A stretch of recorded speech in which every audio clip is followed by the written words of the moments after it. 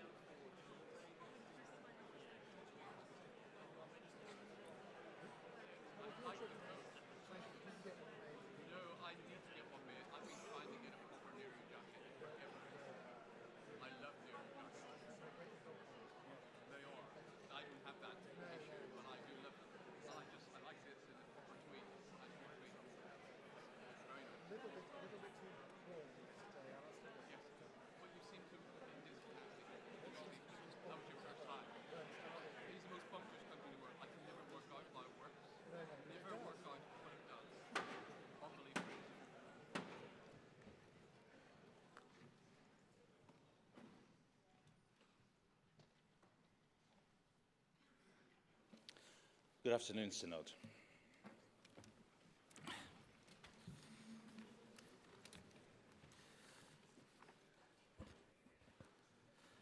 We come to item 505, the report of the Revision Committee on Draft Amending Canon number 40. Members will need the report of the Revision Committee, GS 2103Y, and the Draft Canon, GS 2103A. I call on the Chair of the Revision Committee, the Archdeacon of London, to move the motion that the Synod do take note of this report. Archdeacon, you have 10 minutes. Luke Miller, London 162. Thank you, Chair. My thanks to the members of the Steering Committee, the Revision Committee, and to the legal team, and especially to those whose questions and comments have helped us to revise the draft amending canon. I believe we now have this in a form which will achieve its ends, which must be for the thriving amongst us of the dedicated religious life. In what I'm about to say, as well as the documents before you, I shall also draw a little on the wisdom of Father George Congreve, who in the 19th century was the go-to person in the Church of England about how to do religious communities and how to make them work. We begin in the canon with new material which goes some way to defining religious communities. With a helpful symmetry, Canon B30 on marriage has a similar introduction, otherwise unusual in the canons. This responds to the request from religious themselves for more on the significance of the religious life. We also wanted to heed their caution that the dedicated life should not be understood as based on activism and utility. Congreve taught that religious dedication is itself already a result attained, such that the question of success or outcome passes away.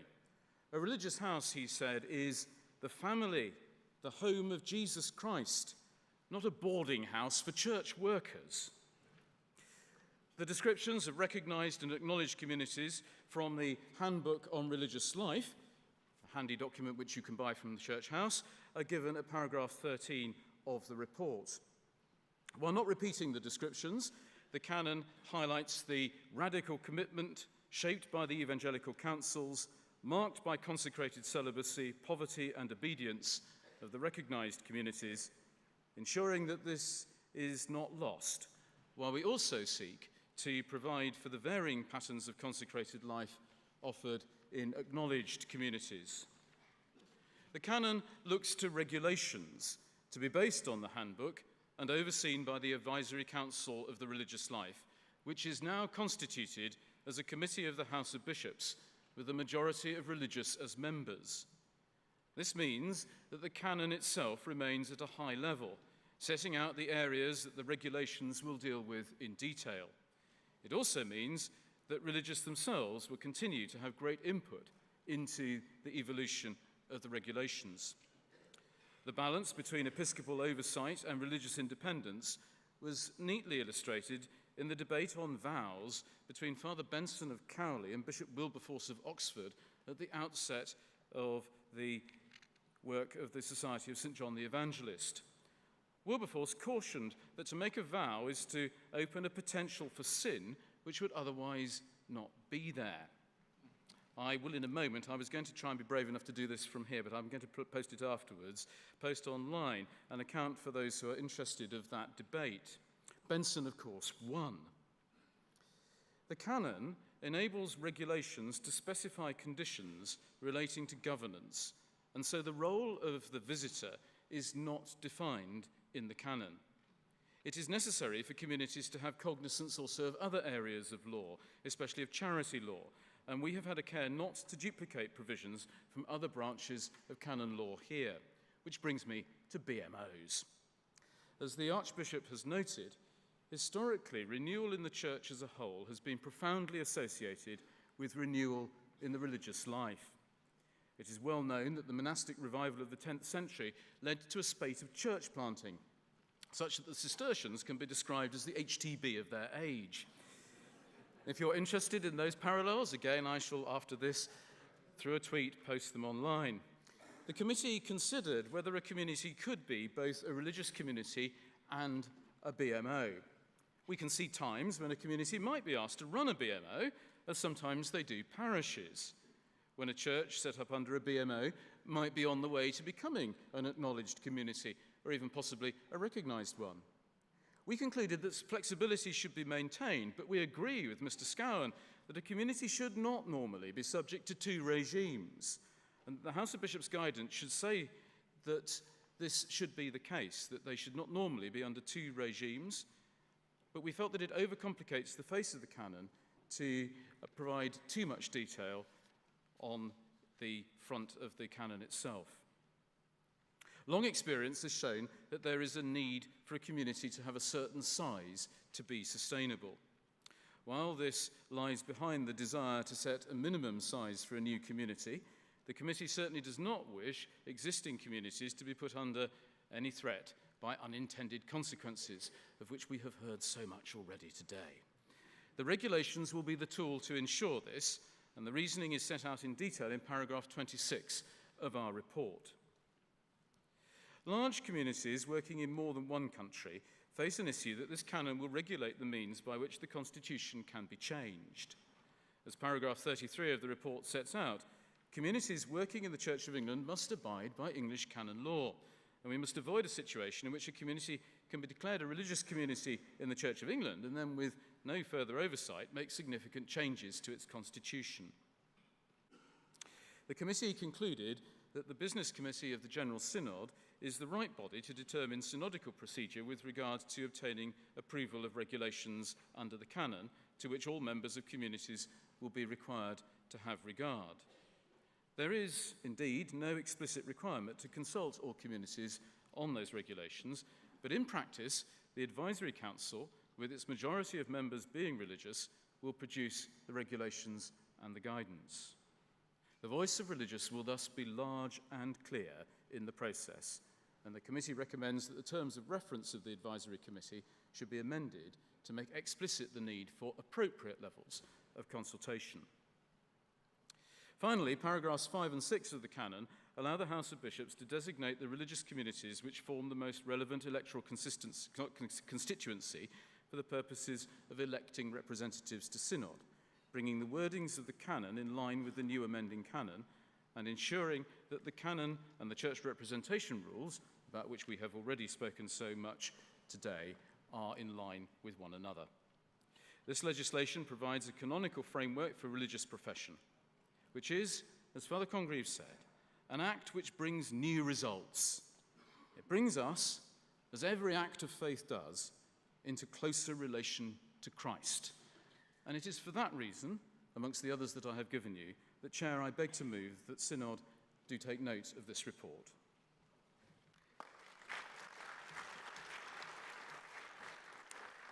Thank you.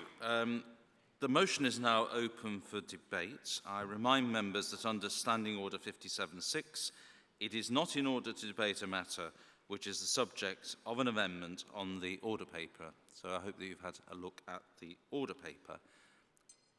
Would those wishing to speak please stand or indicate? Archdeacon Paul, you have up to 5 minutes. Paul Ayres, Leeds 130. Thank you, Chair. I am troubled by this piece of business. I've been bothered about it from the outset, and now even more so, particularly because of the new paragraph 1 in bold type. This may go down like a lead balloon, but here goes. I think this is the first time ever that we would have made canonical provision for what is called the religious life. I don't think the Church of England has ever done this before. And I think for good reasons. Firstly, this phrase, the religious life. I think there's a lot of rather loose talk about this. It's become a bit of a mantra, and the Archdeacon of London alluded to it, that there's never been a renewal of Christianity without a renewal of the religious life. Well, I find that very puzzling. I can think of many renewals in the church that have had nothing to do with monasticism, and some of them have been explicitly anti-monastic.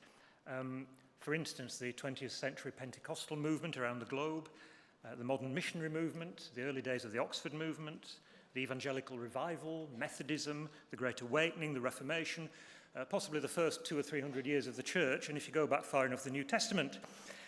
I think you can only link these with the religious life if you define it so broadly that it becomes almost meaningless.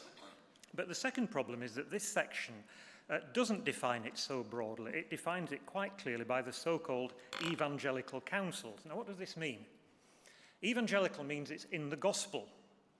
And counsels means things that you don't have to do, but it's a good idea if you do. These are what are traditionally known as counsels of perfection. And in this tradition, counsels go beyond commands. Commands are what everyone must do, and not to do them would be a sin. Counsels means things that if you don't do them, nobody can say you're doing wrong, but to do them is even better. These are known as works of supererogation, my favourite word. In other words, going beyond what is required of you. Chair, I expect when you were sitting up last night reading over the 39 articles, as we all do before bedtime, I'm sure your mind stayed on Article 14, which denies this head-on. I don't believe that the gospel counsels poverty, chastity, and obedience in the way that these things have been traditionally understood as being a better way. At the very least, these things are highly contested and debatable. We could debate them at great length and depth. We can't do that now, but my point is that we have not so debated them, and yet here we are about to make them a legal affirmation of the Church of England. The history of monasticism is, like all aspects of the Church, highly ambiguous. Elevating voluntary poverty above wealth creation, celibacy above marriage and procreation, and unconditional obedience above personal responsibility. Well, of course, we will say that's not what we mean. But that way of thinking has a long and entrenched position which lies behind these words. And the risk is that you send an unintended message that a monastic or quasi-monastic life is the real thing. Here the phrase is a radical commitment, from which you could easily infer that most of us are not really as committed as we should be. Every tradition is vulnerable to creating first and second class Christians, and this is one example of that risk.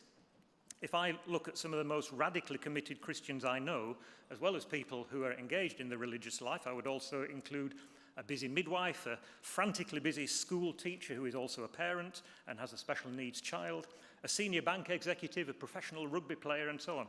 Spirituality is not what they do in their spare time in quietness. It's what they do all the time in their vocation. Now, of course, if people feel called by God to this monastic way of life, well, knock yourself out. That's great.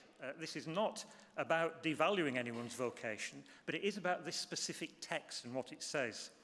I can see the need to bring such communities within the scope of safeguarding and other provision, but I'm very uncomfortable with the way that these highly controversial concepts are being rather quickly made part of the legal definitions of the Church of England, when they carry such a truckload of questionable theology and history. Thank you.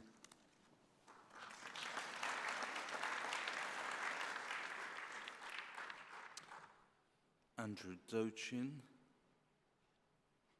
Thank you.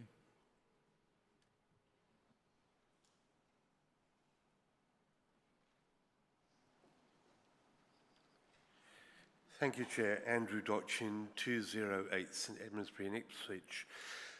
I need to declare an interest as a member of the Third Order of the Society of St Francis.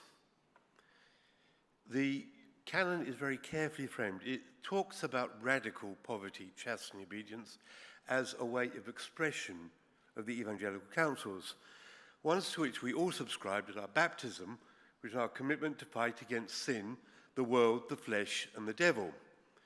We act that out in many different ways. Particularly, I remember Richard Foster in his lovely book, Money, Sex and Power, which describes those temptations perhaps more aptly for those who are not in the religious life formally. This is a particular vocation and a way of answering that counsel of the gospel. This is about being obedient to the gospel. We are all called in different ways to obey. And to say that only one way of obeying is the right way is as wrong as saying you can't do one particular way or the other.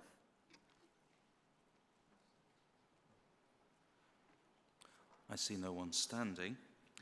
Therefore, I call on Archdeacon Miller to reply to the debate, and Archdeacon, you have up to 5 minutes. Luke Miller, London 162. Thank you, Chair, very much indeed. Why is this important? It's important because it's about how the gift of the whole life to God in community might be shown forth in the heart of the church. It's not important as a command to everybody to live in a particular way. Nor does this canon seek to stray into the whole business of salvation, which is why I think that the reference to supererogation made by Archdeacon Paul is not actually germane to the point. The counsels of perfection are precisely that. The evangelical counsels, as he says, are indeed counsels, which we wish to see lived out in every part of our church. What this canon allows us to do is to help to see them lived out in the religious communities amongst us, and to enable us to be able to recognize, acknowledge those religious communities, and to commend them to the life of that we all hold together. And I hope that Archdeacon Paul will feel that that enables him, as he puts it, to knock himself out because it's great, because it is, that we should attempt to commend this way of life to all.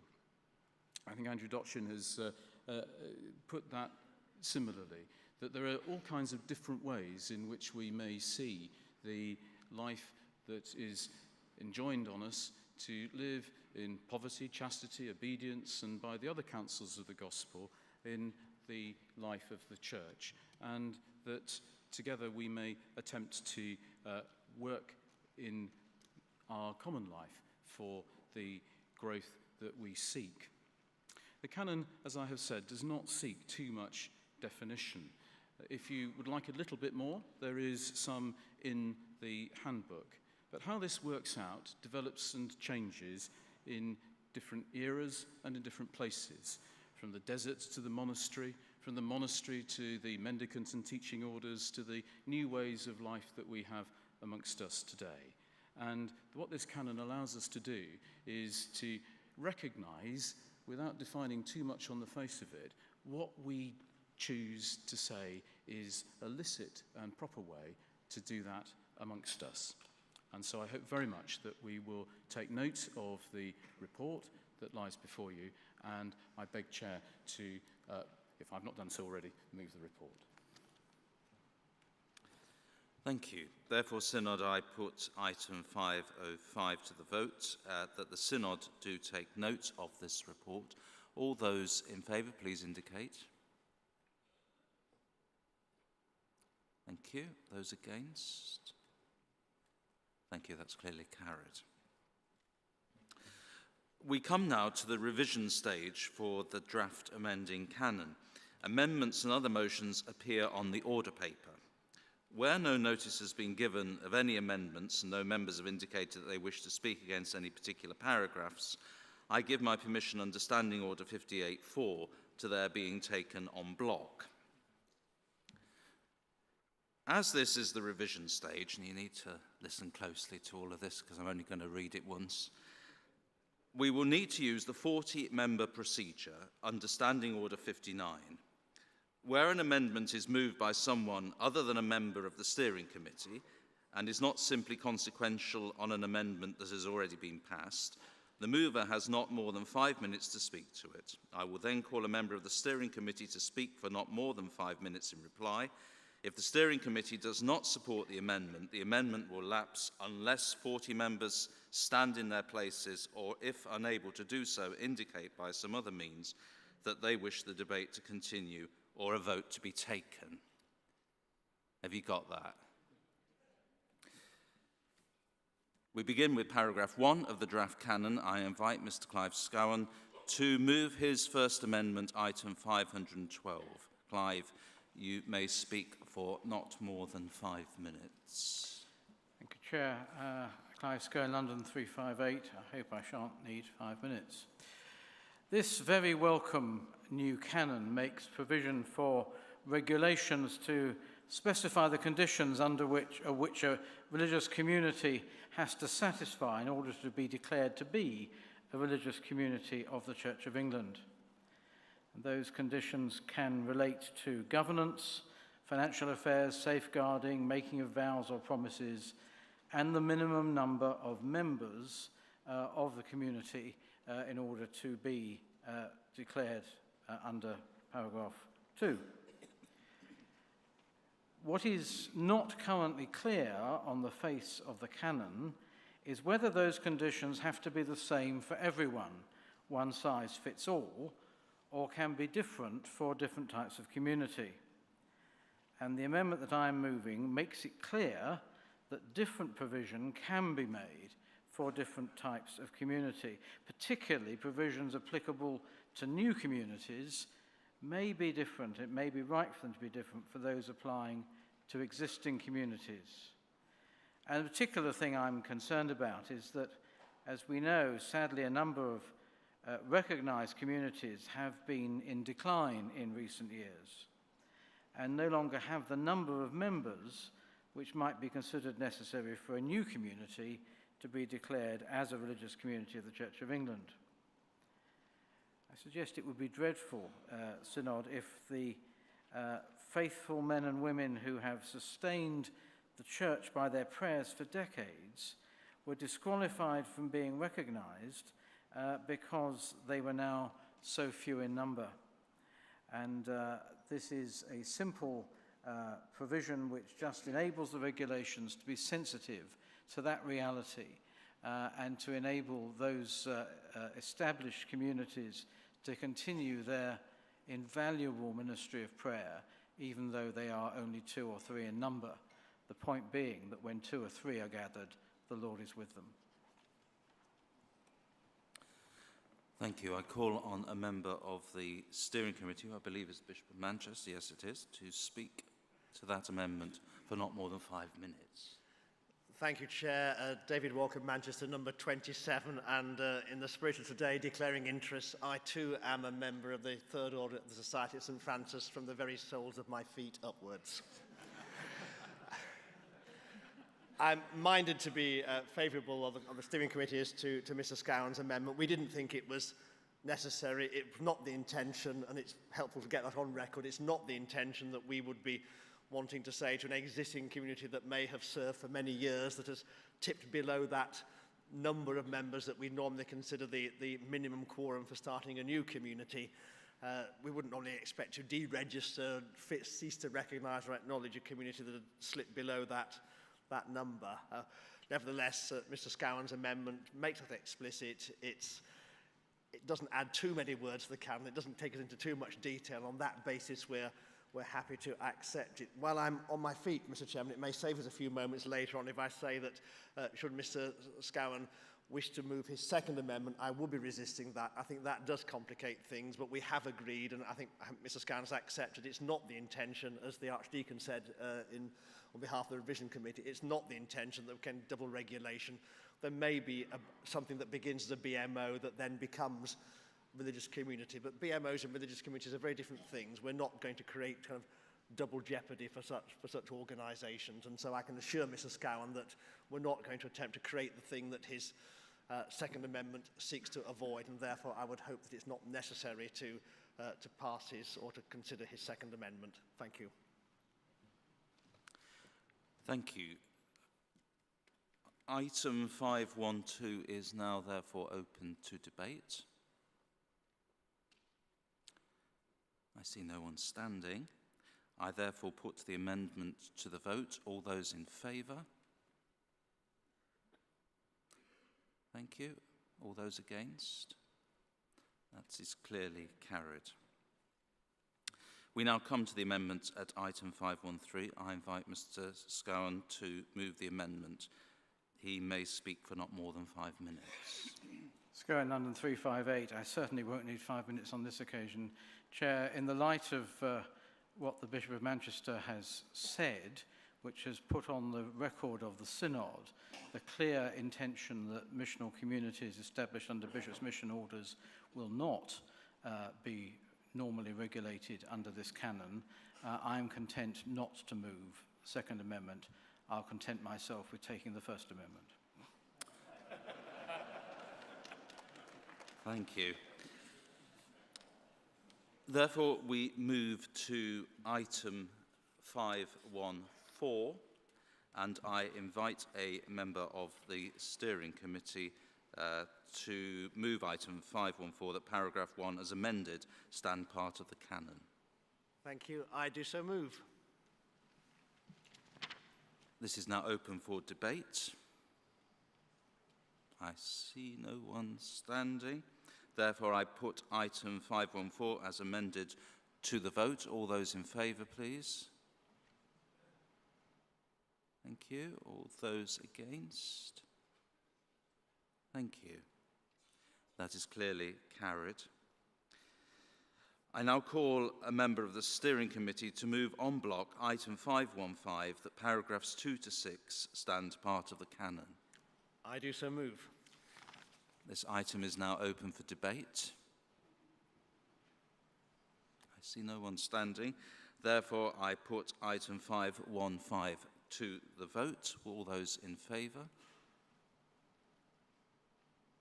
Thank you. All those against? Thank you.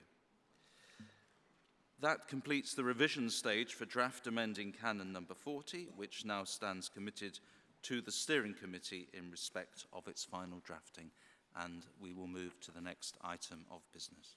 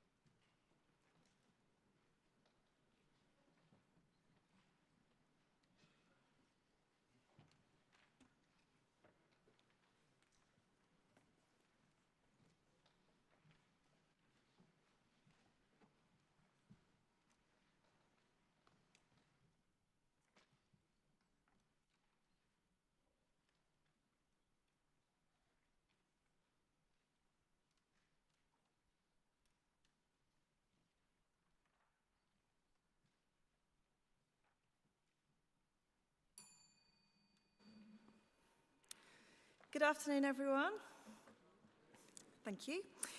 We come to item 506 on the agenda, the report of the Revision Committee on the draft Church of England Miscellaneous Provisions number 2 measure and the draft amending canon number 41. Members will need the report of the Revision Committee, which is GS 2104Y and GS 2105Y. The draft measure, which is GS 2104A, and the Canon GS 2105A. You may wish to refer to the financial statement on the 5th notice paper, paragraphs 5 to 6. Thank you. First of all, we will go through the Revision Committee stage report. So I call upon Mr. Carl Fender, the Chair of the Revision Committee, to move item 506, that the Synod do take note of this report. You have up to 10 minutes. Thank you. Carl Fender, Lincoln 342. Synod, this draft measure and draft amending Canon number 41 received first consideration at York last year. The committee met once and received thoughtful written submissions from 8 members of the Synod. An additional written submission was also received from the Secretary to the Lichfield DAC, and we thank all those who did write to us, and I also express my thanks to the legal advisors and team that assisted the committee throughout the work that we did. I'll take the clauses one by one and summarise the decisions that the committee made in respect of each of them. Clause 1, the purpose of this clause is to make provision by canon for a bishop to admit a member of a religious community into holy orders. The main amendment here followed a proposal passing the function of identifying members of religious communities who are electors to the House of Laity at General Synod.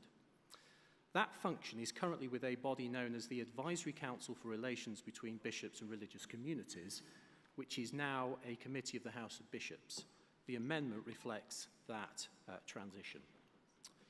Clause 2 is concerned with the intended creation of a national clergy register comprising the names of clergy who have permission to officiate, a recommendation of Dame Moira Gibb. Submissions were made about the inclusion in the register of lay people exercising ministry. The principle of this was accepted. However, there were practical issues to consider arising from the absence of equivalent databases of the names of those lay people who could be included in a register. Currently, databases exist for clergy, and so a register for them would be completed much more quickly. The decision was whether to delay creation of a register of clergy to allow time for catch-up with regard to databases of lay people. It was decided that there should be a first phase for clergy and a second phase for lay people, and the draft measure was amended accordingly. And then the other point I wish to make is in subsection 5, it expressly states that home addresses and personal contact information should not appear on the face of the register for those included on it. Clause 3, the committee accepted a submission for the inclusion of provision for lay office holders to conduct funerals with the permission of an incumbent. This will cause an amendment to an earlier 2018 miscellaneous provisions measure, which was approved last July in York. Clause 4. In the civil courts, individuals receive exemption from or reduction or remission of fees. This clause mirrors that entitlement in the ecclesiastical jurisdiction. The question was who should cover the cost of such fees foregone. We accepted the suggestion of the Dean of the Arches and Auditor that such fees foregone should fall on a DBF as the only obvious candidate, as it was doubtful that the Fees Advisory Commission could impose the liability on a DBF itself. And the clause was amended accordingly. There were no submissions in respect of Clause 5, so I shall move then to number 6, which is concerned with disused burial grounds in cathedrals and buildings approval. We chose to retain and use subsection 2b to the Care of Cathedrals measure 2011 as the committee was advised that other approvals may be necessary in addition to that of the chapter under subsection 2a, where works may involve disturbing remains elsewhere in the cathedral grounds. This clause was also subject to an amendment to define relative as the original draft provided for objections from a relative, but the degree of relationship was not defined.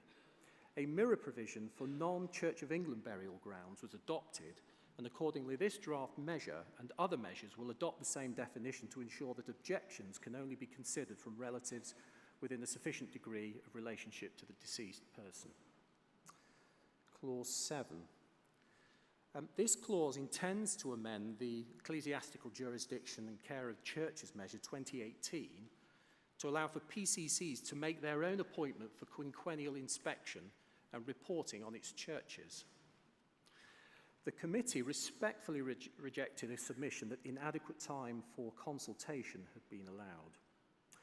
Because of concerns about the appointment of persons who lacked experience or qualifications, the requirement for a PCC to consult was amended to a requirement to seek and have regard to DAC advice, and to follow that advice unless there was good reason not to.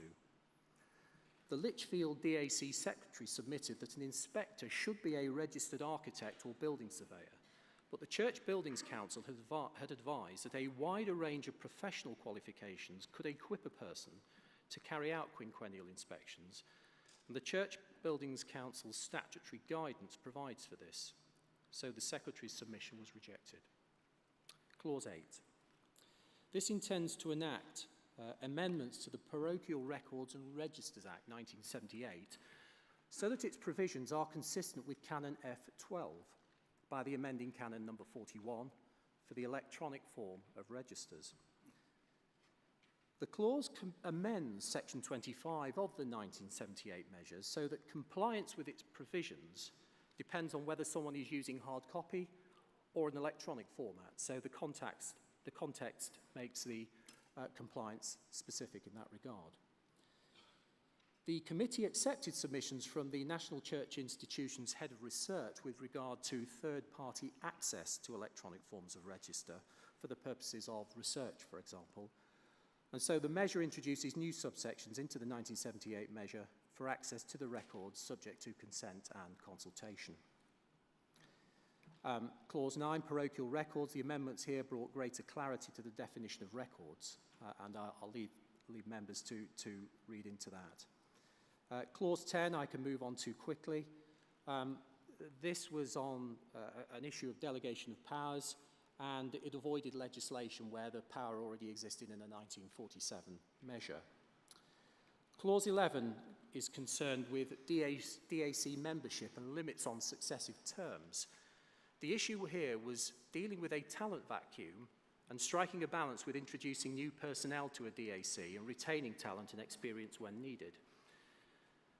A submission about lack of consultation was again respectfully rejected. The clause makes provision to permit a person who has served 2 successive terms to be appointed again, either as an ordinary member or a chair. The question was who should give that authorisation and then make the appointment, bearing in mind who has already made appointments to the chair, the bishop, or membership, the bishop's council. The aim was to achieve transparency and avoid calls of rubber stamping of appointments for a 3rd term. It was decided that diocesan synods should give the authorisation, but not before receiving the views of the Church Buildings Council. So the Ecclesiastical Jurisdiction Measure 2018 will be amended accordingly to reflect that. Clause 12 deals with resolving a cyclical barrier to registration of any lease granted by a diocesan authority to a parochial church council. Currently, a lease of more than 7 years will vest in usually the Diocesan Board of Finance, but cannot be registered because at common law, a person or body cannot grant themselves a lease. The Land Registry has been consulted and is content with the provision in the draft clause. Clause 13 concerns some updating of terms and titles, and I'll leave members to read those. And there were no submissions in respect of clauses 14 and 15. So, Synod, that concludes what I have to say about the draft measure. In respect of turning briefly to the draft canon, we accepted a submission to remove the amount of any alms from the listing clause 1 on the basis that PCC accounts record that information. The committee also proposed that the form in which the register may be kept could, with General Synod approval, be in electronic form. And then in clause 2, and at the request of the House of Bishops, the approval of translations of authorised forms of worship will stand with the House of Bishops and not its standing committee. I move that Synod do take note of this report. Thank you very much.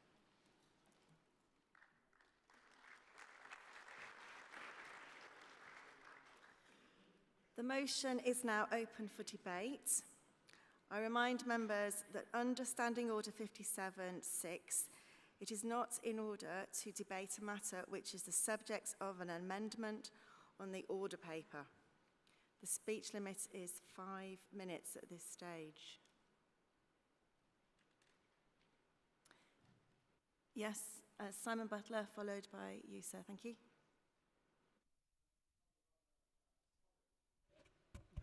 Hello, we are. Subject 219. This is one of those moments where you suddenly spot something and you wonder what it means. We are a church that has a doctrine of marriage, and it is the claim of some in this church that our doctrine of marriage is now different from the civil doctrine, understanding of marriage. So in relation to section 6 of the measure, can the steering committee make it clear whether the word spouse refers to a spouse as the Church of England understands it, a spouse as the civil law understands it, or both? Thank you. Thank you. Yes, thank you. Oh, yes, followed by you. Thank you. Peter Collier, ex officio 456. Thank you for calling me. In clause 4 of the amending canon number 41, we are revisiting canons in section G of the canons because the 1963 measure has been repealed and replaced by the 2018 Ecclesiastical Jurisdiction and Care of Churches measure.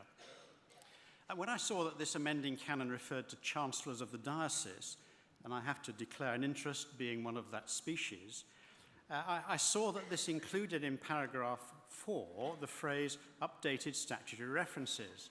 And I couldn't resist the temptation to go and look at all the original documents and sources. You can't beat that, I think. The 2018 measure is largely a consolidating measure. It doesn't make substantive alterations to the law, but because it removed section 27 from the old 1963 measure, it means that we have to update the canon to take that out of the canon as well. But as I read on and compared the two measures, I noticed something else. The 1969 canons were based on the 1963 ecclesiastical jurisdiction measure, which used gender-exclusive and excluding language for its description of chancellors and registrars, all the references being to he or him or his. The 2018 measure uses gender-neutral language throughout, so the he, his, and her are replaced with he or she, his or her, or by a person. And I would like to invite the Revision Committee in its final revision of updating the statutory references to look, please, at this issue, to adapt the language of the canon G1 through to G6 to reflect the gender-neutral language of the new measure. I don't consider this as controversial in any way. We have only earlier today brought the representation rules up to date, and the least controversial aspect of that, updating, was the use of gender-neutral language throughout. It received absolutely no reference at all in the debate. It wasn't even referred to, although it was a very significant part of the alterations that were made.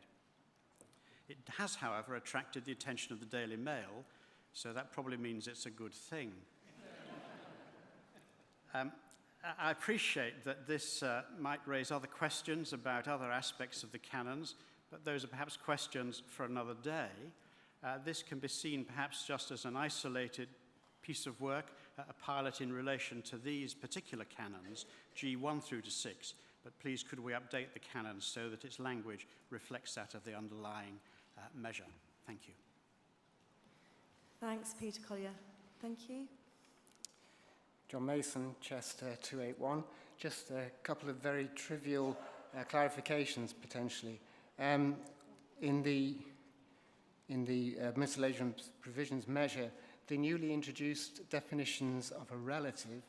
I just wondered whether or not it needed to be spelt out, whether or not when you refer to a brother and so on, whether or not it included a half-brother or indeed a half-sister and so on. And then on the amending Canon number 41, I just again wondered whether or not it says that once the decision has been made to keep the records in electronic form, they shall be recorded in that form in the future, and whether or not it was intended that shall meaning it was compulsory and that it could never be changed subsequently. I just have in mind an electronic system which becomes redundant or obsolescent and people wish to return to a written record, or whether that's not going to be allowed. Thank you. Thank you, John. Yes, please. That's good, thank you. Chris Angus, Carlisle 265. I'm looking at the new Clause 4, formerly Clause 3, on fees exemption, reduction or remission. My diocesan secretary was really rather unhappy when he read this clause, and I can sort of see why. But clearly it was put there for a good reason. That reason was in part because that was the only place it appeared it could be put. So I can't put forward any form of amendment to this and don't suggest one, but I do suggest that it would be good if we could look in the future at a better mechanism for handling this than simply dumping it on the odd diocesan Board of Finance. Thank you. Thank you, Chris. I see no one indicating that they wish to speak. So I ask Carl Fender to respond to the debate, please. You have up to 5 minutes. Thank you.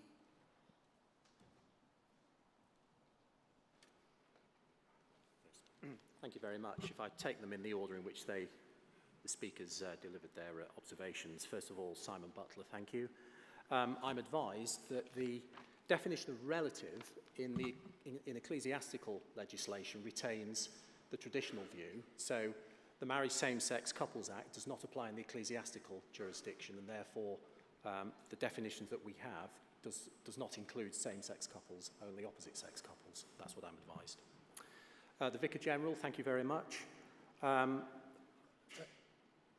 The observations that you made, I think, are for the steering committee rather than for the revision committee, so I don't think I'll say much more than that. Apologies there, but I think those observations are formally within their parish. In terms of the judicial interpretation of brother, I think it is a matter of judicial interpretation, whether it includes a half-brother or a step-brother, but the legislation that was adopted from the secular world will have its own case law behind it, so whatever that is can be a guide to interpretation in terms of whether it does include a step-brother or a half-brother or not. So that's a matter for case law, I would suggest. And then finally, Mr. Angus and fees. The difficulty here is that where there is an entitlement to an exemption, a reduction or a remission, it comes out of the pocket of the registrars or the chancellors, and it was felt unfair to penalise them in a very small number of cases, and therefore, because we are only talking about a very small number of cases where fees foregone will fall on the Diocesan Board of Finance in each diocese, that was felt to be the most appropriate way of dealing with this particular issue. I don't think I can say much more than that. So, but I understand that it's in a small number of cases that exemptions are going to fall on DBFs. Thank you very much. Thank you. We move to voting on item 506. Would those in favour please show? Thank you. Would those against please show? That is clearly carried. So item 506 is carried. We move now to the revision stage for the draft measure. Amendments and other motions appear on the order paper. Where no notice has been given of any amendments to particular clauses and no members have indicated that they wish to speak against those clauses, I give my permission under Standing Order 58.4 to the clauses being taken en bloc.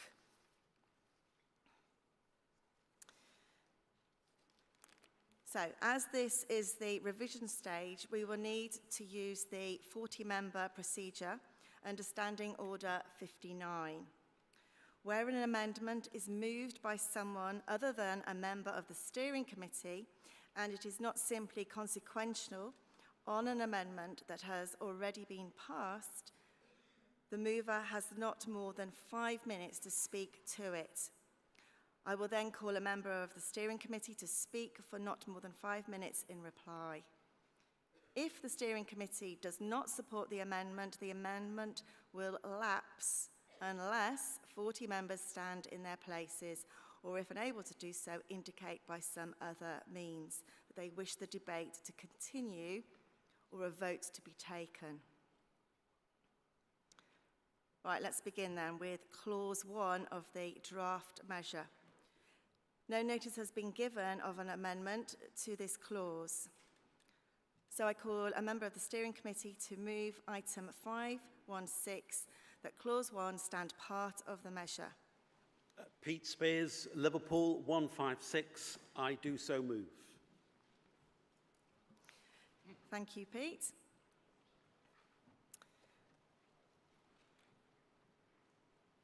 Right, I see no one standing, so we'll move straight to vote. Will all those in favour, this is on item 516, please show in favour.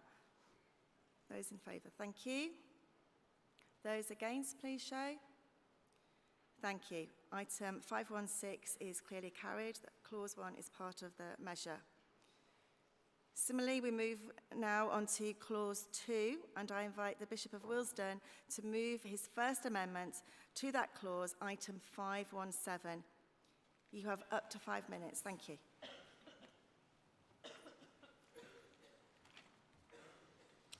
Pete Broadbent, Bishop of Willesden, Southern Suffragans, number 46. We're on the question of the National Register, which was originally the National Clergy Register, and what we discovered as we were looking at whole questions arising from safeguarding was that we hadn't got in the Church of England a proper place where the register of all those who had permissions to officiate, who had benefices, who had licenses, was held in one place. And we are now working very hard between the national institutions and the diocese to compile such a register. It's an obvious thing that we need to do, so we know who is a proper priest, stroke deacon, and has authority to minister. What's then put into the measure was the suggestion that actually this ought to extend also to those who were authorised to minister as laity. And you will see that the revision committee, it's reported on paragraphs 9, 10 and 11 of GS 2104Y, thought it would be a good idea to make mandatory a provision for lay people who had such authority also to be on a register. They recognised that was difficult because there is no real register. Half the dioceses won't necessarily be able to conjure up a register. Now, who are we talking about here? We're talking about a whole different sorts of classes of people. The obvious one is readers, stroke licensed lay ministers. But there are also other folk who have authority from bishops to do things. We have commissioned ministers, we have pastoral assistants, we have people who are given authority to preach in parishes as laity. They all hold authority from the bishop. And therefore you have not just a few people, but hundreds of people. Passing this particular provision would necessitate down the line some way of getting each bishop to produce lists of those who had such authority and put them into the National Register. It also necessitates other people who aren't authorised by the bishop to be recorded on such a register. If you look at clause 2.1 as drafted, it doesn't make clear whether this is a sweeping catch-all for everybody who is given authority by the bishop to be caught up in this national register, or whether we can have a staged way of doing it. My amendment seeks to make clear that we've got to deal with the clergy first and get a proper national register of those. But when it comes to lists of those who are authorised to minister who are laity, what we need to do is to give an explicit power to the Archbishop's Council to make, I suppose, specifications as to which class of laity next needs to go on the register, starting clearly with readers and licensed lay ministers, and perhaps also to have some continence about how far down you go in terms of what authority people have. I mean, you could extend this to people who've got authority to administer bread and wine at communion, because they have authority from the bishop as well. So rather than letting this loose so it's hundreds or even thousands of people across the country who will be on a register, this clause makes clear, which is probably what is probably implicit in the regulation anyway, but this makes it explicit, that Archbishop's Council will dictate at the proper moment what classes of laity will be put on the register at what level, at what time. Get the clergy sorted first, and then laity by stages, but only sensible provisions for the laity. I beg to move 517 that will achieve that, and I hope that will find the favour of Synod. Thank you, Bishop Pete. I call upon a member of the steering committee to respond to what we've just heard. Thank you. When the revision committee met, we had two submissions from Nigel Bacon and Clive Scowen to include lay people on the register. So we had that discussion and we decided that that would be a good thing, although clergy still remained our priority. What we probably, to be fair, had not considered the classes of lay people that could be involved. So as a steering committee, we welcome and accept the Bishop of Willesden's amendment because we think that would be a very useful thing to have in at the start. The principle remains the same. We do want to get to a stage where clergy and authorised lay ministers are registered, but it's going to be a phased thing. And this will give the Archbishop's Council and a chance for us to monitor that as well, the scope to bring that in at the appropriate time. So we support the amendment, and thank you very much to Bishop Willesden. Thank you, Pete. We can now debate this. Thank you, if you'd like to speak. And yes, you, sir, thank you. Nigel Bacon, Lincoln 341, is one of the people who advocated the change which the revision committee put in. I actually welcome Bishop Pete's revision. I think it's very helpful indeed, and I support it. Thank you. Yes, please, thank you. David Kemp, Canterbury 262. I think I want to counsel against this as a national project. I speak from my own experience in a large parish, electoral roll 250. We're just trying to make sure we get everybody trained for safeguarding. We have to train something like 30 leaders in the church for all the activities, and something like 90 helpers in the church for all the activities, and it's never right. Never. We contact the leaders of the activities every term to make sure that what we've got on the spreadsheet, and it's a very simple Excel spreadsheet, whether we've got that right, whether people have left, whether people have died, whether anybody's noticed, or whether there should be some new people in there. And it's quite an administrative task. Bearing in mind what Bishop Peters said about the various classes of lay people, I think it would be a good idea, but keep it at a diocesan level so you've actually got some contact. Trying to design a department to keep this up to date at a national level seems to me to be a waste of resources. I'd keep it as local as possible and not try to do it nationally. The clergy register is clearly a good thing. It makes sense, it's logical, it has to be done. But please be aware that the idea of a national laity register just fills me with horror. Thank you, David. Bishop Stewart, thank you. Stephen Cottrell, Bishop of Chelmsford, number 11. I also entirely support Pete's amendment. I know you can't amend an amendment, but I could say something which maybe, if the amendment is passed, could be taken away for consideration, which, in trying to do this at a diocesan level in the mighty diocese of Chelmsford, the distinction that we draw is people who hold the bishop's licence. And this seems to me to be a sensible and nationally observable way of dealing with this, and therefore includes readers, licensed lay ministers. It can also include church army evangelists. It can include licensed lay workers, but it draws the line there, and I would suggest that's a sensible place to draw the line. Thank you. I see no one indicating that they wish to speak, so we move to vote on this item 517. Will those in favour please show? This is the amendment. Thank you. Will those against please show? Right, that is clearly carried, item 517. We now come to the Bishop's second amendment at item 518.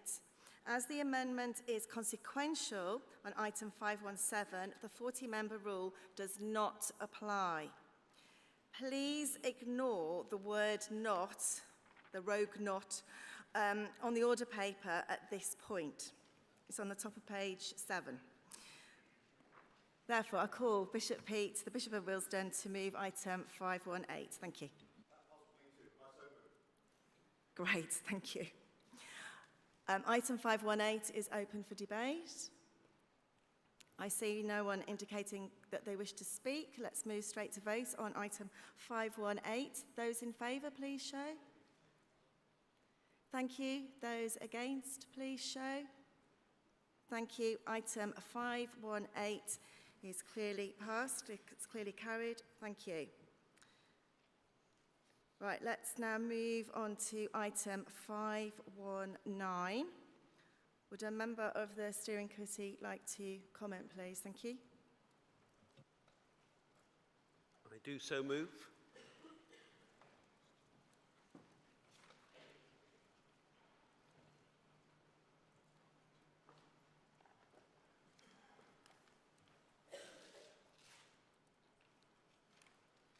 Right, once again, this is open for debate. Item 519. I see no one indicating that they wish to speak. Let's move straight on to vote then on item 519. Will those in favour please show? Thank you. And those against please show. That is also clearly carried. Right, let's move on to item 520, and this is when we're taking a number of clauses en bloc. So this is clauses 3 to 10 stand part of the measure. Again, I'd like to call upon, well, Pete, you seem to be doing all the responding on behalf of the steering committee, so please go for it. Thank you. It's all right, you'll get another voice in a few minutes. I do so move. Thank you. Item 520 is now open for debate. Yes, thank you. Simon, thank you. You have up to 5 minutes. I'm sure you don't need it.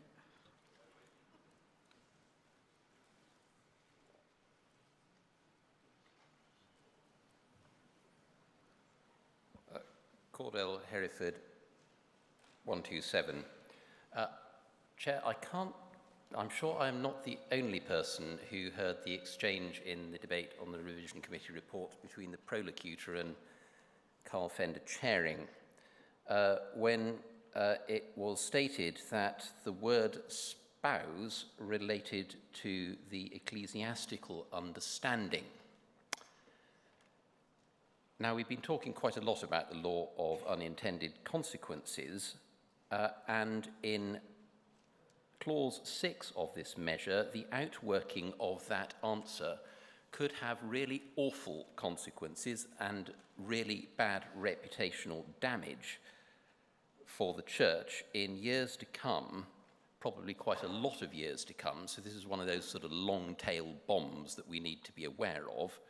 If, say, in 30 years' time, a same-sex spouse was to make a representation and was told, because they were not a civil partner or a a spouse in a heterosexual partnership, they were not a relevant person.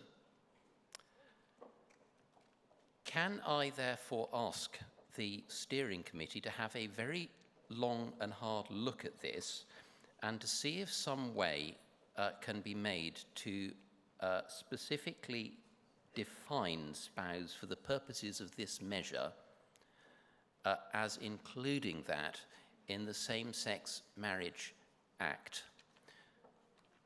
Because otherwise we could find ourselves doing some quite serious injustice, and that is without reference to wherever on the theological scale in this chamber we are on that matter. Thank you, Simon. I see no one indicating that they wish to speak. Let's move to vote then on item 520. Will those...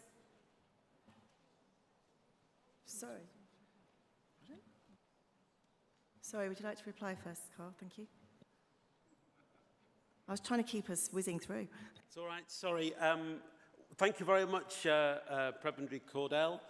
Yeah, we can look at that as a steering committee, and we can make an amendment, and we can bring it back to Synod in July, and you can vote on it if that's if it's passed, that will be the wish of Synod.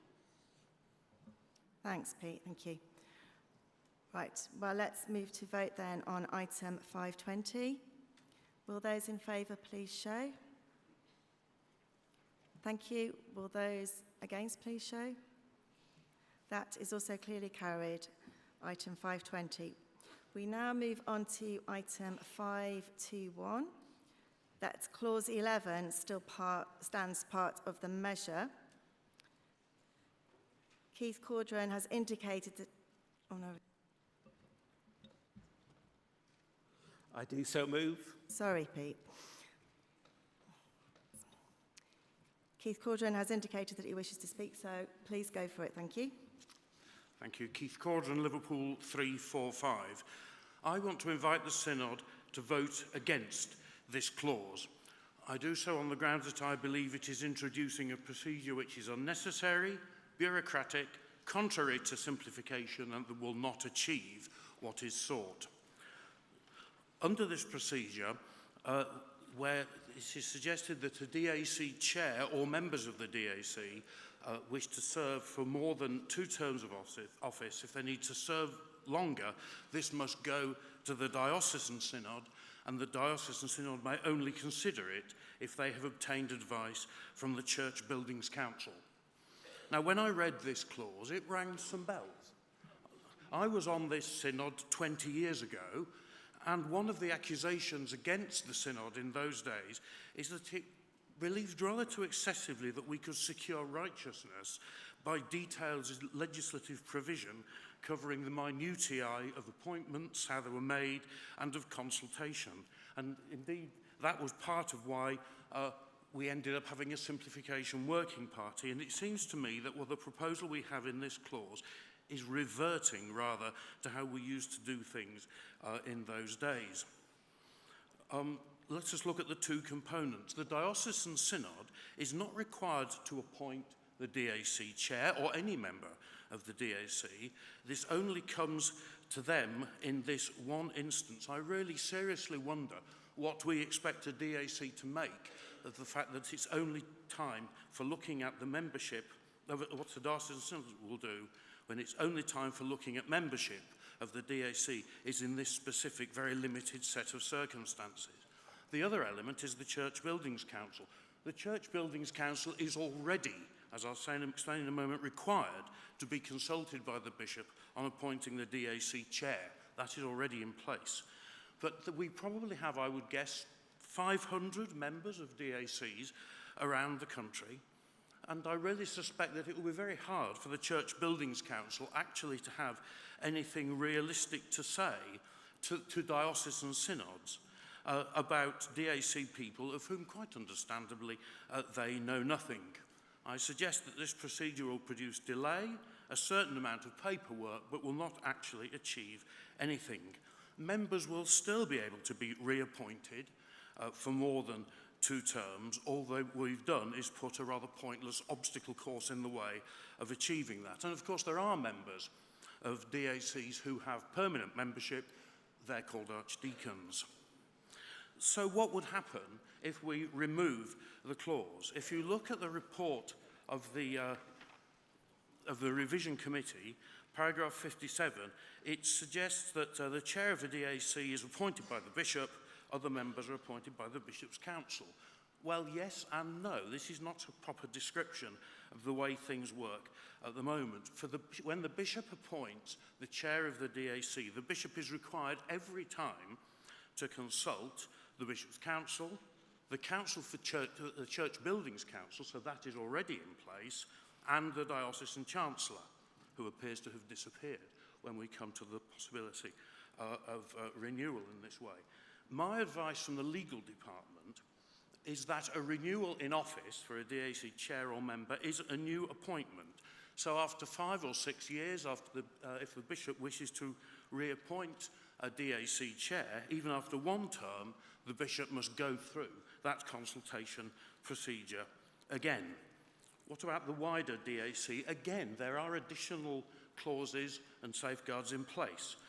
The members are appointed by the Bishop's Council. Yes, that's true, but actually the Bishop's Council must appoint 2 who are diocesan synod members.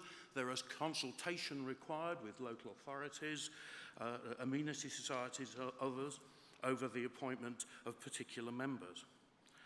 And so I suggest, indeed, I was thinking of proposing an amendment to suggest that that consultation should be required when we reach the point of a second reappointment. But my advice is that if we remove this clause, then that will be the position. We're not left with nothing. We're left with the requirement that a bishop must consult over the chair and that the bishop's council needs to receive advice over certain appointments over the other members. There is also a rather important clause in the relevant requirements that say that the Bishop's Council must take, whenever it's making appointments, an overview of the DAC to make sure it's got a balance of knowledge of history, knowledge of liturgy, knowledge of architecture, and experience of church buildings. If we remove this clause, then we have those safeguards already in place. I believe that is what we should do. We should rely on them, and we should rely on our dioceses to take sensible decisions and not bring in unnecessary and bureaucratic additional procedures. Thank you. Thank you, Keith. The item continues to be open for debate. Yes, please, thank you. Baldry 373, Oxford. I declare an interest as Chair of the Church Buildings Council, and could I urge Synod to stick with the clause as drafted?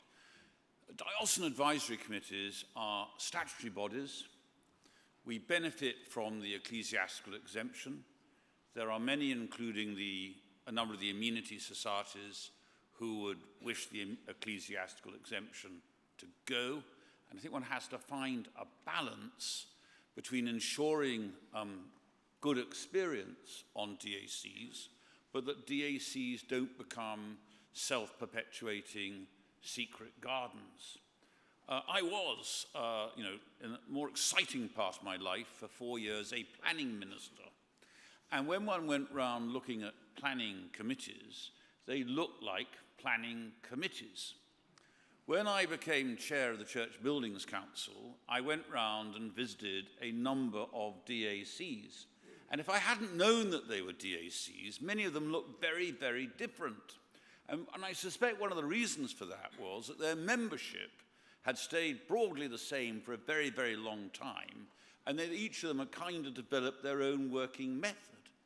And we do need to ensure that our DACs can be robustly objective and have this balance between experience but not becoming secret gardens, and also that they are open to encouraging newer, younger people, more women I would suggest, and others into membership of the DAC.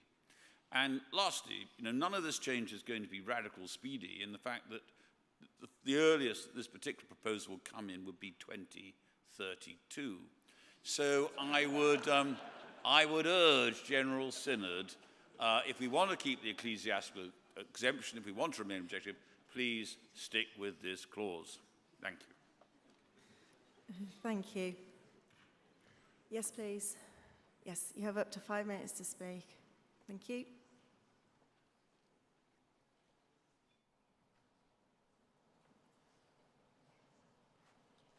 David Kemp, Canterbury 262. I declare an interest being an ex-diocese secretary alongside Keith Caudron. In my diocese in Canterbury, there is increasing concern about the levels of parish share and the ability of parishes to pay. I hear that that concern is shared across a number of dioceses across the country. When that happens, what people say is, we've got to cut the costs of diocesan house. We've got to cut the costs of diocesan administration. What I just want to say to this synod is be very careful about enacting anything which has the potential for increasing the administration at diocesan house, because that is going to cause real problems in the future, not just psychological but financial. Thank you, David. I see no one indicating that they... Oh, yes, go on then, please. Thank you.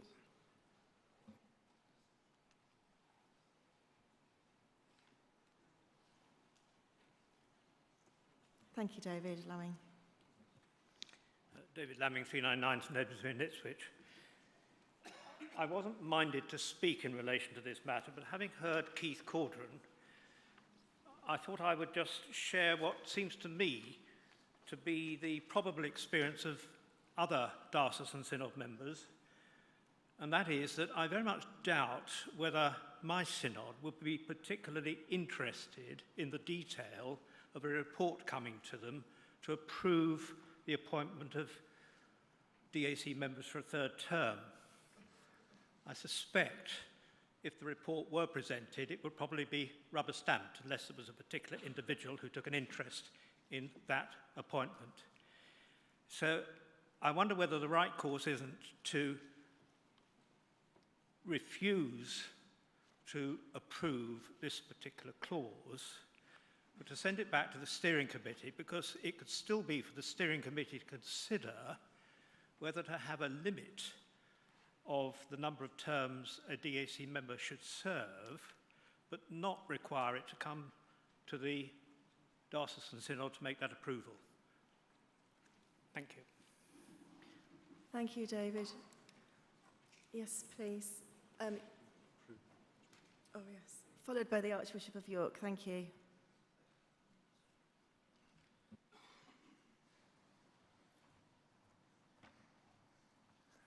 Martin Kingston, Gloucester 314. And there's nobody called Holland here, is there? No. I want to urge you, please, to listen to what Sir Tony Baldry was saying. As someone whose working life is dominated by the machinations of planning committees as well as DACs, the turnover is extremely important in DACs, extremely important that we put in place legislation which ensures that this element of the church's work is subject to renewal in the sense of a turnover of the people who undertake it. We're not exactly dashing at it, are we? 2030, plenty of time to get used to it. It's really important from the point of view of what actually happens on the ground in parishes with DACs where people have been in place for too long. I urge you, please, to listen to what Sir Tony had to say. Thank you. Thank you, Martin. Thank you, Archbishop Sentamu. Sentamu number 2, York. I was going to say exactly the same thing, except to add to what Mr. Kingston has said, that Tony Baldry, when he was second SS Commissioner, worked very hard with Bishop Richard of London about our buildings and managed to secure quite a lot of funding for their repairs, their maintenance from the government. So he's speaking with great wisdom and great insight because he spent a lot of time going around and looking at DSCs.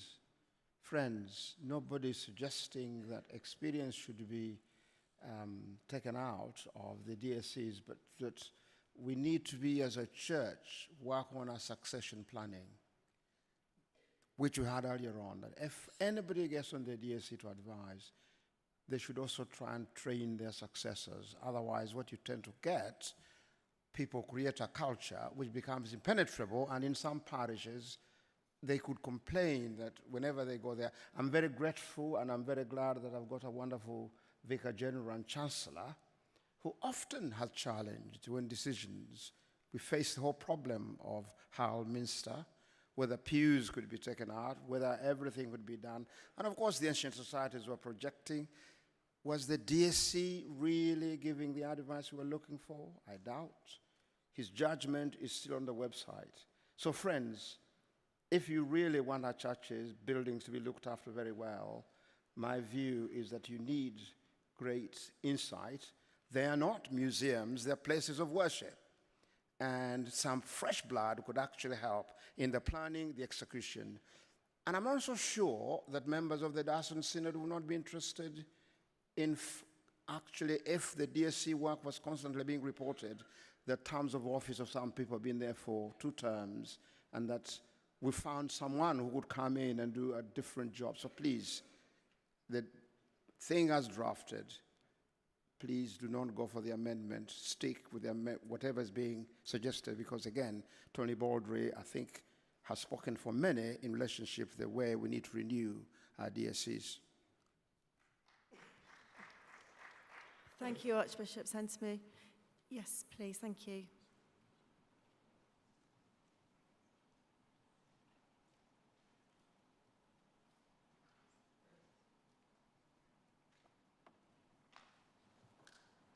Thank you, the Dean of Arches. Timothy Bryden, 455, Vicar General of the Province of Canterbury ex officio. May I echo both what Sir Tony Baldry and the Archbishop of York have said in my capacity as a Chancellor of 2 dioceses and an occasional speaker at DAC conferences. On looking at the draft of this clause, it struck me that it was extremely well balanced in addressing the competing requirements on the ground for efficient running of DACs.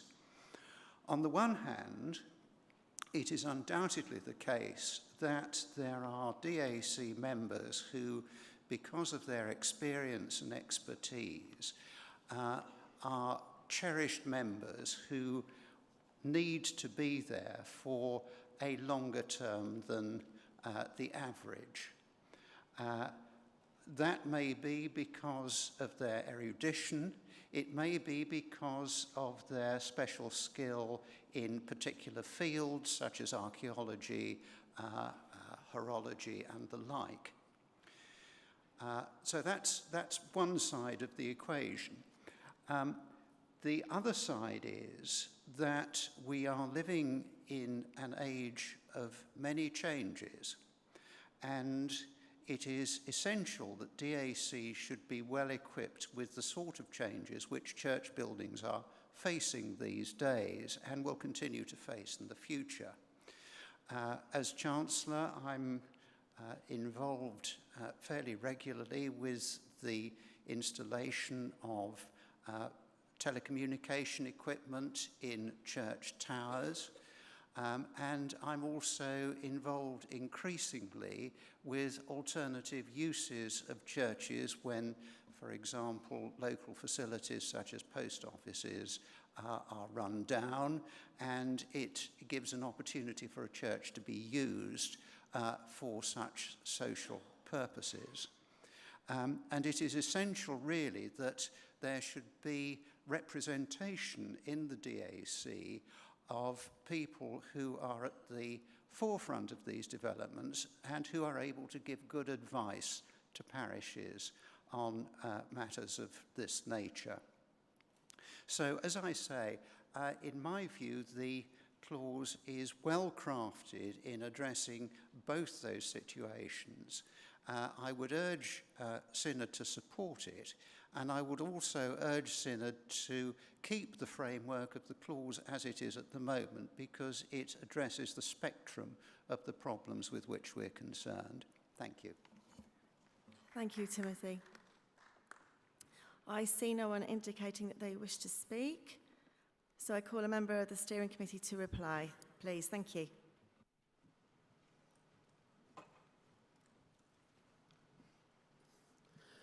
Well, thank you very much, members of Synod, for your contributions to that debate. I'm going to make a few comments. I want to pay tribute, first of all, to all those who give of their time on DACs, and it's often a labour of love, and we appreciate their experience and expertise.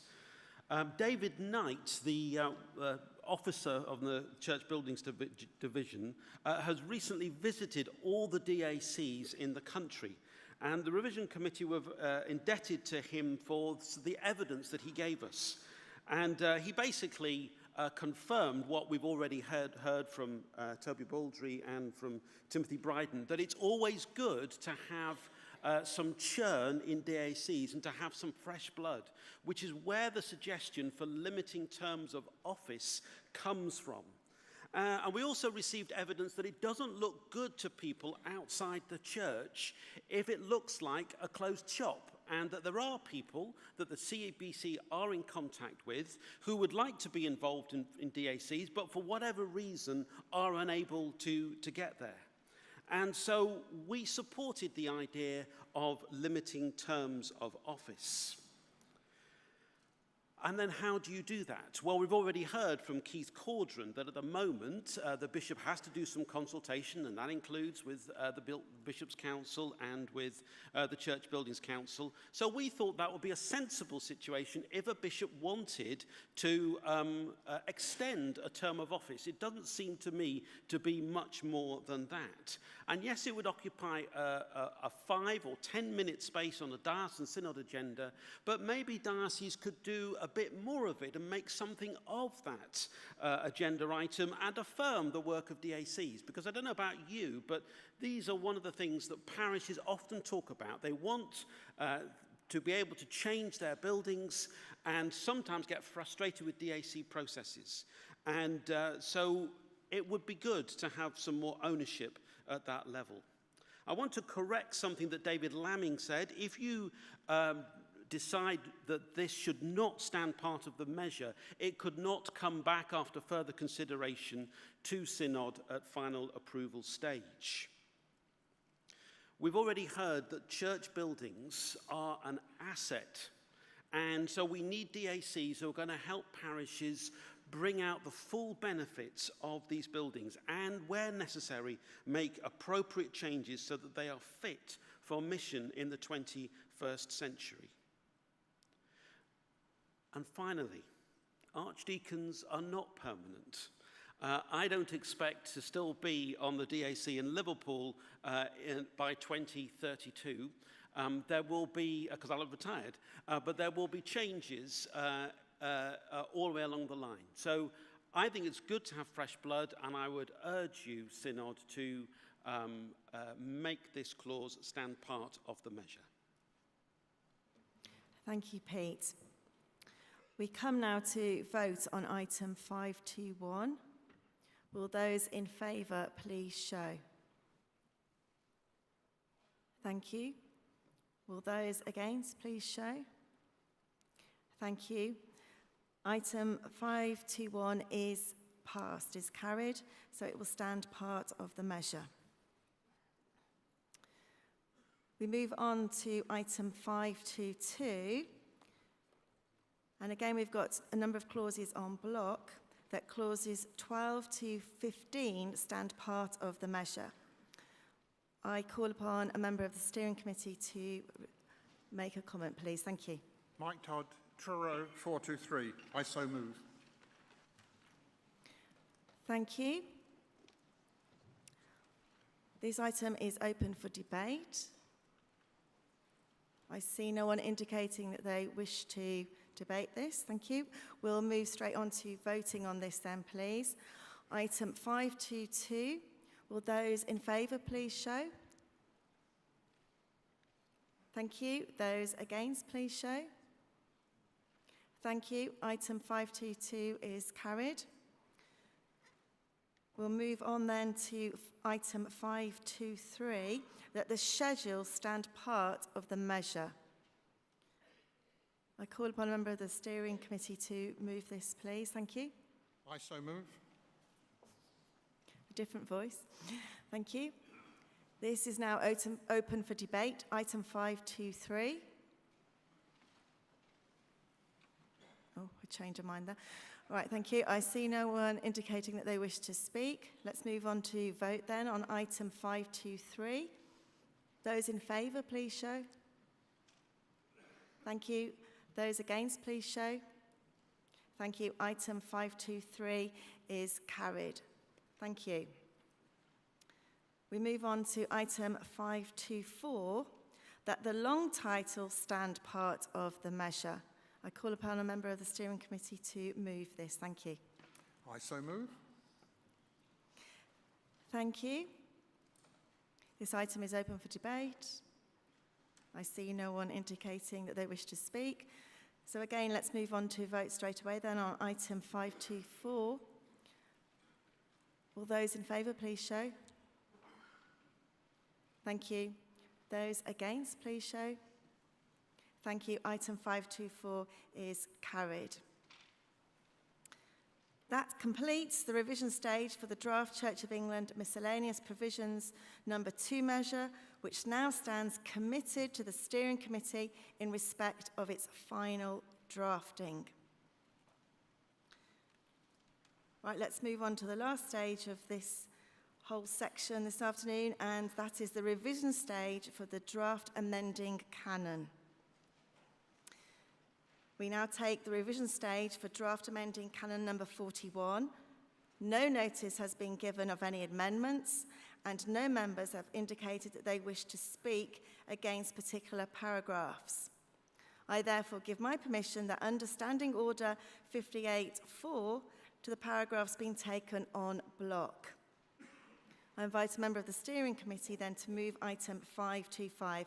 That's paragraphs 1 to 6 stand part of the canon. Thank you. I so move. Well, that was very swift. Thank you. This item is now open for debate. I see no one indicating that they wish to speak. Let's move once again to vote. This time on item 525. Those in favour, please show. Those, thank you. Those against, please show. Thank you. Item 525 is carried. Thank you very much, everyone. That completes the revision stage of draft amending canon number 41. The canon now stands committed to the steering committee in respect of its final drafting. That concludes this item of business. We will move to the next item on the agenda in a moment. Thanks, everyone, for your contributions. Thank you.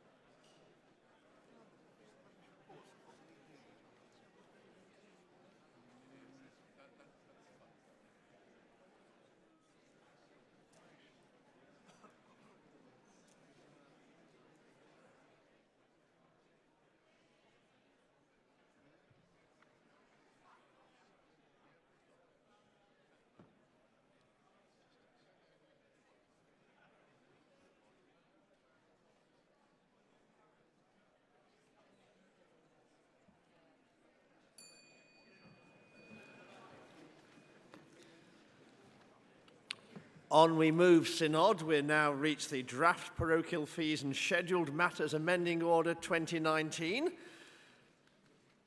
Item 507 on our order paper. For this, you'll need the draft order GS2116 and the explanatory memorandum GS2116X. You may also want to look at the financial comment on this item at paragraphs 8 to 10 of the financial memorandum, which was the 5th notice paper, which is usually in green, if you're looking for that. I invite the Bishop of Portsmouth to speak to and move this item. He has up to 10 minutes. Thank you. I stand to move that the parochial fees and scheduled matters amending order 2019 be approved. It's 5 years since Synod considered the second draft fees order to set fees according to the arrangements agreed by Synod in 2011. I now move the order setting fees for the next 5 years. Debating fees should not obscure the reality that funeral and wedding services represent important moments when we meet and minister to people at key moments in their lives. Organising or attending a funeral or wedding might be a first or rare contact with the gospel and the church, and a moment to offer all involved a good introduction to both at every step. So I begin by setting out something of the wider context of the opportunities for mission presented through the Church of England's Life Events Ministry.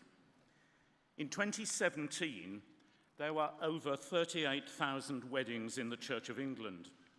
Though this is a 22% decline over the previous 4 years, it still gives considerable opportunity to meet and talk with 77,000 brides and grooms, and to ensure that the 500,000 guests who attend these weddings have a good experience of Christian worship and values. Funerals, too, decline, with 20% fewer in 2017 than in 2012, a decline that's even more pronounced in crematoria funerals. Now, 77% of all funerals involve cremation. Through funeral ministry, the Church of England engages with nearly 500,000 bereaved people at funeral visits, and upwards of 7 million people attend funerals led by a Church of England minister every year. So it's in that context that we consider this fees order. The thinking behind the arrangements was to make sure that parochial fees were justifiable in relation to costs, uniform across the Church of England, inclusive, leaving extras to those matters over which people have genuine choice, and affordable.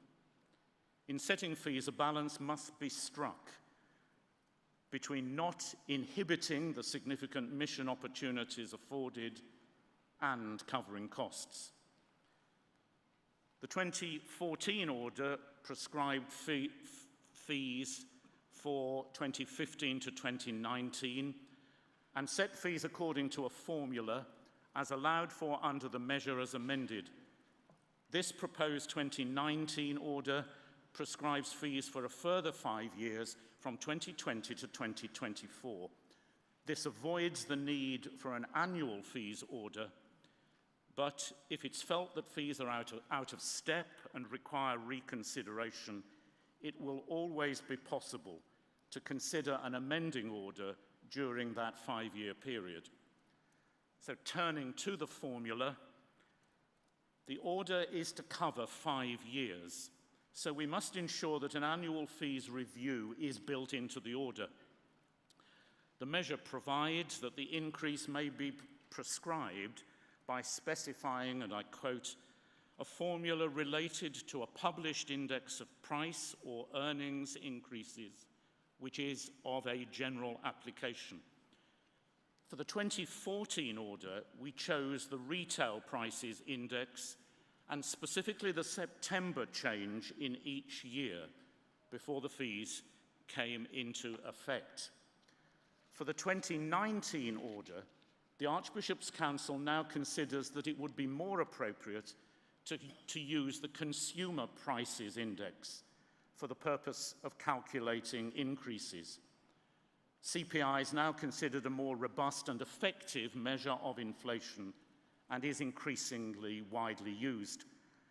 Stipends, too, have risen more closely in line with CPI than RPI.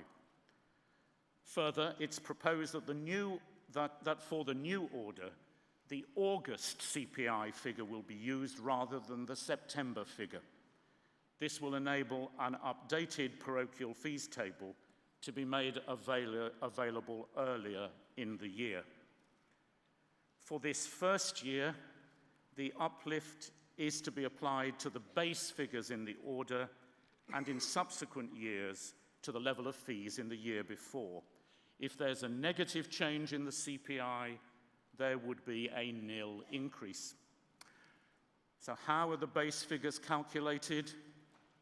One of the principles on which proposed fees were set is that they should have reference to the cost of providing the service. So the calculation of the base figures includes elements for the cost of clergy, church maintenance and running costs, churchyard maintenance, and the cost of administration. This order makes the following changes to the measure. Firstly, it makes provision for no fees to apply for funerals for and monuments commemorating a person aged less than 18 years, not 16 as at present, in order to bring these in line with government proposals to remove local authority fees for the cost of burials or cremations for those under 18. Secondly, a fee is included in the order for funeral services in other places than churches, cemeteries, and crematoria, such as a funeral director's private chapel or a woodland burial site, both of which have been deemed to be lawful and are likely to become more common. Thirdly, the order proposes abolishing the small PCC fee for a funeral service at a crematorium when there is no service in church. There's no clear justification for a PCC to receive a fee where a funeral takes place in a building or other place for which the PCC has no responsibility. Furthermore, it simplifies matters considerably, since administration of this fee is far from straightforward because of the difficulty for funeral directors of identifying the PCC to whom the fee should go. To conclude, marriage and funeral services are a vital part of the Church's mission and ministry. They are a significant channel for our pastoral care and outreach to those who may not otherwise have much contact with the Church and the gospel. The Church should feel confident in the value of the ministry it offers and should not be embarrassed about requiring a contribution towards the provision of ministry in the form of a legally payable fee. I beg to move.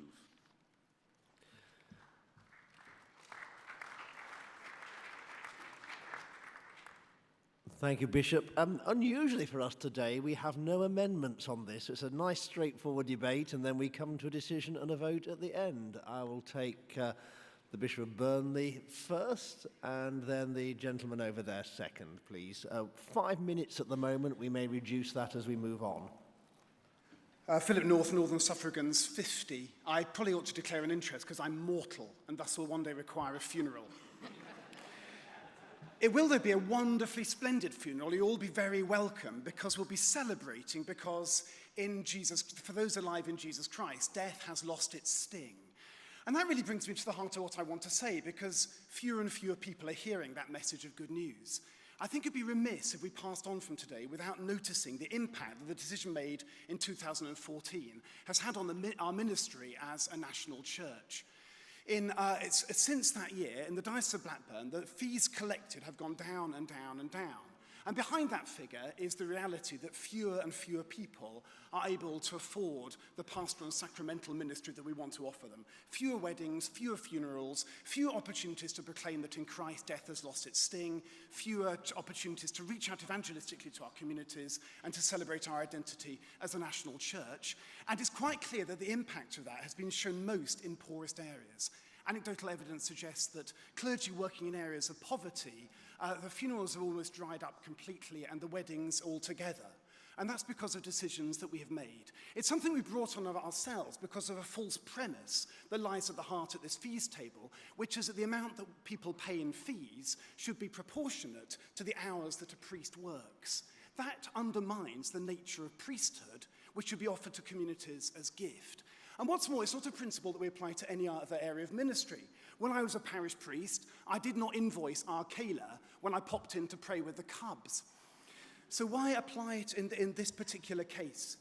If we're serious about being a church with and for the poor, we will not achieve that by pricing the poor out of the pastoral and sacramental ministry of the church.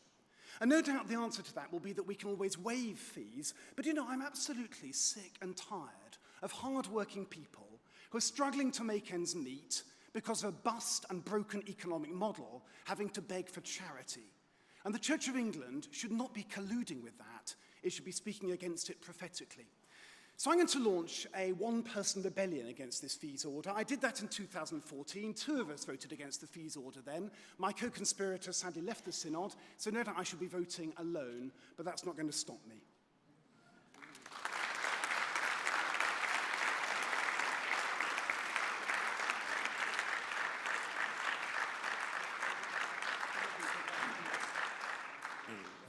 Thank you, Bishop Philip. I can correct, you didn't need to make a declaration of interest. You will not be required to pay for your own funeral. That will fall to somebody else in due course. The gentleman over there, Tiffer Robinson. Thank you. Peter Kay, St Albans 206.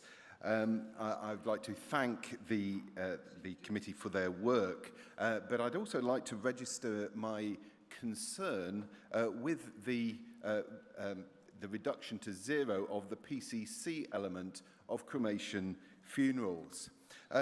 The justification that's been given for that, just to give Synod just the overall outlook of that, the overall scope of that, currently £195, of which 165 would go to the DBF and 30 goes to the PCC. The proposal is for the whole of that £195 to go to the DBF. Firstly, there are 2 reasons that have been given for this. The first is that there's no clear justification, so that goes the argument for a PCC to receive a fee when a funeral takes place off-site. And the second is, well, that it's all too difficult to administer. I think there's really 2 responses that I'd like to make to that. Firstly, there is a clear justification for the PCC to receive a fee, and that is because, although it is off-site, it is quite clearly parish ministry. Of course it's parish ministry. The people who will be... the reason that a funeral would come your way will be because of some sort of parish element. It's quite appropriate for at least some fee to go to the parish itself. There is also what you might say an opportunity cost to the parish, because the parish priest will be giving their time and energy to this particular funeral, and also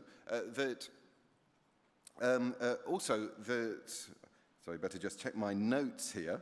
That actually this is a helpful way of just oiling the wheels to make sure that when the question inevitably comes in PCCs, what have you been doing? Well, at least you can point to something and some benefit for this. Of course, there's much wider pastoral ministry that goes on. I would suggest that the better way of responding to this, and particularly thinking about this, the idea, is to restore the to restore that element so that it does help.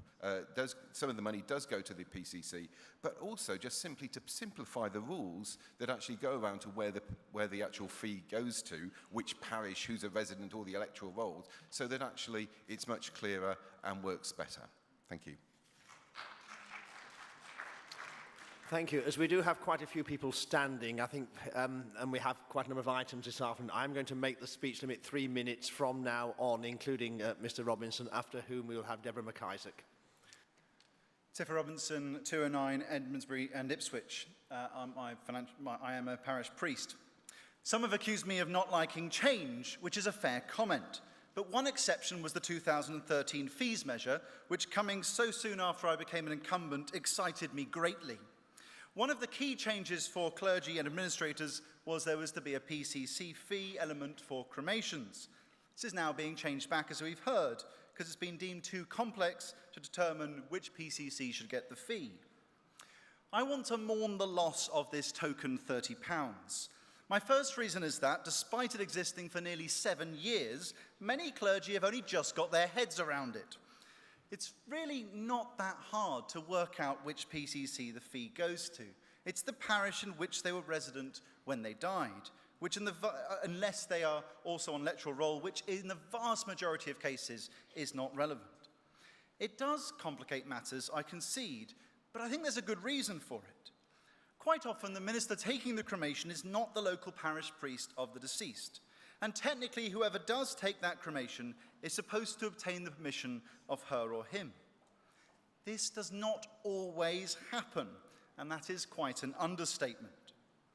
Having a legal requirement that some of the fee goes to the parish gives real teeth to this requirement, because not passing on the fee to the relevant parish is, in fact, and this is a technical term, very naughty.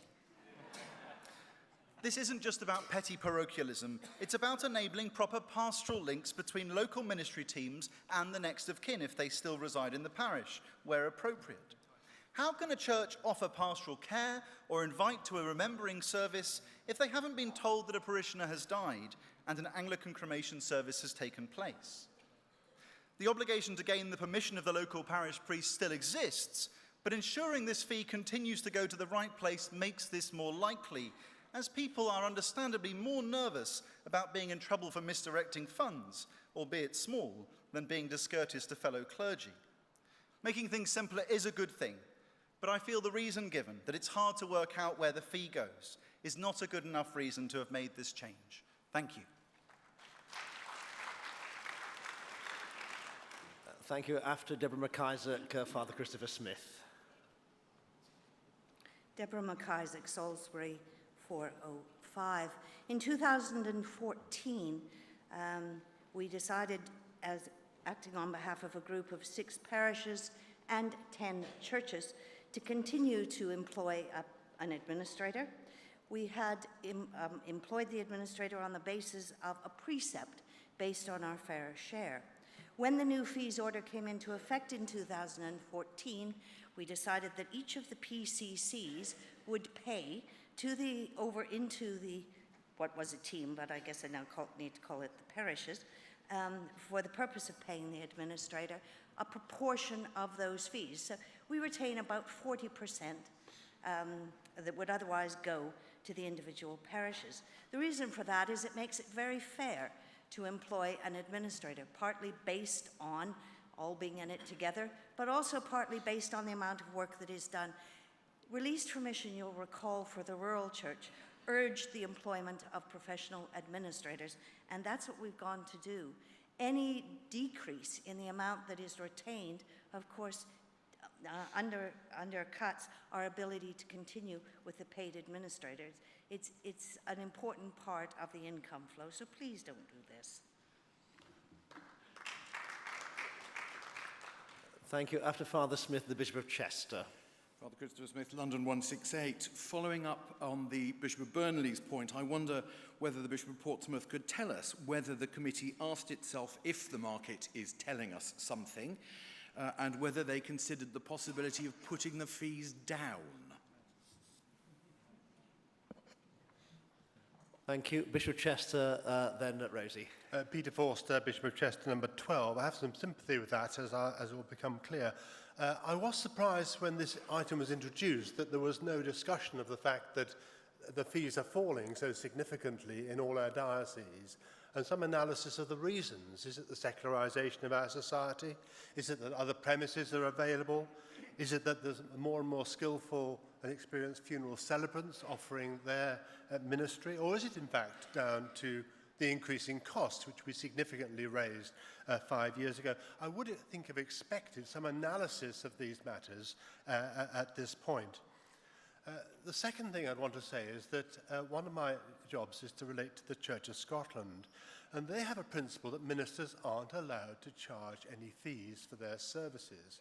So I declare my solidarity with the Bishop of Burnley at this point, because while Scotland is in many ways even more secular than England as a country, I notice that the relationship with a minister in the parish isn't beset by this complication of really quite significant fees.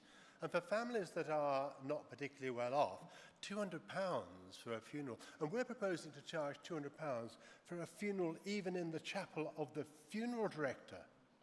Is really quite a lot of money. Now, I realise there'd be a great grinding of gears, and we can't do it now. But looking to the future, I would want to cut the costs of the ministerial element, not only because I think we're probably charging too much, but I think exactly for the importance of the importance of the pastoral outreach which this ministry represents. Why do we charge for this and so much? Thank you. After Canon Harper, Mr. Freeman. Rosie Harper, Oxford, 190. Well, I'm with Bishop North on this matter. And I think it's a complete no-brainer. It's just wonderful to hear this idea.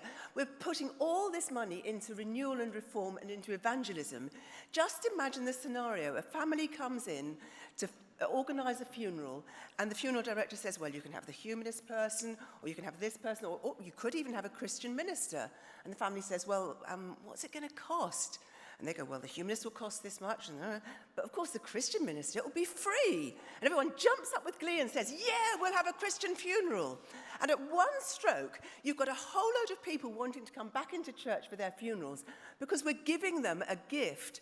And in terms of evangelism and outreach, I just think it's a complete no-brainer. I think we should go for it. Take some of the money from reform and renewal if you need to bolster up the coffers, and give people the very thing that they want, which is a really good send-off done with love and with joy. Go for it.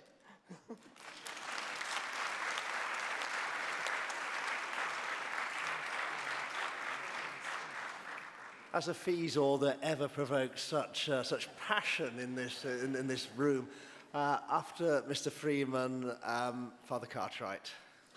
Thank you, Mr. Chairman, for calling me. John Freeman, 278 Chester.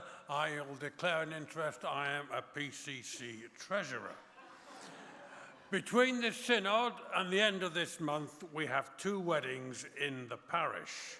One paid for last year and one paid for this year, before the new fees regulations came in, so I didn't know what to charge them. So I put it to our friendly standing committee and said, don't be so miserable, Freeman.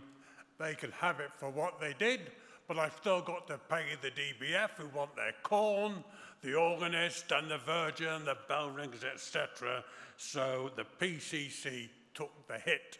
You will all be glad to hear. So I'm asking that when we look at this, the August figures that have been used for years come out too late. I'm making an appeal. You switch to the CPI. That's brought it back a couple of months. I'd like you to switch to the June figure. In the long run, it won't make a ha'porth of difference. I may be late in the day for doing it now, but I'm putting down a marker. There's a very good reason to make the life of PCC treasurers easy. And if you take all the fees away, it'll make our lives even easier. Thank you. Thank you. After Father Cartwright, I think we better hear from the Chair of the Archbishop's Council Finance Committee. Paul Cartwright, Leeds 131. Chair, thanks for calling me. One of my favourite jokes, which brings the NHS and the church together, is the question that's often asked by nursing staff in some of our hospitals, which have not removed the chaplaincy provision and cares holistically for those receiving treatment. The nurse goes up to the patient and asks, "Do you want us to record your faith?" To which the patient replies, "No, it's okay, I'm Church of England." Now, you may be wondering why I've told you this joke today, but simply it reminds us that we're a church for all and not just a chaplaincy for our congregations. The fees measure relates to all those life moments where we as a church are privileged to be able to minister to those we have the cure of souls of. That is everyone in our parishes. There used to be a time when the majority of funerals conducted were done so for families who were on the edges of our congregations or families who had never previously walked through the doors of the buildings. These times were a fantastic opportunity for mission, and within my own parish and deanery, we've seen people come to know our Lord better and join the worshipping communities through the ministry they've experienced at the time of their bereavement. There are some things within the fees measure that I do like. Thanks for bringing in the change from 16 to 18 regarding the free services. That's fantastic. And yet there are still problems with what we're passing today if it passes. The fees charged for the occasional officers still manage to marginalise the poor, outpricing the church for weddings and funerals. Hotels now offer all-inclusive cheap weddings, knowing that they'll make their money over the bar when the marriage is celebrated. Or the undertaker offers a cheaper civil celebrant who's happy to include the Our Father to make it a Christian funeral. We've heard from the Bishop of Portsmouth that there's a decrease of at least 20% in the numbers of weddings and funerals. We're really missing a great opportunity for mission and proclaiming the gospel to those who may not have heard it in adult life. I know that some may say that we have the ability to waive fees, but certainly in our diocese, there's a need to seek approval from the archdeacons for this. And even when the PCC has chosen not to charge the fees for funerals, that reduction of £28, which could be offered for a cremation funeral, has now been removed as the full fee will go to the DBS. Others say that the cost of a church wedding is nothing compared to the celebrations that take place. But let me give you an example. 2 weeks before one of my weddings last year, the year before, a couple came forward to cancel the wedding because they couldn't afford it. I became like a benefits assessor and said to them, "Well, how would you celebrate it?" And their answer was, "My nan was going to make some sandwiches and we were going to the pub." The reply was, "We'll do it for free." And the organist did it for free too. Synod, I realise that we need a fees measure, but I'm going to vote against this. I'm going to join Bishop North, and I urge you to do the same. It's not right. Let's pull together. Let's offer the communities where we serve something that they'll remember the Church of England for, rather than trying to fleece them out of more money. Thank you.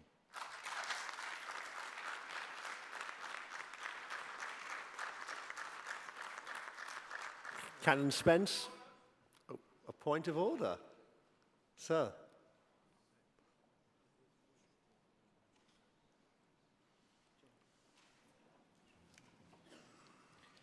David Lamming, 399, St Edmundsbury in Ipswich. In view of the views that have been expressed very strongly about funeral fees, the motion as it stands before us at the moment would require us to approve the whole measure, whole order, or vote down the whole order. If we were to adjourn this debate, my question is, would it be in order to bring it back in July with separate votes on the weddings and funerals fees? I'll take some advice on that for a moment, if you'll excuse me.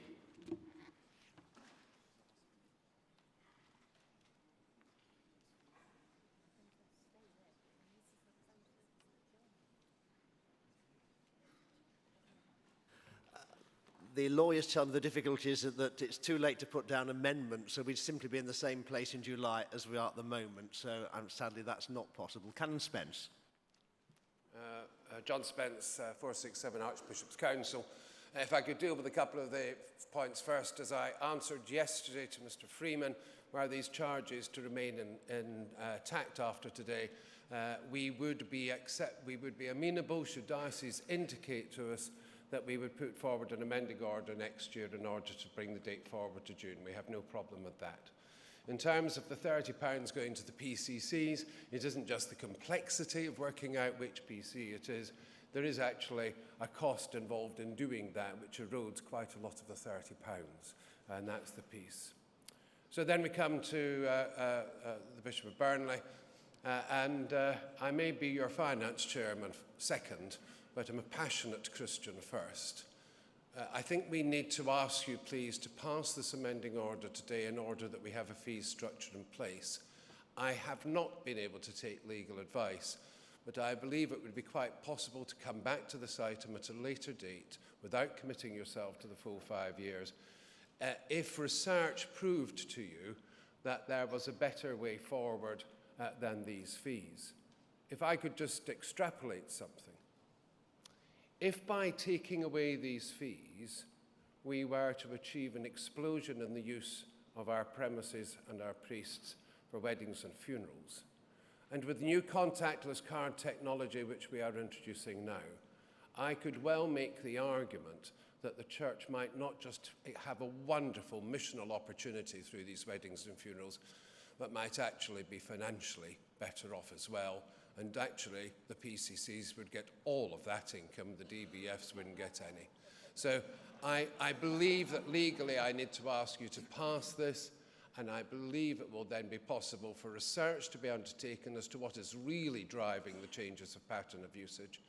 And we might even be able to find a way in which we could trial a different approach going forward. Thank you, Canon Spence.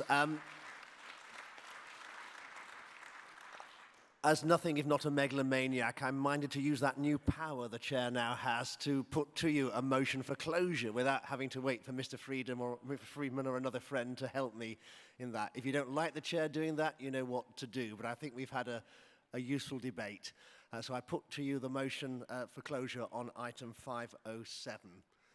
Those in favour, please show. Those against, please show.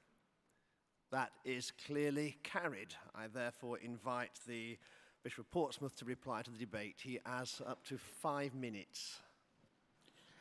Thank you very much. I and colleagues are grateful for the powerful contributions to this debate, reflecting how important this part of the Church's mission and ministry is. You've given RACS and the Archbishop's Council much to consider as we look forward, and I promise on their behalf to do so.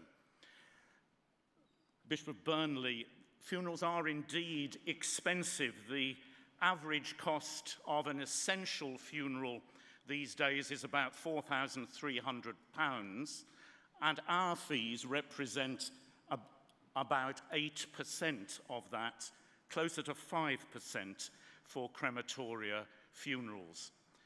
This isn't all about cost. There is indeed competition out there, competition from many sources, and competition which, on the whole, appears to use our fees as the benchmark or the basis, often the basis, for setting their fees.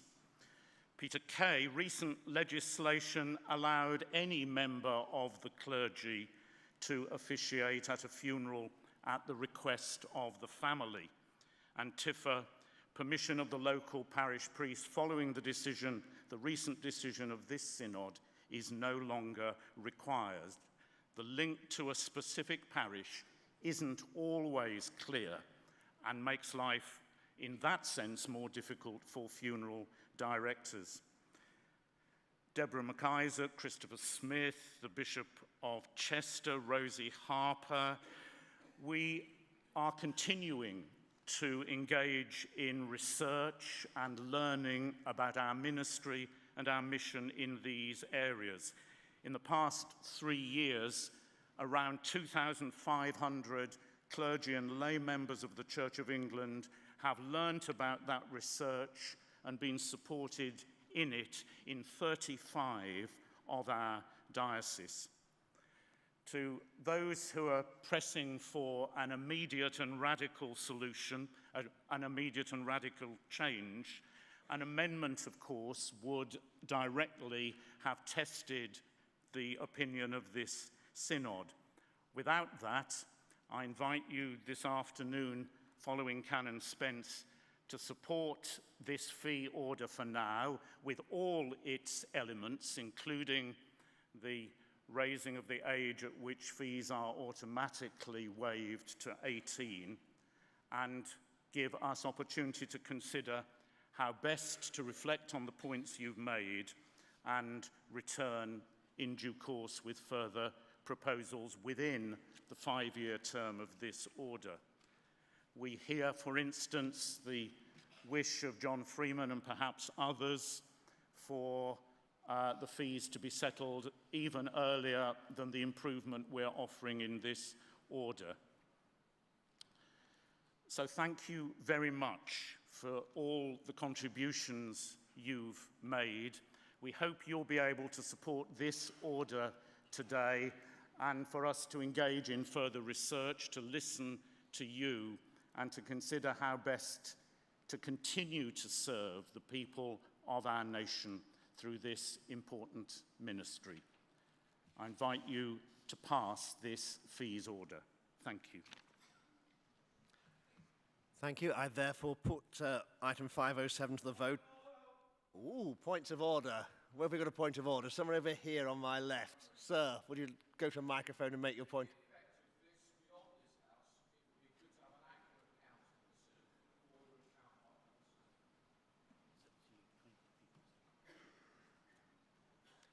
If 25 people stand to indicate they want that, then I shall do so.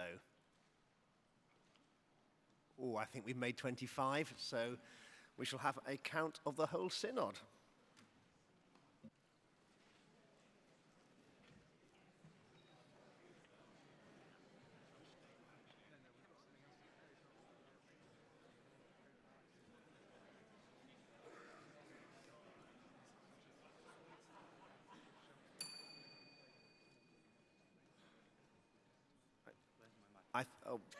The lawyer can't find a microphone.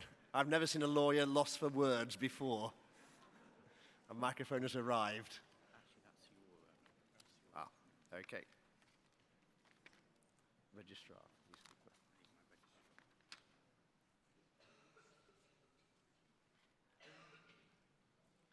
I am about to ring the bell to warn members that a counted vote is to take place. 2 minutes after it ceases, the counted vote will begin.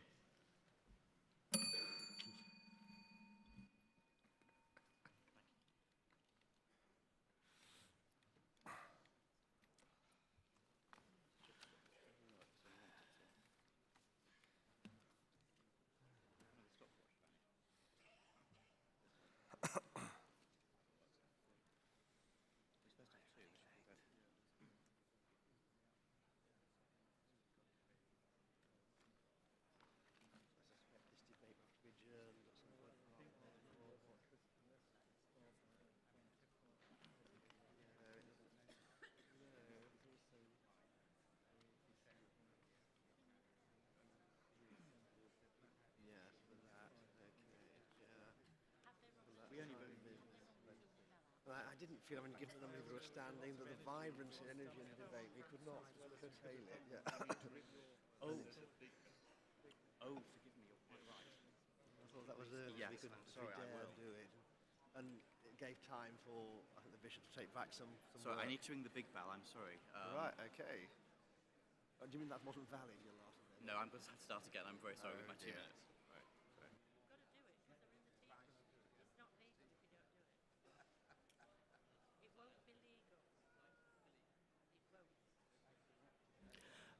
Forgive me, Synod, I have to ring the outside bell as well, so I'm going to restart my 2 minutes. I'm sorry. Forgive me. I am now about to ring all the bells to all members that a counted vote will take place. 2 minutes after all the bells cease, the vote will begin. Forgive me.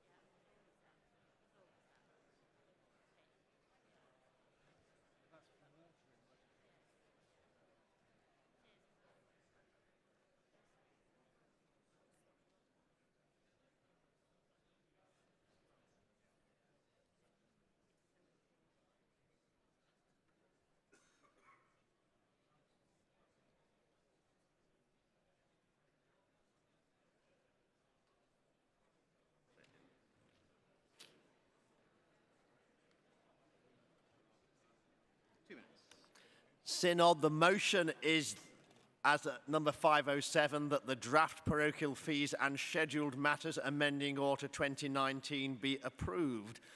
This is a counted vote of the whole Synod. Those in favour should press 1, those against should press 2, and those who wish to record an abstention should press 3. The voting period is open and will end in 1 minute.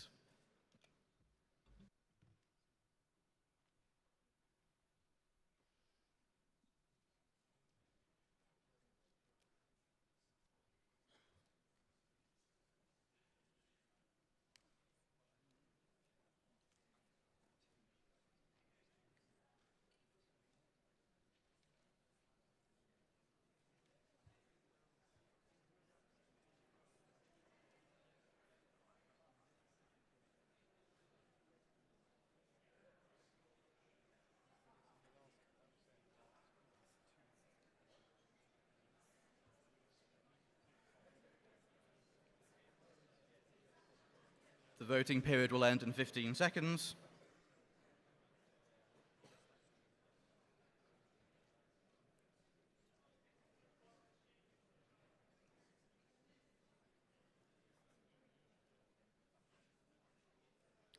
The voting period has now ended.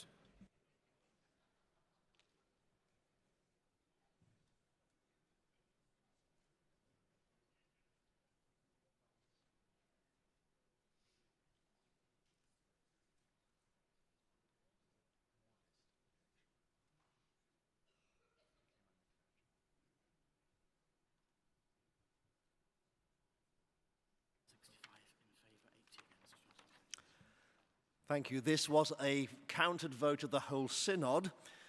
The voted in favour 165, against 80, with 22 recorded abstentions. I therefore declare that the motion is passed. Can I thank you, Synod, for a very enthralling debate, and one which has not only done the urgent business, but I think has sent some helpful signals back to RACs and those in this building who will need to take matters further forward. Thank you very much. That brings this item to a conclusion.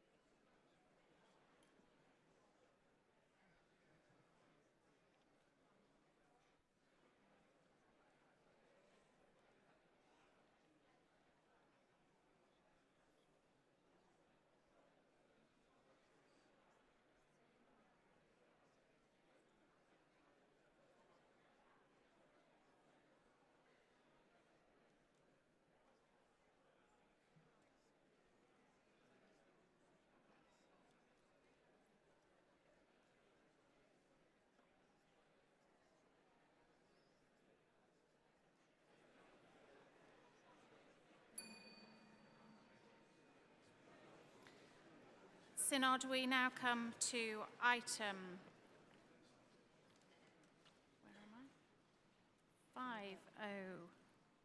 where's it gone? 508, apologies. Item 508, you will need the Code of Practice, which is detailed in GS 2117, and the explanatory memorandum, which is GS 2117X. I call the Bishop of Chichester to move item 508, that the Code of Practice on cooperation by the Church of England with other churches be approved. He may speak for up to 10 minutes. Thank you, Chair. The Code of Practice is required by the Ecumenical Relations Measure of 2018, 5B, and is referred to throughout it refers throughout also to the new Canon B43, both of which have already been approved by the General Synod. The Code of Practice enables the measure and the canon to be put into effect, and it explains how their provisions are to be applied, setting a uniform standard for the Church of England's relations with other churches. It states that office holders in the Church of England, that is mainly clergy, vicars, curates, archdeacons, bishops, deans and chapters, shall have regard to the code. To have regard to the code can sound a bit feeble, but it isn't. The code is a mandatory guide not to be ignored. There is clear benefit to having legislation defined by measure and canon, which is then applied to specific circumstances according to the guidance of a code of practice. Over and above this mechanism for adaptation and flexibility, there have been significant changes to the ecumenical relations measure and the canon, which required a new code. This package of measure, code, and canon and code of practice introduces two important changes to the present ecumenical provision. The first is provision for local designation of a church by a diocese. This enables newer and minority churches that don't have a national presence and associated structures to come into the framework we have for ecumenical hospitality and partnership. The second new provision is a revision of formal ecumenical partnerships, which are now to be called local cooperative schemes, allowing the greatest degree of freedom that is possible for Church of England parishes to work together with neighbouring churches. The Code of Practice gives context-specific guidelines with different provisions for different cases. It gives a list of exceptions, often the most interesting part of a Code of Practice, and it seeks to encourage bishops and others in the use of their discretion. It's designed to be comprehensive and easy for busy people to find the information they are looking for. The recent publication of Walking Together on the Way, the first report of the Third Anglican Roman Catholic International Commission, has outlined a model for receptive ecumenism as we seek to deepen the level of communion we already share. It asks us to look at what we bring to each other and how we receive from each other. This reminds us that in our relationships as Christians on earth, as in our relationship with the communion of the saints in heaven, we are no longer strangers and aliens, but fellow citizens with the saints. My hope and prayer is that this code of practice will bring those words to life in our pilgrimage together on earth as we seek to deepen our communion with our brothers and sisters in Christ. Thank you. This item is now open for debate. Those wishing to speak are invited to indicate by either standing or indicating another way. I call Reverend Philip Cooper for his maiden speech. You have up to 5 minutes.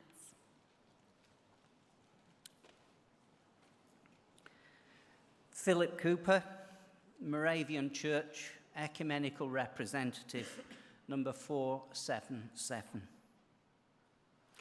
One of my roles within the Moravian Church is the role of being the National Ecumenical Officer, which means I represent the Moravian Church on the Churches Together in England enabling group.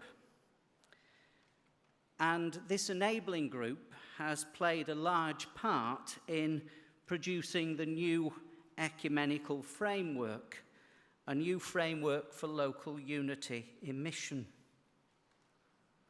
This new framework is a response to the fact that the ecumenical landscape has changed immensely in recent times within this nation, with more Christian churches engaging ecumenically in new and ever diverse ways, particularly at the local level and motivated by mission. The new framework seeks to respond to that changing landscape, realizing that a lighter touch, a more flexible approach is needed. The code of practice that we're discussing this afternoon at this synod, I believe, embraces and supports that ethos, that new way of working which is so vital to mission. And I therefore welcome this code of practice. I'm deeply encouraged by it. I'm excited by it and the opportunities that it makes possible. I'm grateful for the time spent and the hard work done in producing this code of practice as well.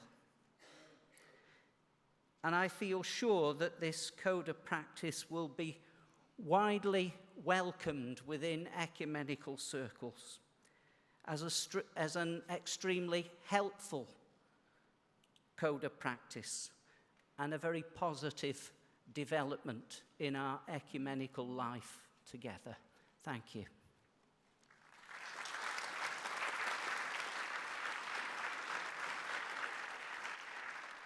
Canon Lucy Doherty, followed by Reverend Paul Fides, please. The speech limit is now 3 minutes.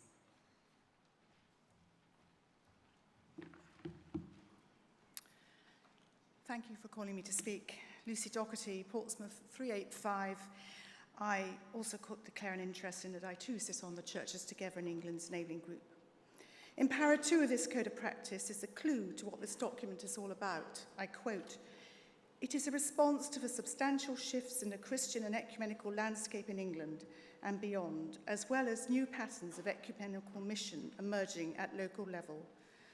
So because the Church of England abides by the rule of legislation, we find set out here in somewhat dry legal detail what is in fact the beating heart of our Christian commitment, which is our desire to work together so that all may be one. There is much good practice in these paragraphs, and much that is already being done in parishes up and down the country is now set out clearly before us.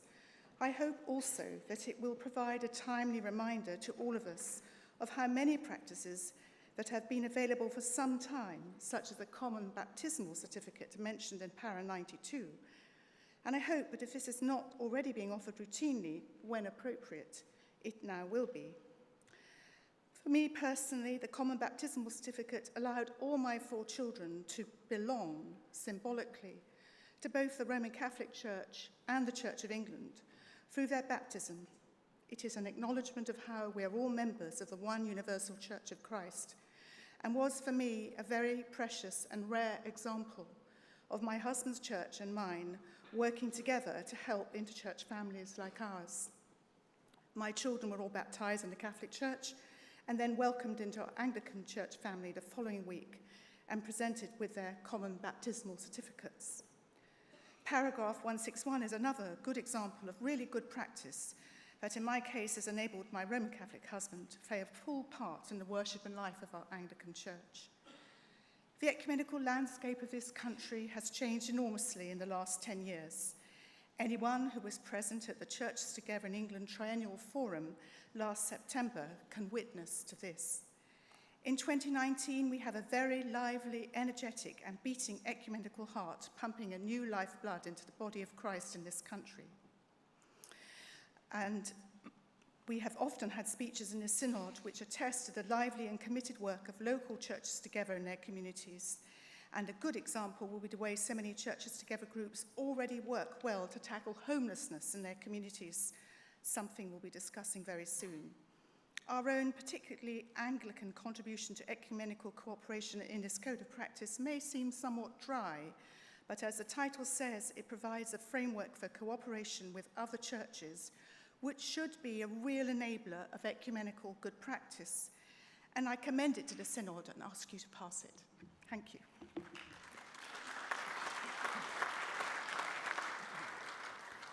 After Professor Fides, I call Philip French.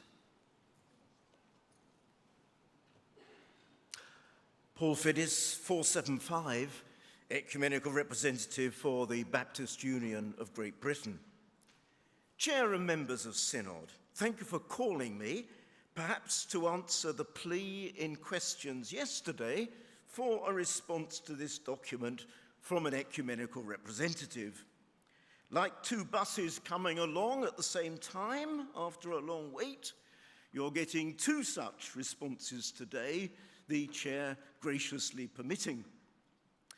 I greet this code of practice with great enthusiasm. According to an old cliche, it isn't just doing ecumenical things, but doing things ecumenically. Putting the provisions of the new ecumenical canon B43 into practice, it can awaken a vision of working in partnership in all the matters that concern us in this synod. Evangelism, care for young people, for the homeless, for the environment, and for minority groups. Working with the code's guidelines, or recipes, as the authors put it, will enable us to understand the Church of Christ as one body engaged in God's mission. An extraordinary amount is possible under the hospitable provisions of Canon B43. With imagination and goodwill, we can live now in an age of considerable visible unity, while, of course, we work and pray for fuller unity. And so we can be that witness to the world for which Jesus prayed. On a corporate level, the code addresses the application of Canon 43 to what are called local ecumenical cooperative schemes. The creation of three kinds of scheme: working agreements, partnership agreements, and constitutional agreements, offers shared worship and mission in flexible ways, responding to actual needs on the ground. It extends many of the benefits of the existing local ecumenical projects, LEPs, without the cumbersome structures this has sometimes involved, returning direction to the local congregations. Just imagine, for example, a shared mission project under a short-term working agreement which results in people coming to faith in Christ for the first time.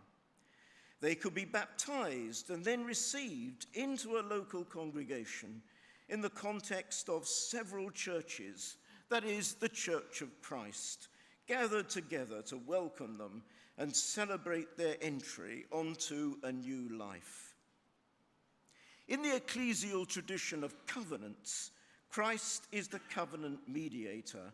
In covenant, people agree together not out of convenience, but because they believe they're called together by Christ, summoned by him. It's nothing less than a question of being a disciple.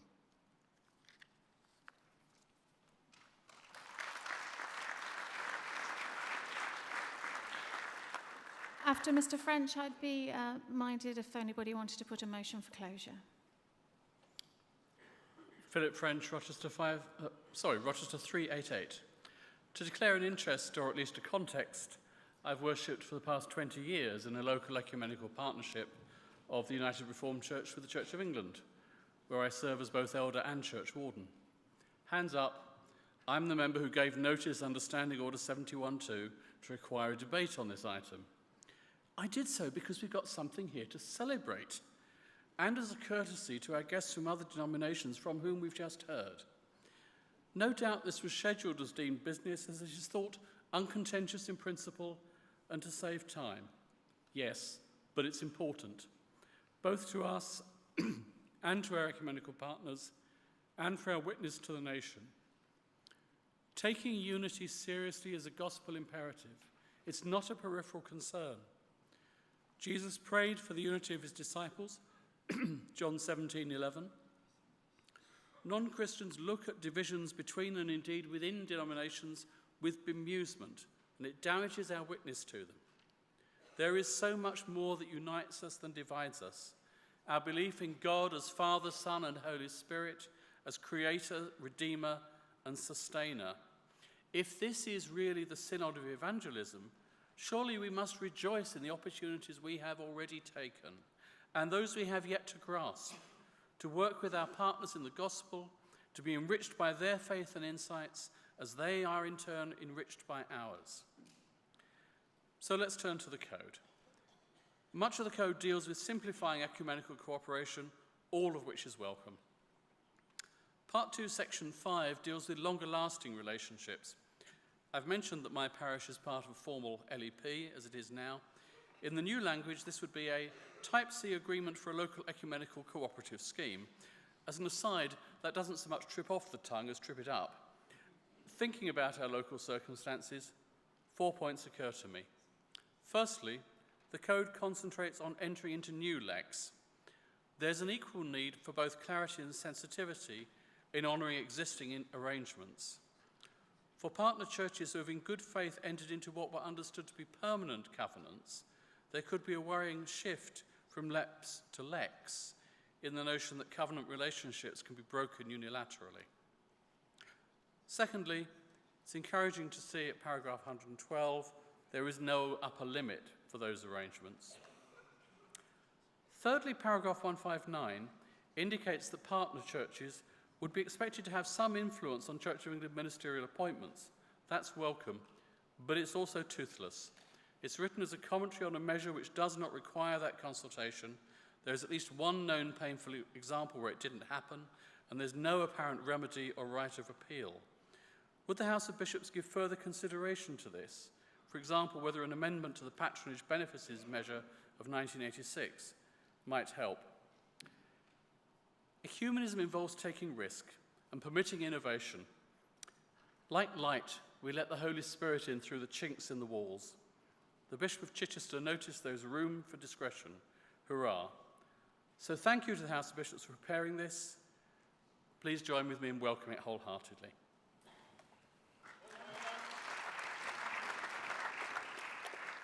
Point of order.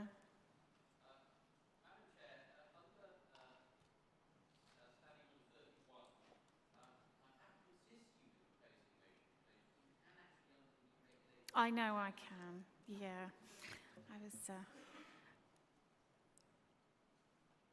You are proposing a motion for closure.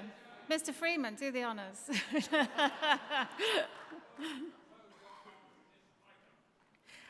Thank you.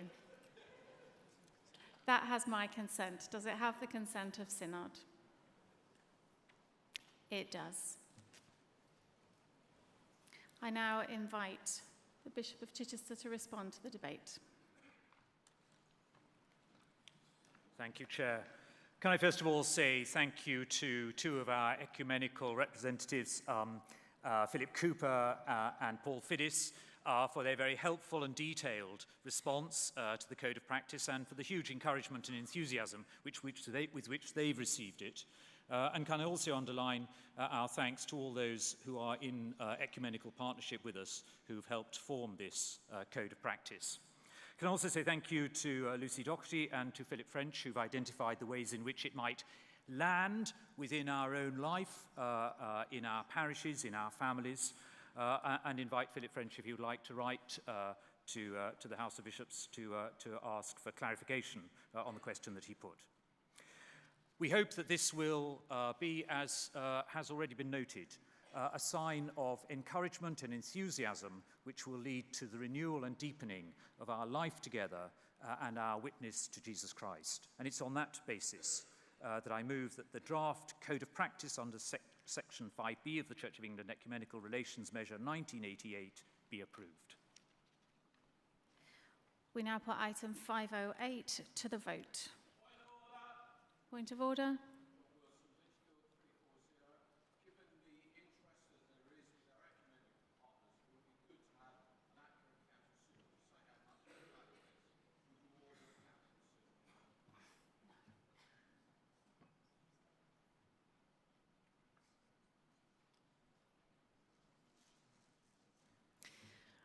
I'll need to see 25 members standing for that to be in order.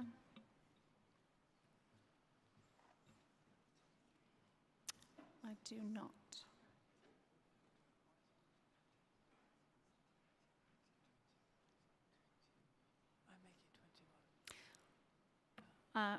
We shan't have a counted vote by houses. Thank you.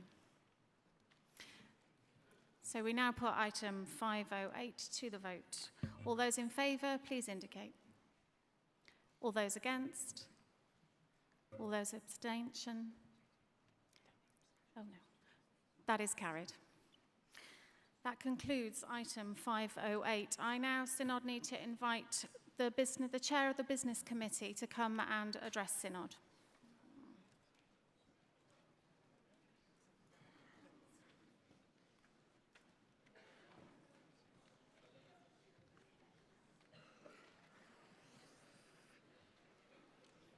My friends, my definition of a sad day is when I stand in front of you too many times. But if you're following the timetable carefully, you'll realise that we've reached a moment of very tricky timing. We failed to guess accurately your interest in various legislative items, and we are left with a mere 20 minutes for item 9, the private member's motion on the homeless task force. I think I need to apologise most of all to Mr. Gray, but it seems to me that desirable as it is to debate his motion, it may be that now is not the time, because we have timed business at 5:30, in which there is also a great deal of interest. And so, with the permission of the chair, I should like to test the mind of Synod on a variation to the order of the business that would move us straight on to item 10. So we shall do this and test the mind of Synod. Those in favour of the variation to the order of business as proposed, please show.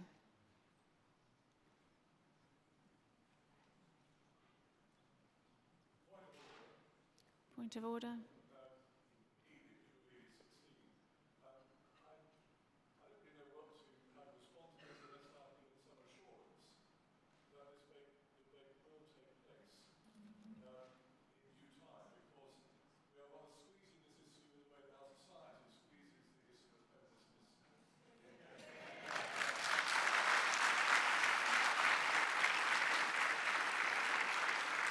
Thank you.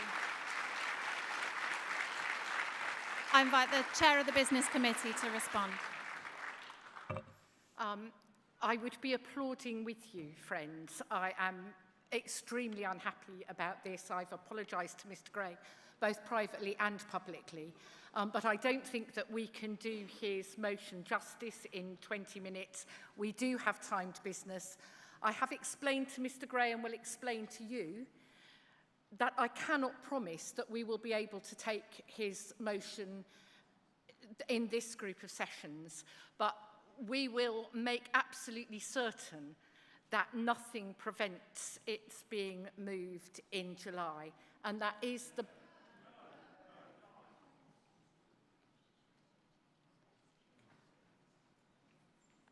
Well, I will have to take advice. You're at liberty to... If I could explain to Synod that if you, at this stage, vote to begin this piece of business, which you have every right to do, It will nevertheless finish at 5:30. I have looked as carefully as I can at the agenda, and I would have, I think, to promise you that Mr. Gray's motion will be taken, I will be having to ask somebody else to give way.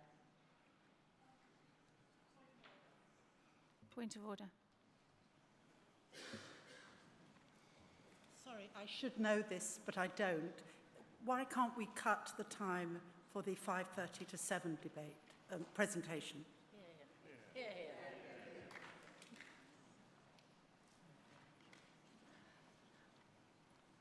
I think I hear my good friend and colleague, Mrs. Foreman, suggesting that I move a variation of business so that we take the living in love and faith question time at 6 o'clock instead of 5:30. Thank you. Chair? So that's a variation to move the time to business forward. I'm content we'll test the mind of Synod on that variation of business. Those in favour of moving that to 6 p.m, show. Those against? That is carried. That item will now begin at 6 o'clock. We now move to the next order of business.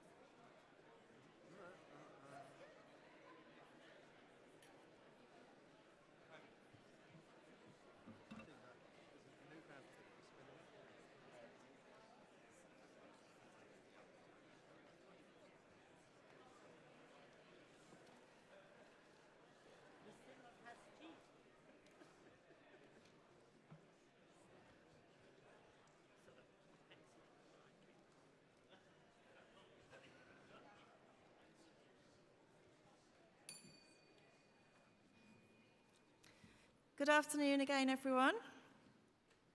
As you know, we come now to the private members' motion from Mr. Andrew Gray, item 9 on the agenda, Homeless Task Force. For this item, members may like to have GS 2110A from Andrew and the related note from the Secretary-General GS 2110B available. Please also refer to the financial comment on page 4 of the 5th notice paper. So without further ado, I call upon Mr. Andrew Gray to move item 9. You have up to 10 minutes. Thank you. Andrew Gray, Norwich, 371. I would like you to come with me on a journey. It began over 3 years ago in June 2015. I was on my way to Sunday Mass. I walked to the centre of Norwich and descended into a place called St. Stephen's Underpass. The underpass is a gloomy series of passageways running beneath a busy roundabout close to the city centre. It is named after St. Stephen because it lies within the parish bearing his name. Stephen was the first Christian martyr who suffered a violent death. The name on this occasion was sadly appropriate. As I passed through this subway, I noticed a little blanket tucked against the wall. Upon it lay bunches of flowers, and a card in which these words were written. I am sorry I did not help you more. I am sorry I didn't know your name. I am sorry I ignored you. I am sorry we'll never change. May you find the peace in death you couldn't find in life. By the exit, a police notice had been fastened to the wall appealing for witnesses. A homeless Polish man named Sergio Miguez had been discovered at 7 a.m. the previous Wednesday. He had died from internal bleeding. In response to his death, the parish church of St. Stephen raised funds for the local homeless shelter. Thereafter, the story faded with time. But the circumstances of his death had seared my conscience. Nearly 2 years later, on a frosty February evening, I was approaching Trafalgar Square when I came across the body of an old homeless man. A paramedic was standing above him, making notes, while the rest of London continued its business. What had killed this old man? Alcohol, drugs, exposure, all three. Living on the street killed him. It's like playing roulette with death. In the end, the house always wins. That year, 597 homeless people died in England and Wales, an average of 11 every week. Because of them, this motion stands before you. The first part of the motion acknowledges the work being undertaken by Her Majesty's government. The Homeless Reduction Act has placed new requirements on local authorities to intervene earlier with those at risk of homelessness. The government has also pledged to halve rough sleeping by 2022 and has provided additional cash for supported housing. These are steps in the right direction, but we should not rely on government alone. Since 2010, homelessness has risen by 169%. On a given night, nearly 5,000 people will sleep on the streets of England. Those are the official figures taken from the street counts, but in reality, the problem is much, much bigger. Crisis believes there are 236,000 people across the UK living on the streets, in cars, in tents, in shelters, or in unsuitable temporary accommodation. It is easy to become angry with the failure of politics, but we must avoid the temptation to apportion blame, because that is how secular politics works. We are representatives of Christ's kingdom, and we must lead by example. That isn't just my opinion, that's the word of Scripture. Isaiah 58. If you do away with the yoke of oppression, with the pointing finger and malicious talk, and if you spend yourselves on behalf of the hungry and satisfy the needs of the oppressed, then your light will rise in the darkness and your night will become like the noonday. So where do we begin? I have contemplated two questions at some length. Firstly, how can I ask the church to form a strategy or a task force when the average parish is struggling to pay the quota and to maintain congregation numbers? Answer, by faith. We must put our trust in God. Friends and supporters will emerge from the unlikeliest of places. The church has a proud history of helping the homeless. Organizations like Centrepoint, Shelter, and Housing Justice were founded on Christian activism. At a parish level, the church operates over 375 night shelters. The church army runs a refuge for homeless women escaping domestic abuse. Its success rate in rehousing and supporting those women is 100%. In other words, it can be done. There is much of which we can be proud, but we can and we must do more. Now to the second question, why not just leave it to homeless organizations? Professional charities do a sterling job, but they are fighting a rising tide. This motion seeks the authority of Synod to go forth and establish a task force. From the outset, that task force will work closely with major homeless charities to support and to scale up their efforts. It will be an agile task force, it will be light, and it will be fleet of foot. All those charities with whom I have spoken have expressed the strongest interest in gaining the support and the help of the church. Homelessness varies between different areas, and the approach that we will undertake with them shall be a pragmatic one. How can we, the church, best help you, the agency? Homeless organisations want different things. Crisis has launched a national strategy of its own and feel that the church could help by reversing the public perception that homelessness is an unsolvable problem. Housing Justice run emergency shelters, but to do that requires training people within each diocese and sourcing volunteers. St Mungo's is looking to grow its supported housing provision. This is where a developer builds housing and leases it back to the charity, which in turn provides support services. This housing first approach in Finland has seen homelessness cut by 50%. Green Pastures and Hope into Action are already doing this. How can we help them grow? As a church, we have land. Can we work with developers to increase the provision of affordable housing?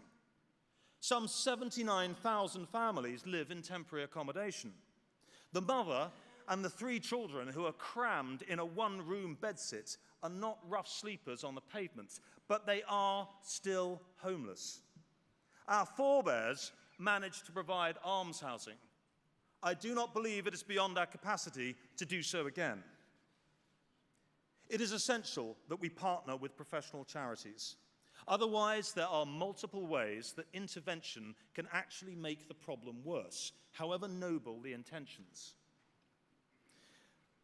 Which brings me to the downsides. Any strategy, however grand, faces pitfalls and limitations. Not everybody wants to be helped. Not all those who claim to be homeless are genuine, and of those who are, many are violent and have deeply rooted mental health issues. There are no quick fix solutions, and there will be failures. These are some of the tempting reasons not to act. But in this age of political disenchantment, we must hold high the light of hope. In this age of bad news and fake news, we must live the good news. I shall leave the closing words with Isaiah. Then I heard the voice of the Lord saying, "Whom shall I send?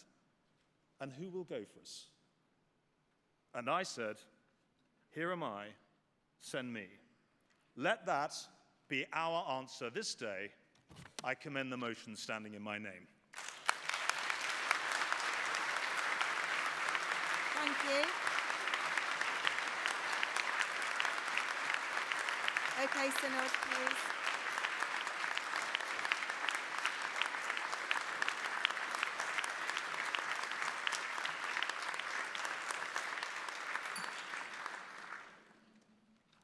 Synod, we need to get on debate now, please. So item 9 is open for debate. Please note that the speech limit is 3 minutes from the outset.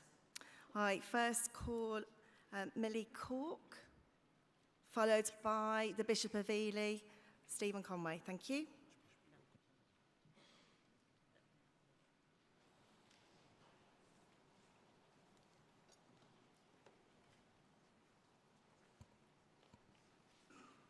Millie Cork, 328 Leeds. Thank you for calling me Chair. Up until last summer, I was working for a church plant in St George's Crypt in Leeds, which is one of the North's largest homeless shelters. The church lighthouse is specifically for those battered and bruised by the storms of life, many of whom have lived experience of homelessness. As a part of this ministry, I came across many who were homeless, rough sleepers, those sofa surfing, and those that were in emergency accommodation. I welcome this task force as a concerted effort to implement change. I was part of conversations in Leeds for a homeless charter, which was employed in Manchester to provide joined-up thinking between the council, charities, and many new grassroots organisations. One of the unique parts of this charter is to include people with lived experience of homelessness, and so I would urge the task force to take on this and include those who have been or are homeless. However, I think there are also several ways that the church can stand out in bringing hope in some of the root causes of homelessness. In Leeds, I found that many of the people who I met and ministered to were stuck in addiction, which is a severe problem for getting in and staying in stable housing. So yes, as the report and we've heard, we do need housing first, but we do not need housing only. One of the things we saw, though, was the massive difference that the gospel made to those that were stuck in addiction. Jesus, in his Jubilee manifesto in Luke, says that he has come to set the oppressed free. And we saw this. We saw miracles of people coming off heroin, and yet we also saw the hard slog of living in addiction and yet growing in Christ and freedom. I'm not saying that Jesus will heal the addict, but I am saying that as a church we have a unique message of freedom and the blessing of great community to welcome people into. We must be doing more through Christian-based recovery initiatives to bring good news to people stuck in the pit of addiction. Another part the church can play is through looking out for the most vulnerable. At Lighthouse, there are many with multiple and complex needs who fall into homelessness and are particularly vulnerable. For example, there is a lady who, after many years of being in unsuitable housing, has since September been living in a bed and breakfast after being evicted from her previous property. She has autism and major behavioural issues, and yet she is made in the image of God and is precious to him and very precious to Lighthouse. She knows that the church abounds in grace and love, and so actively seeks the church to help her. Her vulnerabilities stop her from accessing many kinds of normal emergency or council accommodation. And so we've been campaigning for years for her to be treated with dignity and respect. Thank you. Thank you. After Bishop Stephen has spoken, the Archbishop of York, Archbishop Centenary. Thank you. Thank you, Chair, for calling me Ely 16. I share my home with an elderly cat, and the reason for mentioning her is that in the hierarchy of charitable giving, if anything were to happen to me, my cat stands a better chance of being looked after charitably than most homeless people. That's the part of the shock that we face. And it's very good to hear the possibility of a task force following up on what the government has been saying, not least now saying that it wants to eliminate rough sleeping altogether by 2027. But the government itself admits this is only going to happen if there is a thorough working together of the voluntary and public sector and for faith communities to be fully involved.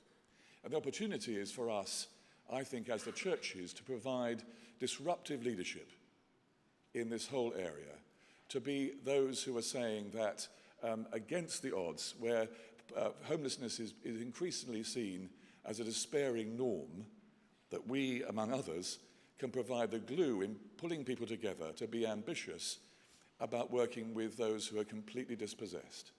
Cambridge, in the Diocese of Ely, has been designated as the most divided city in the UK, socially and economically. This does not include homeless people who fall beneath even that assessment. The opportunity for the churches, like in Cambridge, the church's homelessness project in Cambridge, called together a summit around homelessness, pulling everybody involved in the needs of homeless people together, uniquely in our region. And the task force proposing to operate nationally has the opportunity to be the glue in an alliance to work with people who, as we've heard, are not necessarily the most attractive, agreeable, or easy people to work with, but these are, when Jesus talks about his little ones, he's not just talking about children, he's talking about all the left out people in his own time. And we need to remember and celebrate that our calling in serving his kingdom is to be with him not where we think the center is in the middle, but with Jesus on the edge, which is the center for him. Thank you. After Archbishop Sentimo, Lisa Batty, please. Thank you. Madam Chair, Andrew Gray is to be congratulated, first of all, for a fairly carefully balanced motion.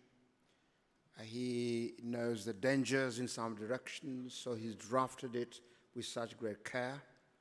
He spoke from the heart, and you could hear the gospel of Jesus Christ coming through. This was not some kind of pure social action, but the gospel imperative for us to be what Jesus called the neighborly Samaritan, that the church, you should be the neighborly Samaritan. You should see your neighbor. And what, of course, is interesting for me in that parable, people always call him the Good Samaritan. Jesus never called him that. He never called him good. He simply said, a Samaritan. Could we be that Samaritan that actually looks around with some very careful eyes and still see that she is still lying there? He is still lying there. When I was a curate in Han Hill, Margaret and I decided to take in some homeless people. We did this regularly until on one day it became not secure for our children. And so we supported the local group that was taking in during the winter months quite a lot of homeless people. So I know from experience what the challenges we had from Andrew giving to us. I am the president of UK YMCA England, and in the years I've been president for now nearly 12 years, it does an amazing job with homeless young people. Not only does it provide them with accommodation, but also manages to get them back into work, back to education. And I will be very glad, as president of YMCA England, to say, by the way, do you know, the Church of England, through the Archbishop's Council, is trying to set up a task force. We know the results of a good task force. When we faced the pension crisis, what did we do? The Archbishop's Council, Church Commissioners, set up a task force to address it. When the whole question of how we are going to deal with the money that the commissioners are giving, again, there was a financial task force. So we know that it can work throughout the country. Andrew, thank you very much. And I just hope that that wonderful vision of Zechariah, who says that in the latter days, people are going to get the hem of a Jew and they will say, we want to go with you because we know God is with you. By doing this, people may want to get the hem of our trousers or skirts, whatever it is, and say, Church of England, we want to go with you because you know and we know God is with you. Why? Because we have become the neighborly Samaritan. Thank you, Archbishop. After Lisa, I call Stephen Hogg for a maiden speech, please. Thank you. Lisa Batty, Manchester 169. My homeless young friend Daniel, when asked why he liked being in church, said, because I feel safe. I serve in a diocese that is partnered with one of the devolved authorities, Manchester, and I'm proud of the Manchester Night Shelter, also of my own parish's involvement with Boas Night Shelter for failed asylum seekers 7 months of the year. I've seen at first hand inner city churches in Salford reaching out to rough sleepers on their door. I've walked the streets of Manchester city centre as a street pastor. I've seen the growth in the number of rough sleepers. I know how important this is.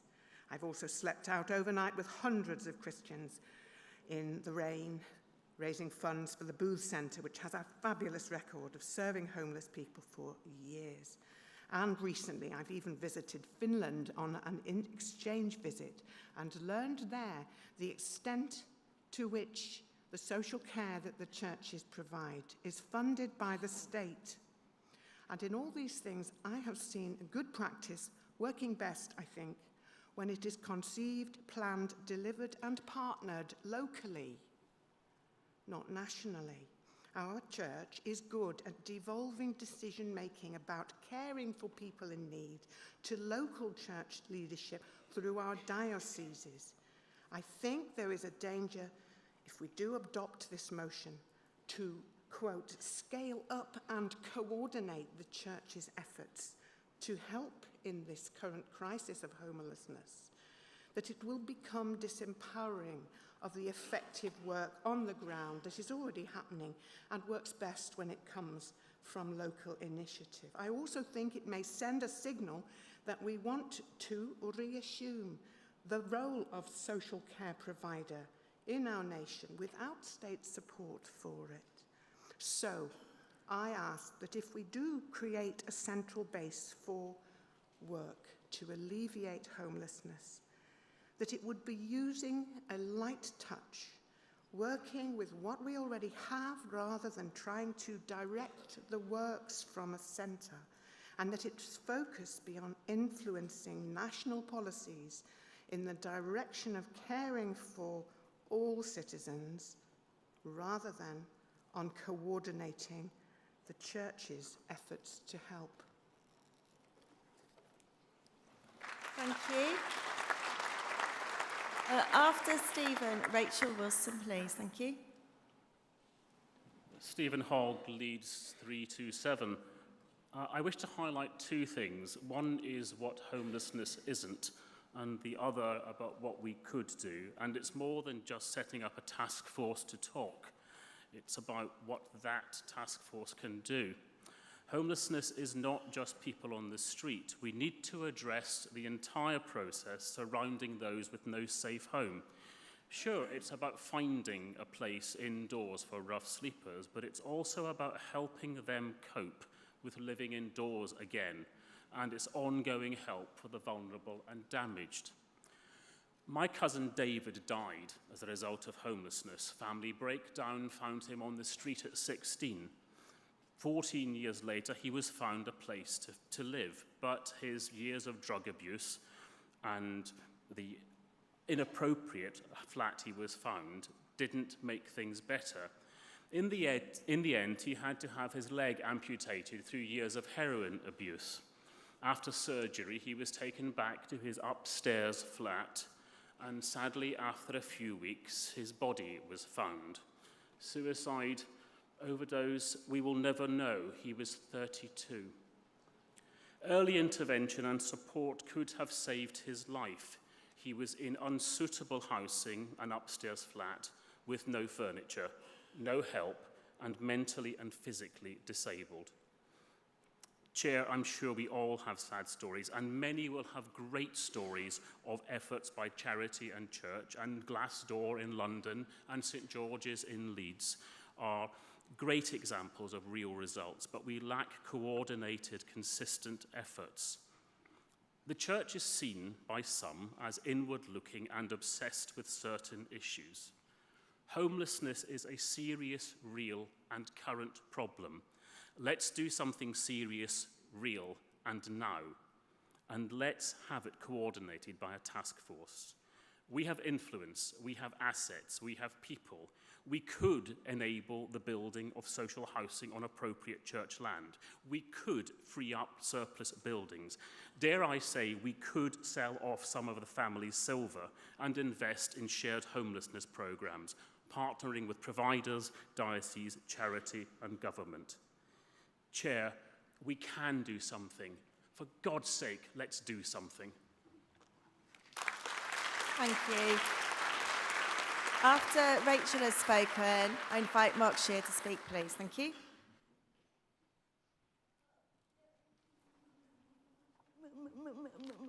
My name is Rachel Wilson, Rochester 201. It was not my intention to speak in this debate, so I do not have finely crafted words, but I do have something important to say. God works in the most extraordinary ways sometimes. I came here by train yesterday. A young man who was clearly homeless was outside the station. I gave him a cup of tea and we had a chat. Some people came into the station after me and they were speaking about him in a way that made him sound as if he was a bit of inconvenient litter, which really should be tidied away. I am in support of this task force, not least because it was a subject close to my heart in my curacy parish. I sound just one note of caution. Knowing how hard it is for parishes to do things, my concern is that if this has become known as what the task force does, people in parishes will think it's nothing to do with them. My deanery rightly has a good reputation for the support and outreach work that it does. But I know on a parish level, there is, frankly, far too much squeamishness about dealing with people like that because, frankly, it will affect the price of my house. As a priest, I find that deeply embarrassing. I have been in my parish for 2.5 years, and it is hard work. My brothers and sisters, we need to be honest with ourselves and know that it is no longer good enough to say warm words about these things as long as somebody else actually deals with it. This is too important to leave to somebody else. Yes, we need to have a task force because as a church, we need to be the people who do the work of Jesus Christ. But we need to find ways, and I don't have all the answers, sadly, but I do sit in my church every Sunday and I watch the same faces. They're going to love me when I get home. I watch the same faces go, well, that's all very well, but I'm thinking about my house. We need to change. We need to find ways to say, this is everybody's business. People are dying, and it needs to stop. And for those of us who are privileged enough to live in affluent parishes, it is more incumbent upon us to do something about it. And I thank you very much. Thank you, Rachel. After Mark, I ask the Bishop of Manchester to speak, please. Thank you. Mark Sheard, Archbishop's Council 464. Thank you, Chair, for calling me. Synod, as you know, I have the privilege of chairing the Mission and Public Affairs Council, and I know I speak for all members of the Council and all members of the staff team in MPA when I wholeheartedly thank Andrew for this motion and for the passionate and articulate way he presented it. The rapidly growing number of homeless people in our land is nothing short of a national scandal and an indictment of our society's values. If a society is judged by how it treats its most vulnerable members, well, Synod, our nation is failing abjectly. But of course, it's not only our society who will be judged by this measure. Jesus was unequivocal that he would come to judge us all, each one of us, by that same standard, sheep or goats. That's why churches have long been at the forefront of the public and charitable response to the needs of homeless people.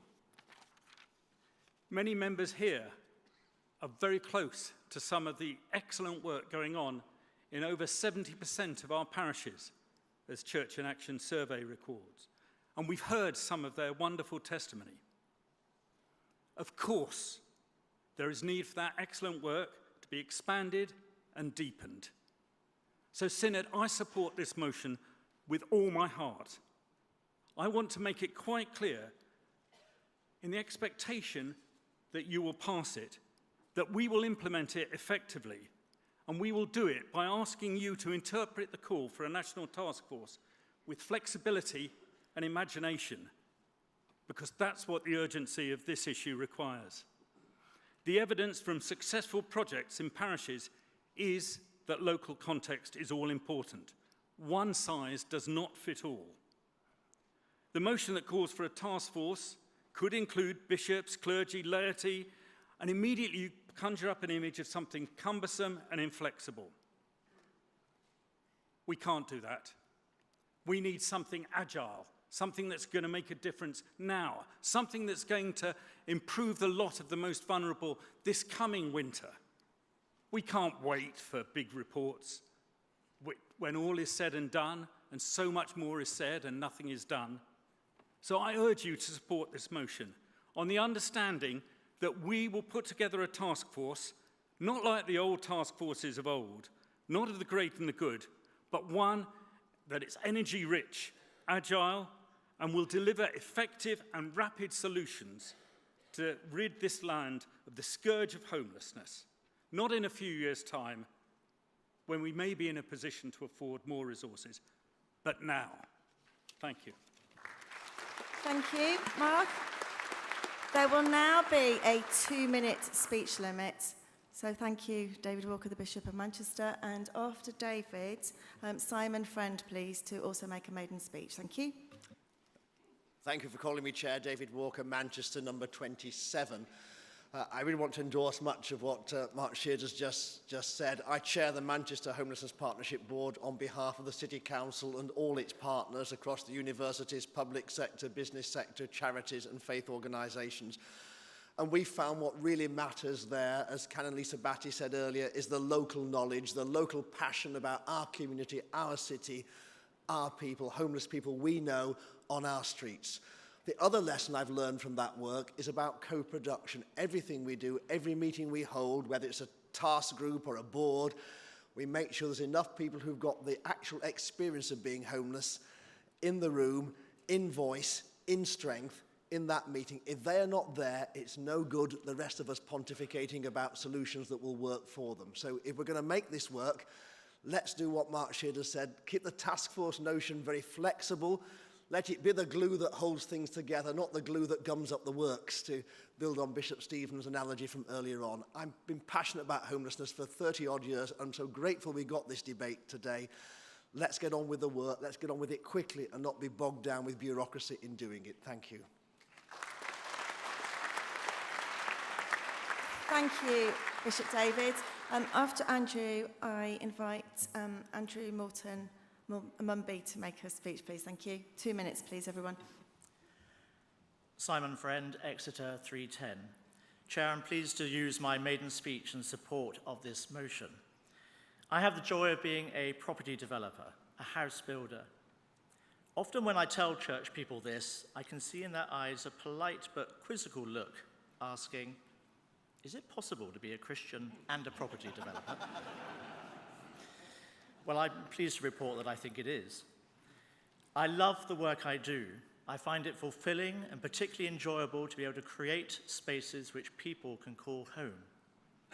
I also have another role of being chair of trustees of a small homelessness charity in Mid-Devon, which will be celebrating its 25th anniversary next year. Like many other housing charities, people come to us when they are facing the most fragile time that anybody can face in their life. Homelessness is not simply about rough sleepers. Somehow that picture can be quite distancing. But the reality is that for many people, like you and me, a sudden illness or bereavement or loss of job can very quickly escalate within a matter of weeks into a housing crisis. This motion is a real opportunity for the church to be ahead of the curve on an issue, to be at the forefront of a new national initiative seeking to work collaboratively with other stakeholders, to find positive solutions. We should be taking the lead. The church has tremendous assets, not only with land, but also healthy balance sheets. One of the main issues for social housing developers is finding land. There is the potential here to form partnerships with social housing developers to build new homes on church land. I would love to see the task force develop blueprints of legal structures that could be rolled out across dioceses to enable this to happen. I urge you to support this motion. Thank you, Simon. After Andrew has spoken, I will be looking for a motion of closure, please. Thank you. Andrew Morton Mumby, Southwark 222. Thank you, Chair, for calling me. I'm really pleased that we're speaking about this issue. It seems to me that the Church's motivation and reflection on these issues is deep and sustained over many generations. I hope that we can look at gospel solutions and also work at asking the question, how can we remove the causes of homelessness? People ask me why I'm on General Synod, having joined recently, and I would love to be able to go out from here and say that this is one reason why I think our work is important. Our experience in our parish is that we as Christians can be both hospitable in welcoming people and dogged in pursuing solutions for them in quite distinctive ways as people of faith. Our experiences as being part of an ecumenical winter night shelter, and I hope that we as a church would want to work ecumenically on this issue. We also see that this issue affects people from all backgrounds, but especially the resident alien, the widow or widower, and the orphan, whether that's literally or in practice. We may think that it's impractical, but I thank Andrew for his presentation and hope that by faith and hope and love, we can vote this through. Thank you. Thank you. Point of order, John Freeman.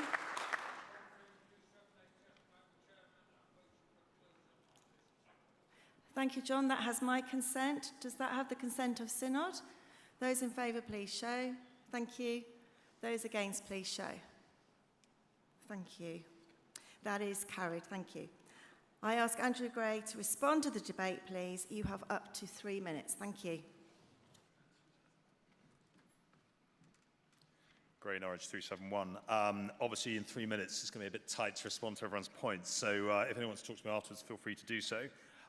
Firstly, a big thank you to all of you who have spoken. It's very, very inspiring to hear some of the work that's happening locally within the diocese. I do want to make a point. I think it's come up a couple of times. I want to pick up on what the Bishop of Ely said. He said about the task force being a glue. That's exactly what the idea is behind it. What I'm not proposing with this task force is to set up a sort of 1950s government ministry that dumps centralized plans on everybody. The idea really is about sort of seeing what works locally, bringing in national charities, bringing in local charities together, bringing those local and national initiatives, and actually sort of, as I say, helping to scale those up. So it's very much about what works on the ground. How do we sort of expand that? So much to say sort of time. The Archbishop of York, thank you. Yes, I think, you referred to the Good Samaritans. I mean, we have to be reminded again and again, we are not just engaging here in social work. We are trying to do something that is very practical, very focused, very pragmatic, but which always has at its heart the gospel message of hope. And I think that's something that happens on a local level, and we need to make sure it happens on a national level as well. That's particularly important. Stephen Hogg referred to the case of his cousin. We need to be getting the good news out there, and that happens in a number of ways. One is the gospel message of hope, but the second, as I say, is the practical side of it. Had he had access to supported housing, who knows? Maybe that would have been a different outcome. Rachel Wilson, thank you for your comments. You refer to the sort of what you refer to in your experience at the railway station. There is a hardening public attitude towards rough sleepers, and it is quite concerning. Over 35% of rough sleepers are victims of violence at any one time, and often very serious violence, as well as minor assault. I want to pick up on the point that Mark Sheard made from Mission and Pastoral Affairs when he talks about the flexibility of the task force. Again, that's absolutely spot on. What we're not talking about here is creating a big bureaucracy. I'm an entrepreneur and I come from a sort of entrepreneurial background, and as far as I'm concerned, what I really want to see is a very small, focused group that delivers outcomes very quickly. And that means just sitting down and having an open and honest conversation, with national charities, with diocesan efforts, with parish efforts, and saying, okay, what works? What's really worked here? Perhaps what hasn't worked? What can we learn from each other? There's a big process to be done there, but I think the results of that process and the gains that we could make in terms of putting a serious dent in the number of rough sleepers and hopefully in the number of long-term homeless is a goal that is worth aiming for. We have to try.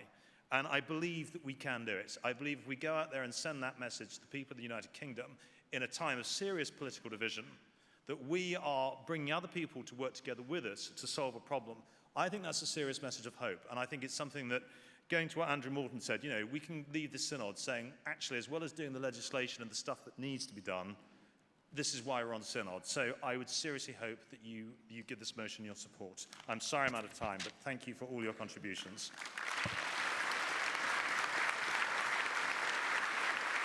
Thank you, Andrew. So we move to vote on item 9. Yes, point of order?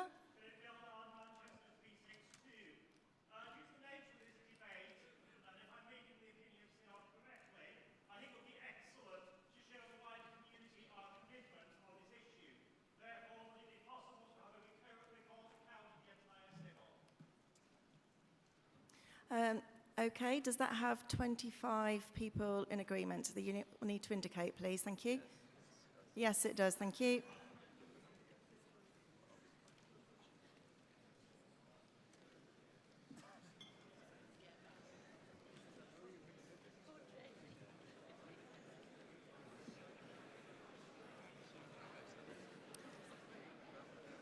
I order a count of the... All right, please bear with us, please. Thank you. Right, I will order a vote of the whole synod. I will...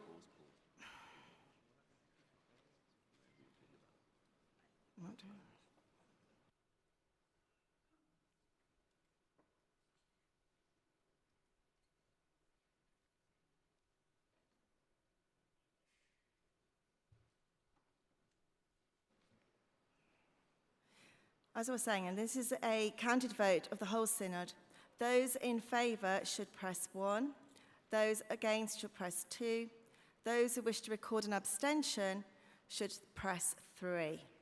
Thank you. The voting period is now open and lasts for 1 minute.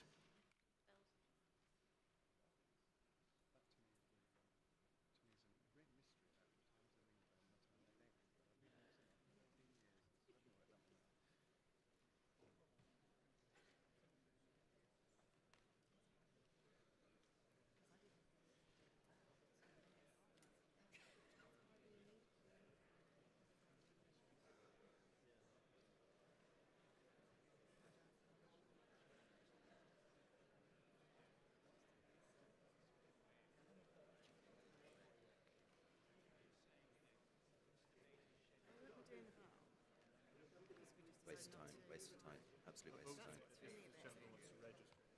Okay.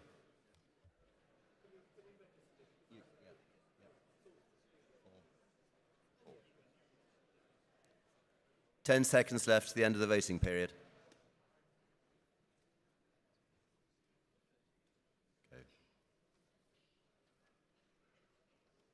The voting period is now over.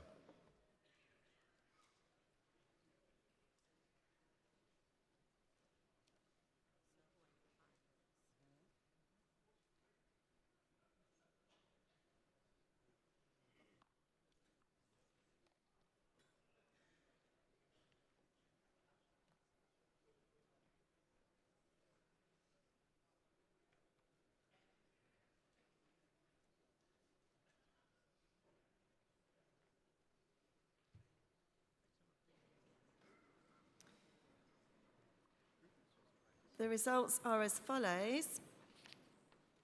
Those in favour, 395. 1 vote against and 0 recorded abstentions. Thank you very much.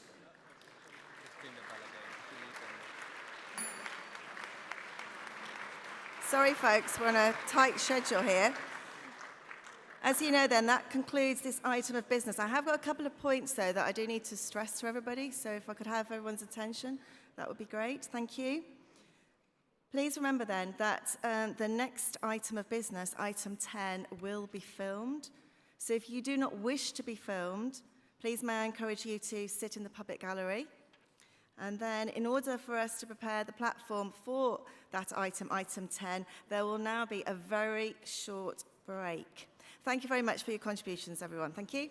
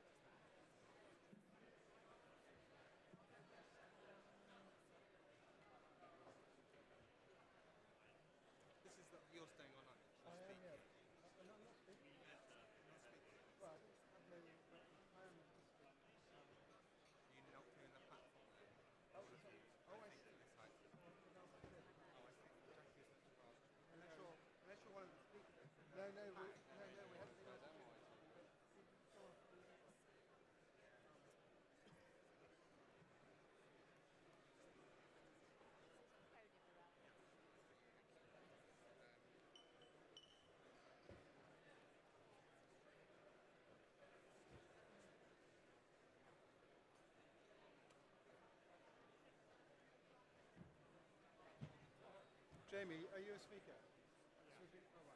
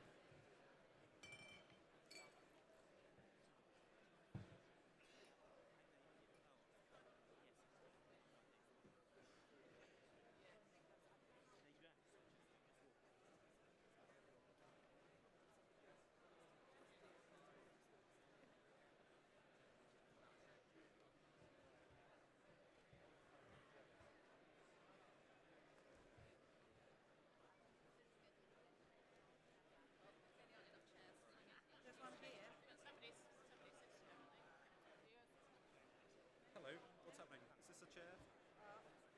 This looks like a chair. Okay, is it free for sitting in?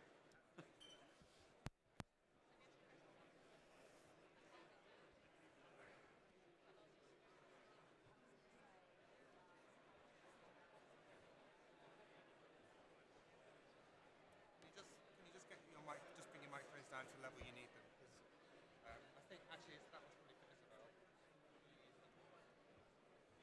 Okay.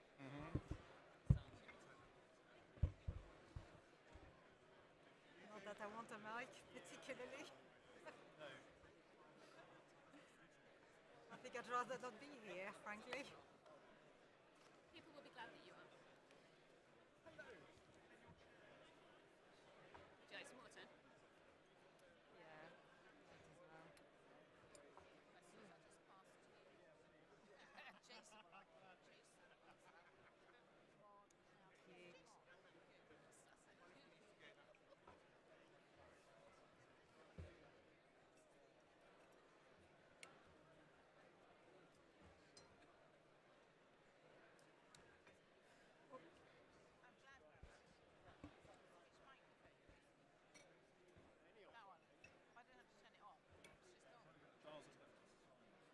Has he? Yeah, he's been sent to the other end. Oh.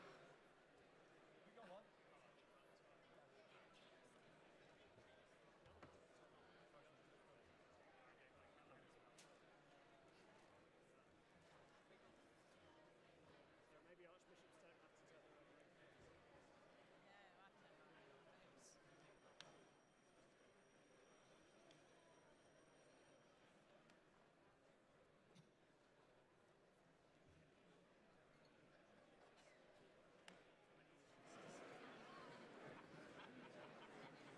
own. Does this one have a button? Looks like this.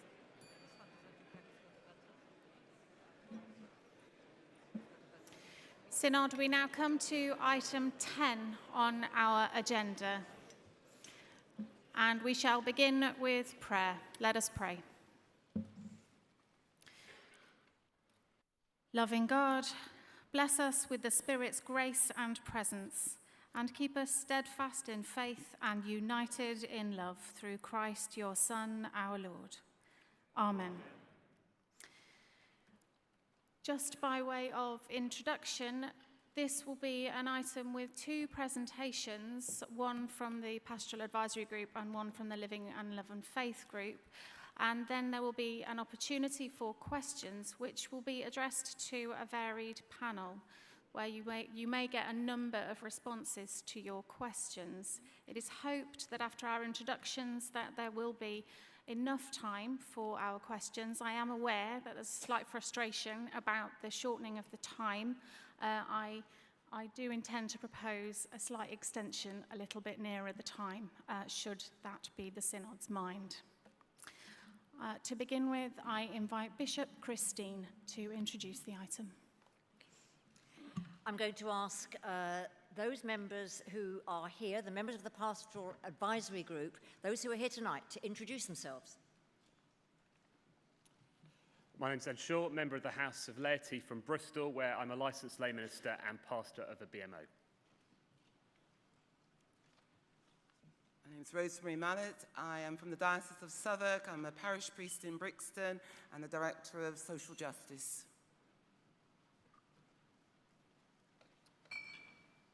I'm Cherry Vaughan. I'm a member of the House of Clergy here from the Diocese of Manchester, and my day job is Archdeacon of Rochdale.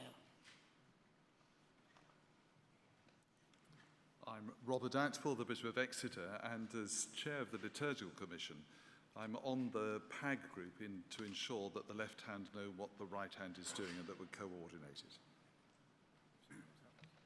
I'm Jamie Harrison from Durham, a member of the House of Laity, and I'm a general practitioner. I'm Pete Broadbent and I'm Bishop of Willesden. You can see that even those members here are a varied bunch. We're going to begin with a living letter for you. To the members of the General Synod of the Church of England. Dear sisters and brothers, this letter comes to you, dear members of General Synod, from us, the members of the Pastoral Advisory Group. We want to tell you about our work in a way that signals our desire to generate trust and vulnerability among us as we reflect together on some of the implications of the tasks we have been given. We are drawn from different parts of the church and bring different personal experiences of faith and life to bear. We are extremely aware that we are not representative of every aspect of human experience as regards gender and sexual orientation, and we make no claim to speak for others. However, our engagement with our task has put us into contact with many people from LGBTI+ communities, in addition to those members of the group who consider themselves to be part of these communities. A key task with which we've been entrusted is to produce pastoral resources consistent with the current doctrine and ecclesiastical laws of the Church of England. And in producing the pastoral principles, we've become highly sensitized to the fact that in offering almost any resources, we could be accused of seeking to affect teaching and doctrine. And it's for this reason, therefore, that the group does not intend to venture into the realm of offering guidelines and resources for public prayer. Responsibility for this, correctly, lies elsewhere in the church. This has been a difficult realization for us because people are making pastoral requests for prayer. We have clearly heard this. Prayer means standing alongside people in often complex and sometimes impossible situations and offering our concern for them to God. It is inherently costly and risky and utterly in line with the ministry of Jesus. We'd now like to turn to what we believe we can confidently offer, which is a proposed diagnosis of those things that are a bar to good pastoral practice in the church. We believe that acting on this diagnosis could be potentially transformative for the church.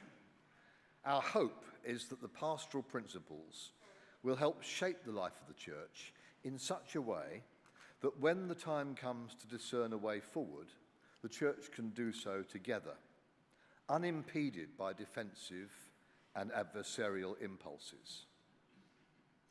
We've identified what could be called 6 pervading evils: ignorance, silence, fear, hypocrisy, misused power, and prejudice.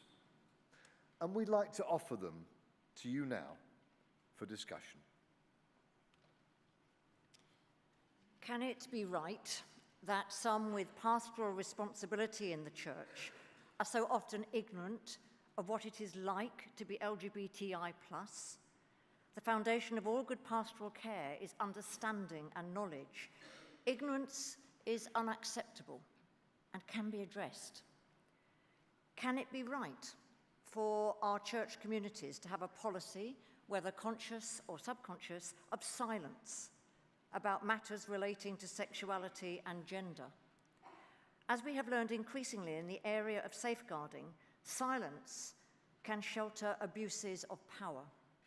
People must speak and be allowed to speak so that those who are vulnerable can hear and thus not feel that they are alone. Good pastoral ministry amongst LGBTI+ people can never happen in an environment where their presence or questions are intentionally ignored by those in church leadership. This will be perceived as putting their own reputational concerns before the needs of their people. If our church really believes that it wishes to welcome everyone, no matter what their personal circumstances, then this welcome must be clearly voiced.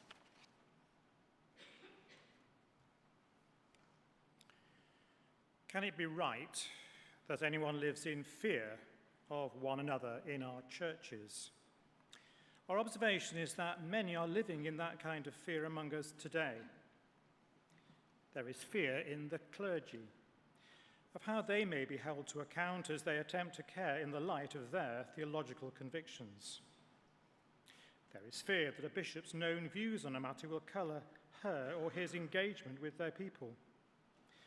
There is fear that if one's personal circumstances or beliefs are known, then one will be deprived of home or office. There is fear about breaking ranks and speaking out. Whatever the cause is, this kind of fear must be challenged. It corrupts our common life and imprisons individuals. It cannot be right that such fear is one of the biggest determining factors in church life today. Can it be right that there are situations where people who might wish to be open about their sexual orientation feel forced to dissemble, or where parishes find themselves evading issues of sexuality? This can lead to a place where the church is, with some justification, accused of fostering a climate of hypocrisy. Jesus clearly calls out hypocrisy. How can we become a church community that is appropriately open about matters of sexuality, gender, and relationships? Can it be right that pastoral encounters still take place without awareness of disparities of power? Inequalities of power have led to abuses in the past and will continue to do so unless all who exercise pastoral care reflect continuously on the power that they hold. Power must always be acknowledged and care exercised with the greatest awareness possible.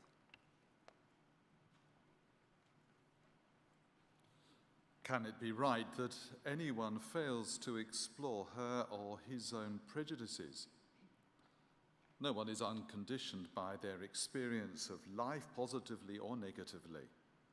All of us must reflect deeply on our attitudes and our behaviour.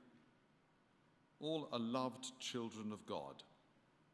The cross of Christ is for all, but the journey from prejudice to hatred is a short one, as so much online commentary sadly shows.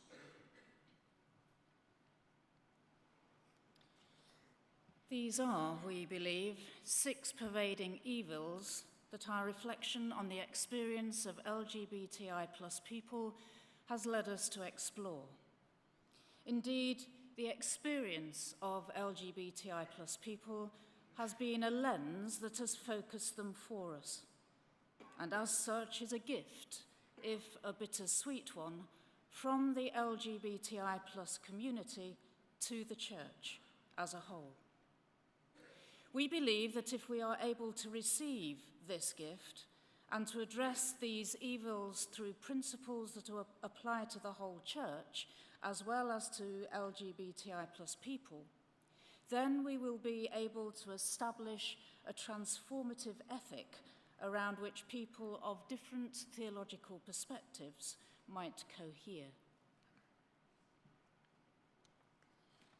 This ethic will not resolve the theological issues that relate to questions such as same-sex marriage or gender identity, but we hope that it will help us to stand on an extended common ground from which we might then resolve these issues, because it will place us in a better relationship with each other and with all God's children, knowing that we are held together in the love of Christ.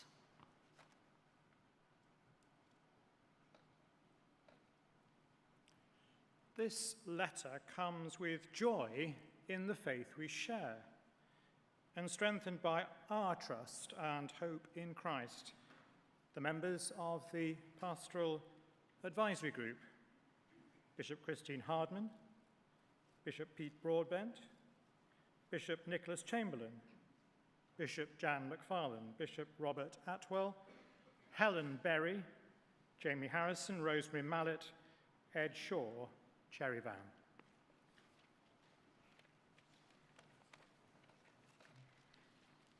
Earlier today in a meeting, I heard the pastoral principles described as being nice. Nice is the last thing that they are. They name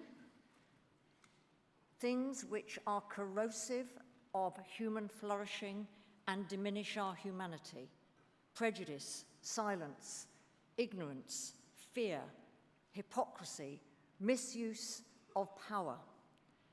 But they go beyond naming these things and offer us a way we can, each one of us, examine our own attitudes and behavior, and they have the potential to be transformative if they do not just stay as words on a page, but become embedded in our hearts and our souls.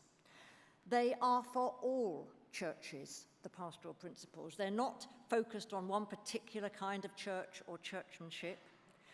They are not a covert attempt to change doctrine or point to a particular direction for the church in terms of change. They're a genuine invitation to each one of us, all our churches, to examine our own behavior and to move into transformative ways of behaving. Each pack contains 6 cards, and I'm not going to spend too much time. You can pick them up and look at them. There is one copy here in this building for every Synod member. To collect it, please go to the Convocation Hall, either tomorrow morning breakfast time meeting, fringe meeting, or lunchtime, or Saturday lunchtime. Please take one of these and share them. You can also find them on the Church's Church of England website, and we will be promoting these there. For those that would wish to be able to reflect on it, copies of our living letter are also available for you to take with you. Thank you for your attention. We really appreciate it.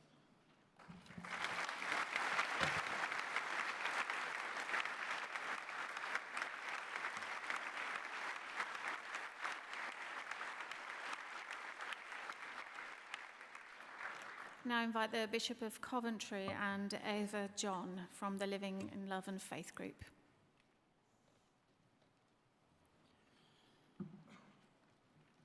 Thank you very much, Chair, and thank you to Bishop Christine and the Pastoral Advisory Group. we now move into a focus on the Living in Love and Faith project.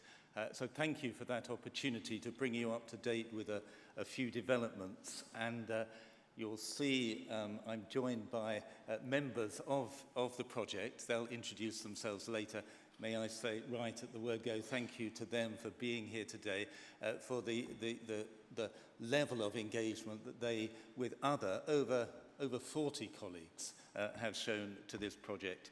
I've really enjoyed working with them thus far. I've learnt a huge amount from them and those others we're working with. I really hope that you will enjoy listening in to them as they respond to your questions and perhaps do a little bit of discussion among themselves. We're keen to model something of the way we've been working together and draw the Synod into that experience.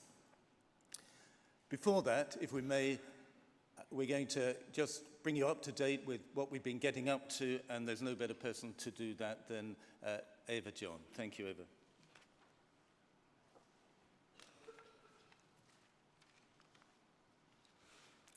Thank you. I'd like very briefly just to bring you up to date. I'd like to talk to you first of all about how we've recently articulated exactly what it is that we're hoping from the Living in Love and Faith resources. I'd then like to tell you about what we're doing right now with my colleagues here and others, and then maybe just shine a little bit of light on what are we actually going to produce by the end of the project. And finally, I'd like to say a little bit about what we've been hearing as part of our wider participation process. So, what have we been hoping? We've articulated what we call learning outcomes, and you've hopefully had a chance to look at those in your papers, but I'd just like to very quickly run through them because they are an important way of framing and checking that we're on track in relation to what we'd like these resources to do for us as a church. So, these learning outcomes are articulated in the sense that when people engage with these resources, when we engage with these resources, we hope that people will be inspired by Scripture's glorious and joyful vision of God's intention for human life. These resources will be good news. We hope that people will discover the rich biblical, theological, historical, and scientific thinking in a way that deepens their desire to know God and follow Christ. This is about discipleship. We hope that people will have a deeper understanding both of the Church's current inherited teaching and of the emergent views on Christian living in love and faith. We hope that we will encounter the voices and experiences of people who otherwise would have been invisible to us or we might not have met. We hope that we will learn different ways of reading Scripture together well, allowing it to exert its transforming and revelatory power. Scripture is at the heart of this project. For that reason, we hope that we will be helped for our everyday Christian discipleship in all its diversity, physicality, messiness, and grittiness. We are all sexual beings, and our discipleship relates to the pastoral care of that aspect of our lives. And finally, we hope that these resources will enable people to be alert to the life of the church in its cultural context, and so be equipped with some confidence to engage in the public square about what it means to be human and sexual. So these are frame the direction of travel for our learning resources. So what are we doing right now? You may remember from July Synod last year that I described the work that we were doing in 2018 as a process of gathering together the raw ingredients, biblical, theological, historical, and scientific aspects of human identity, sexuality, and marriage, as well as the oral histories that we've been gathering as part of the wider participation work. Our job now is to start mixing the ingredients to bake the cake. This is a little bit messier and potentially contentious. In what order do we mix things? eggs and sugar or eggs and butter first? Do we start with Bible or theology or maybe experience? What proportions of each will we need? Are we going to go for a tiered cake like a wedding cake or just a classic Victoria sponge? Thankfully, we have come across an agreed recipe. Or should I say, structure. So, here's how we're going to go about doing this. Here are the themes or the layers of the cake that we are planning to bake together. The first layer, what's going on? What's going on in our society today in relation to sexuality and human identity? What's going on in our church?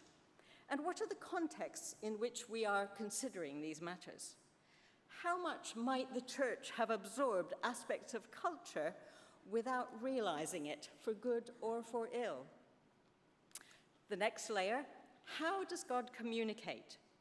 So in this complex context in which we live with so many different voices, how do we hear God's voice for ourselves and for the church? And how is it that as Christians we hear different things? And so then the middle layer, the really important layer, brings us to the heart of the matter. Who are we as human beings and as the church? What does it mean to have been created in the image of God? How does that relate to our bodiliness, our sexuality, our relationships, and our life together as the body of Christ, the church? Then, and only then, when we've looked at those three areas, can we begin to think about what is it that we might be discerning God to be saying to the Church of England today? And where might we go from here? Perhaps we thought we knew what the questions were, perhaps about same-sex relationships, but maybe we will find that there are others also that we need to address. So you see, our work is in itself a learning process where we're working our way through these various layers of the cake.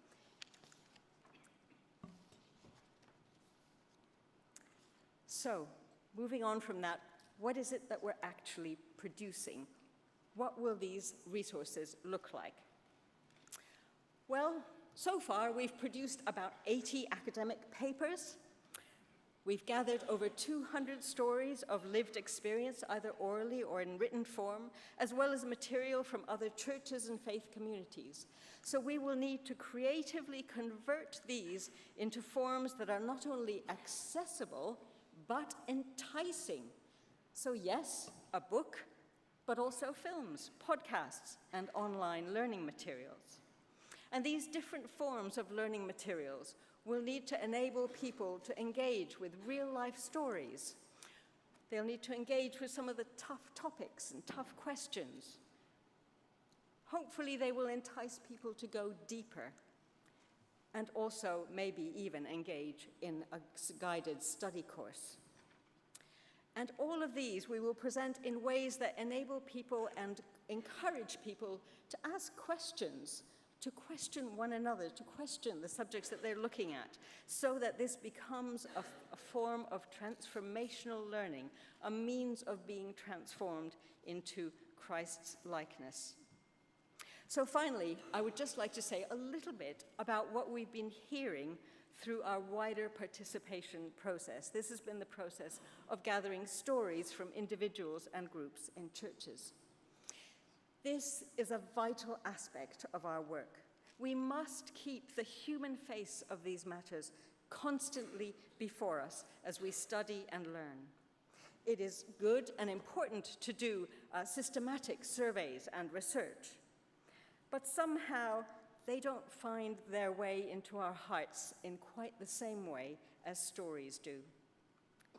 So far, I've met with about 35 individuals from Newcastle to Brighton, young people, older people, gay people who are married in civil partnerships or who have chosen the path of celibacy. I have met people who identify themselves as bisexual, as asexual, transgender, and transsexual. I have met the spouses, children, and parents of these people.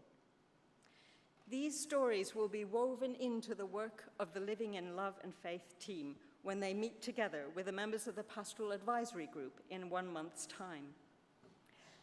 They are stories of pain, anger, darkness, doubt, and confusion, as well as, and often together with, stories of gratitude, freedom, joy, love, and faith in Christ. It has been an immeasurable and immense and deeply moving privilege to hear these stories firsthand, and I look forward to sharing them in creative ways through the resources. And yes, I have listened to the depth of disagreement, stories of fear, despair, anger, pain, offense, rejection, and deafness to the other. A phrase that is often used to describe what we are hoping for is good disagreement. I have begun to wonder whether our task is even more challenging than that. I wonder if we need to go further and strive for what we might call appreciative disagreement.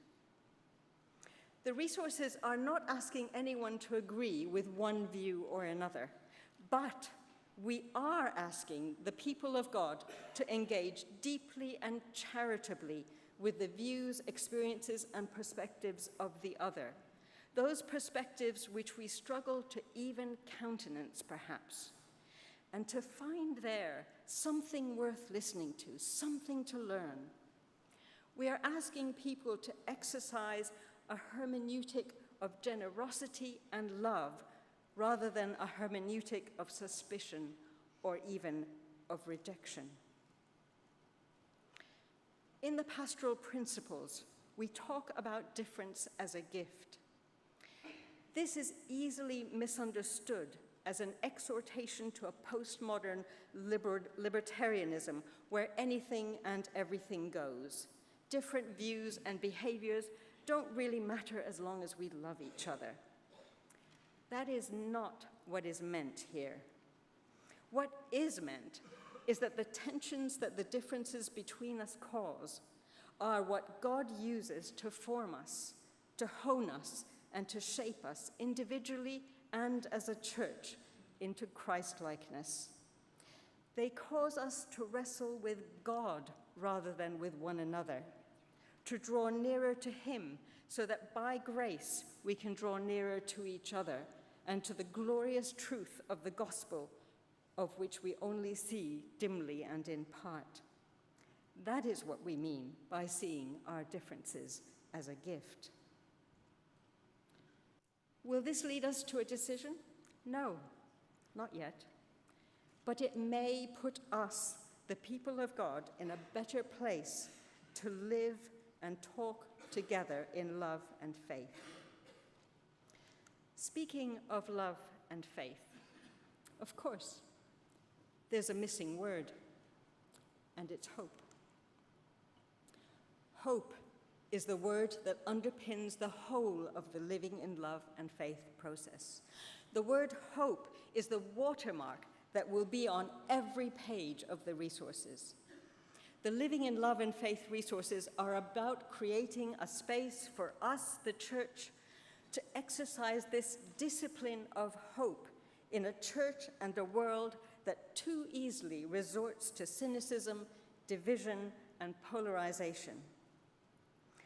After all, our hope is not in a process, not even in scholarly knowledge, not even in bishops or archbishops. Our hope is in Christ, who holds out his arms on the cross to hold us together in love and faith, and in so doing, transforms us, his church, into his own likeness. Thank you.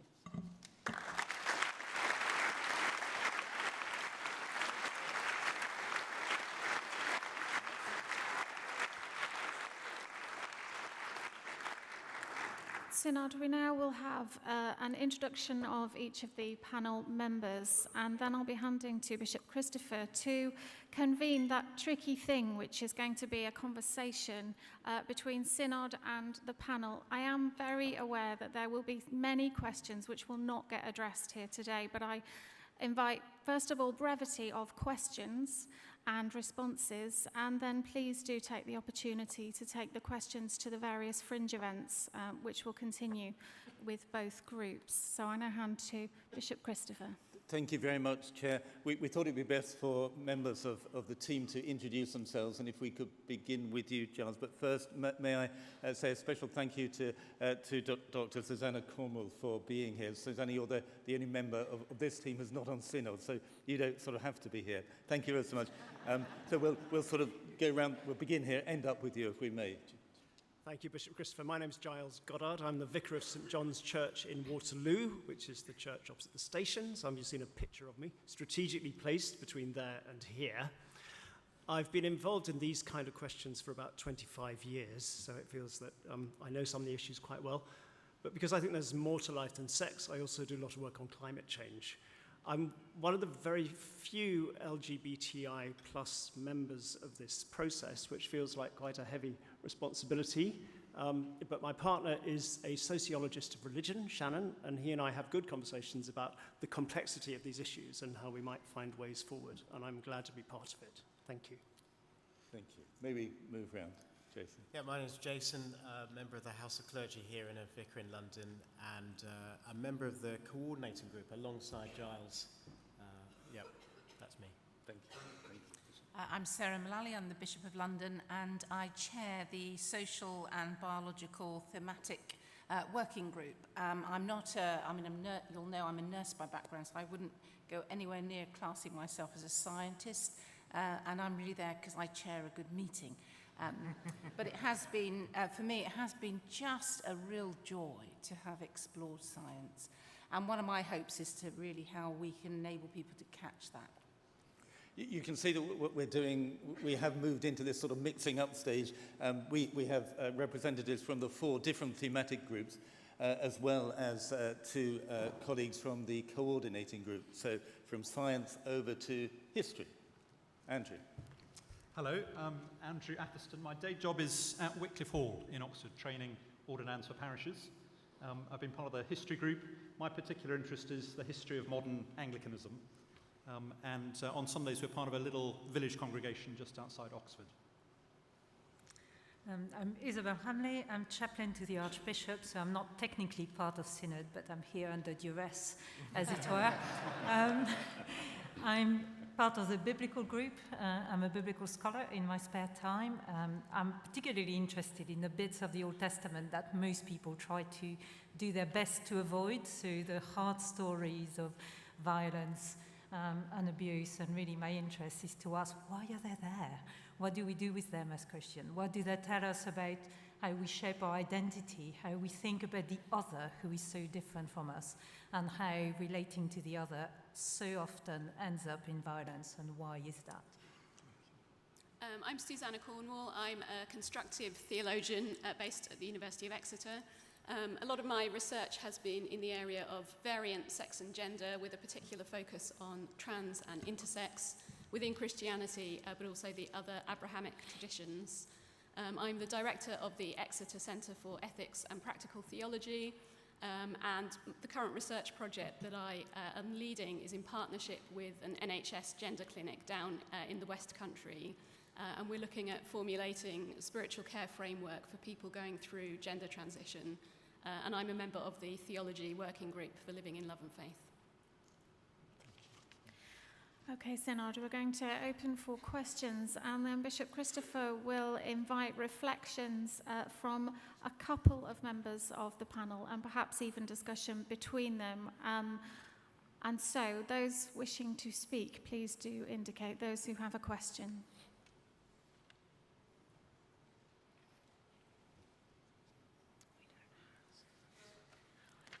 I call Reverend Judith Maltby, followed by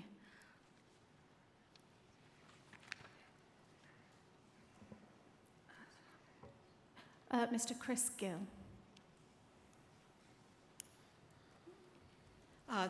Thank you, Judith Maltby, University's TEIs 452. And I'm also a member of LLF as one of the members of the history work stream. My question is about GS 1158, the document in June 2007 that started this whole ball rolling. And in that document, this project was described as an Episcopal teaching document. And so my question is, which is slightly rhetorical, would it be fairer now to say that what we're developing is a learning document, not a teaching document?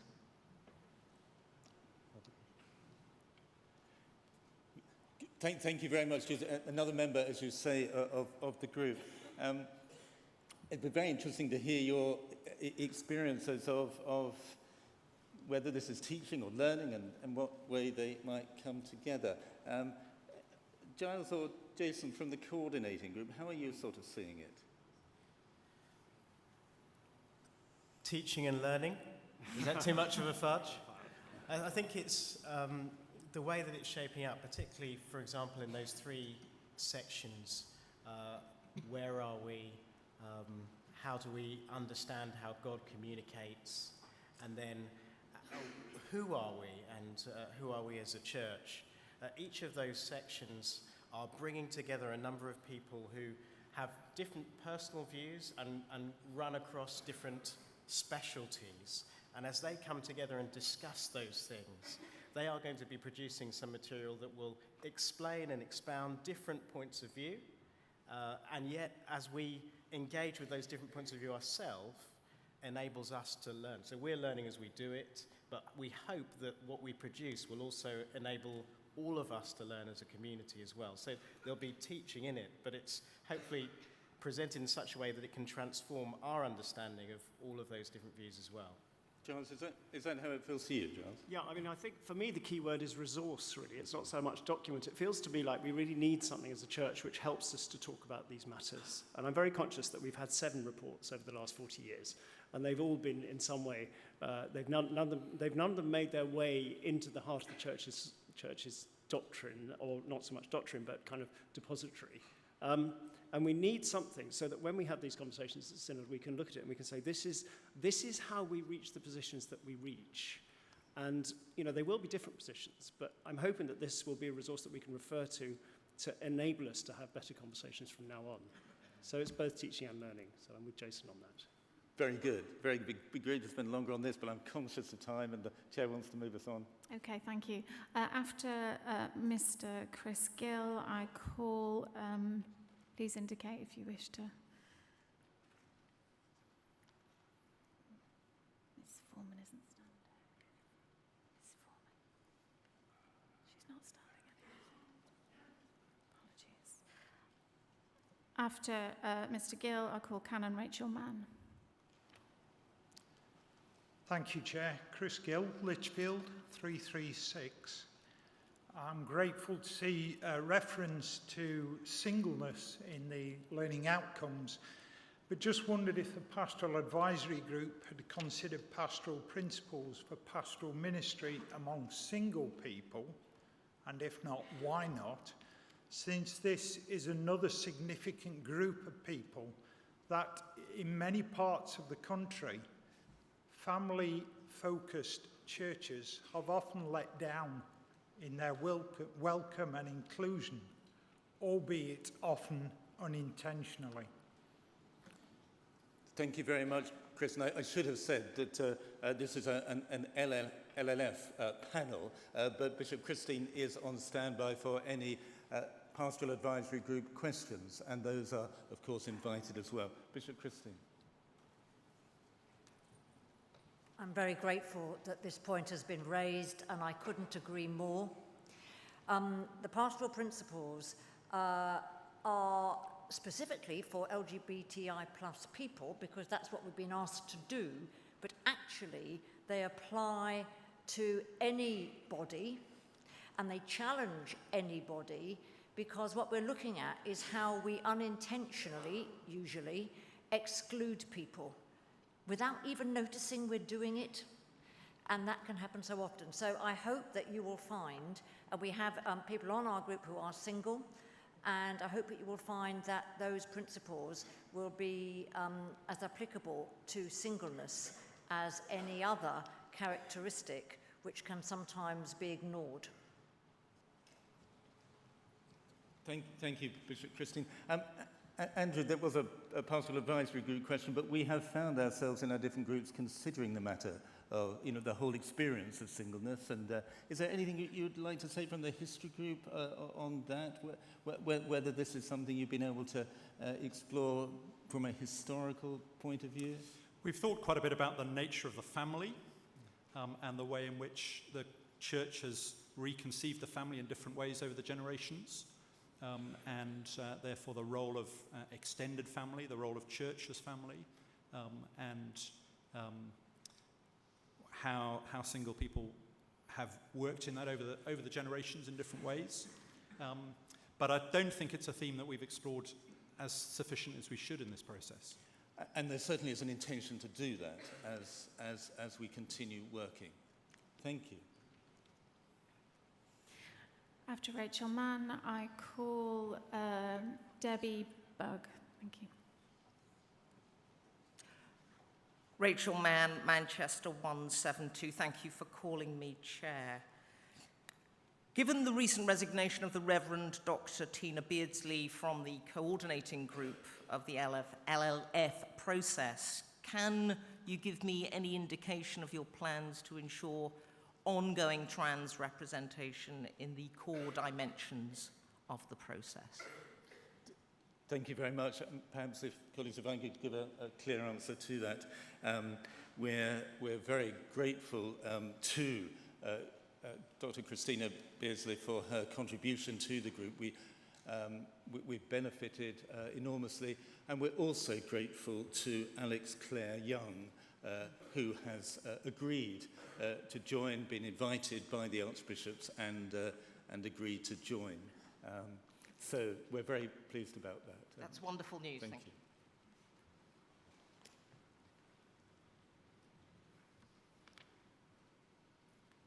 Debbie Bugg, thank you.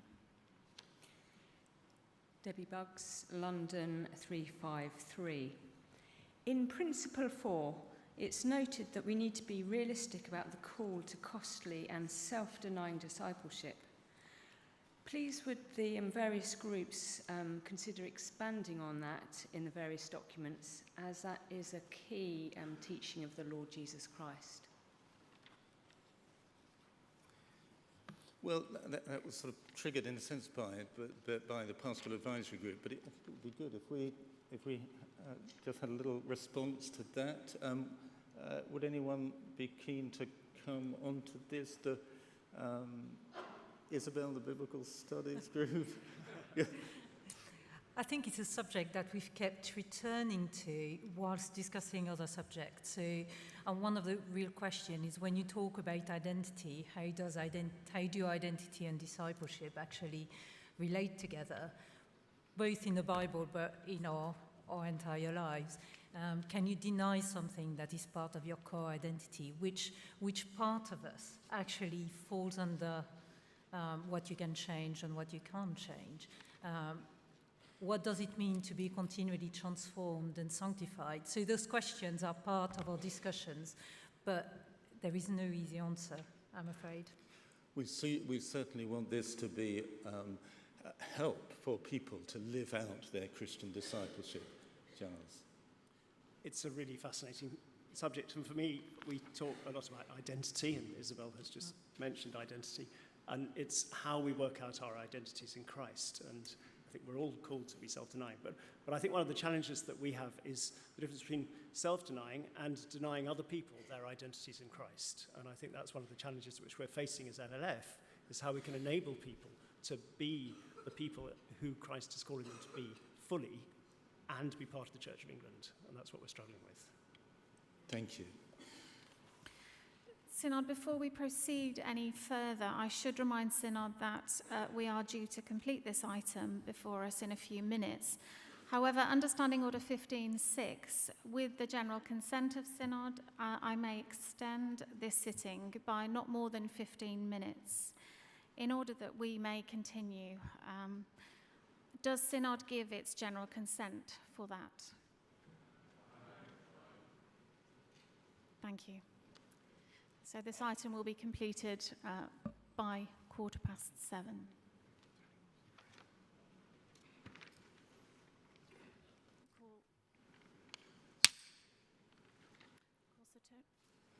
This isn't working.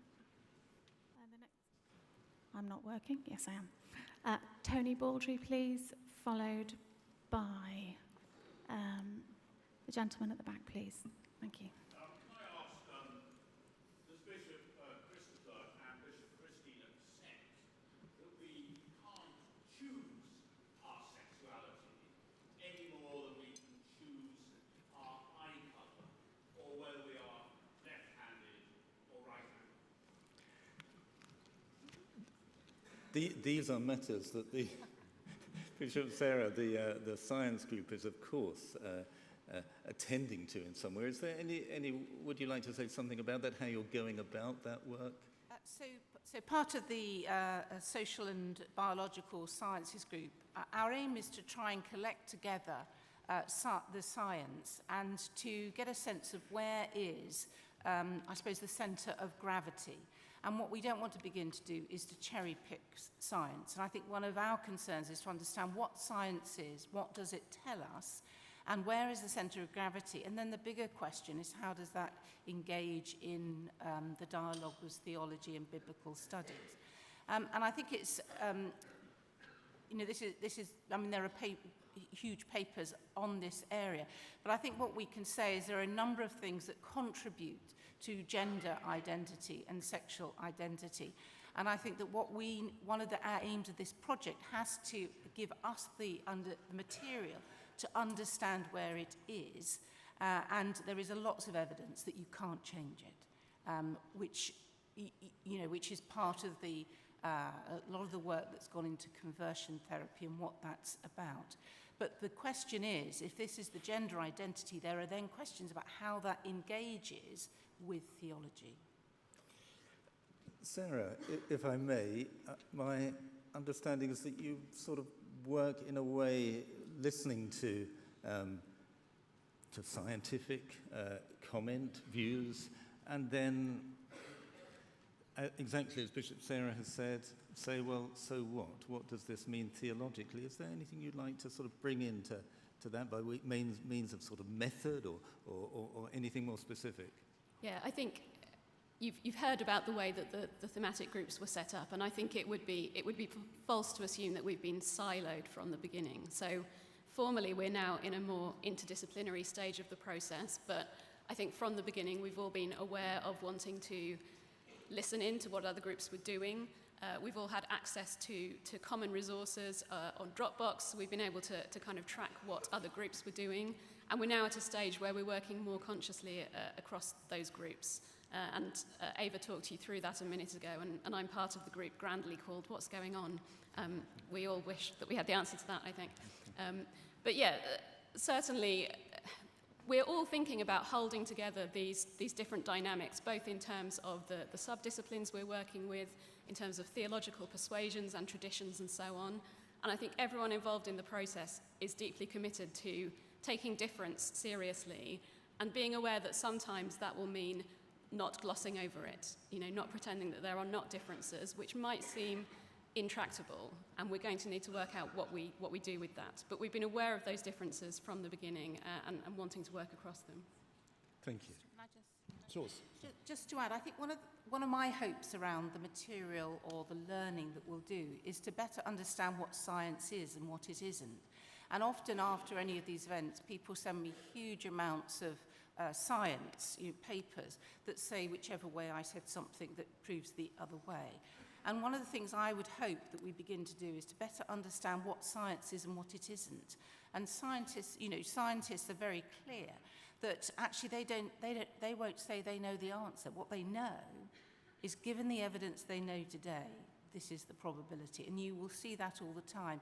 So I also hope that what we better understand is what science is and what it isn't, and the information that we have, which then is that's that really sense of exploration about how we explore that with our biblical studies, with history, and with theology. If I may say, one of the things I'm really enjoying about this whole project is the way some pretty fundamental questions of how we understand, how we know, and how we do theology come about. And I think we're just sort of seeing an example of that here, the interface between science and then theological judgment. Enough from me, sorry. Thank you. After this question, I call Andrea Michelle Williams. Thank you. Kevin Goss, 204 St Albans. Thank you, Chair. This is addressed to Bishop Christine and the Pastoral Advisory Group, please. In July 2017, General Synod voted overwhelmingly to ban conversion therapy for homosexual people within the Church. Please, can the Pastoral Advisory Group tell us, please, how this is featured within your work, and from your perspective, how is this key issue being addressed? Thank you. Thank you, Kevin. I'll hand over to Bishop Christie. I think there is no doubt that within the Pastoral Advisory Group there would be a general agreement that conversion therapy is wrong. And in terms of our general approach to our work, which is the profound respect for the worth and dignity of every person, conversion therapy starts from a premise that there is something wrong that has to be changed.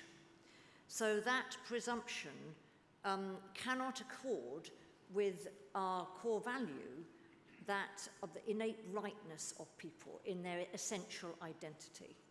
So although we haven't got minuted discussions on this particular topic, it is at the heart of everything that we're doing, which is about valuing, welcoming, respecting, and honouring each person as a child of God.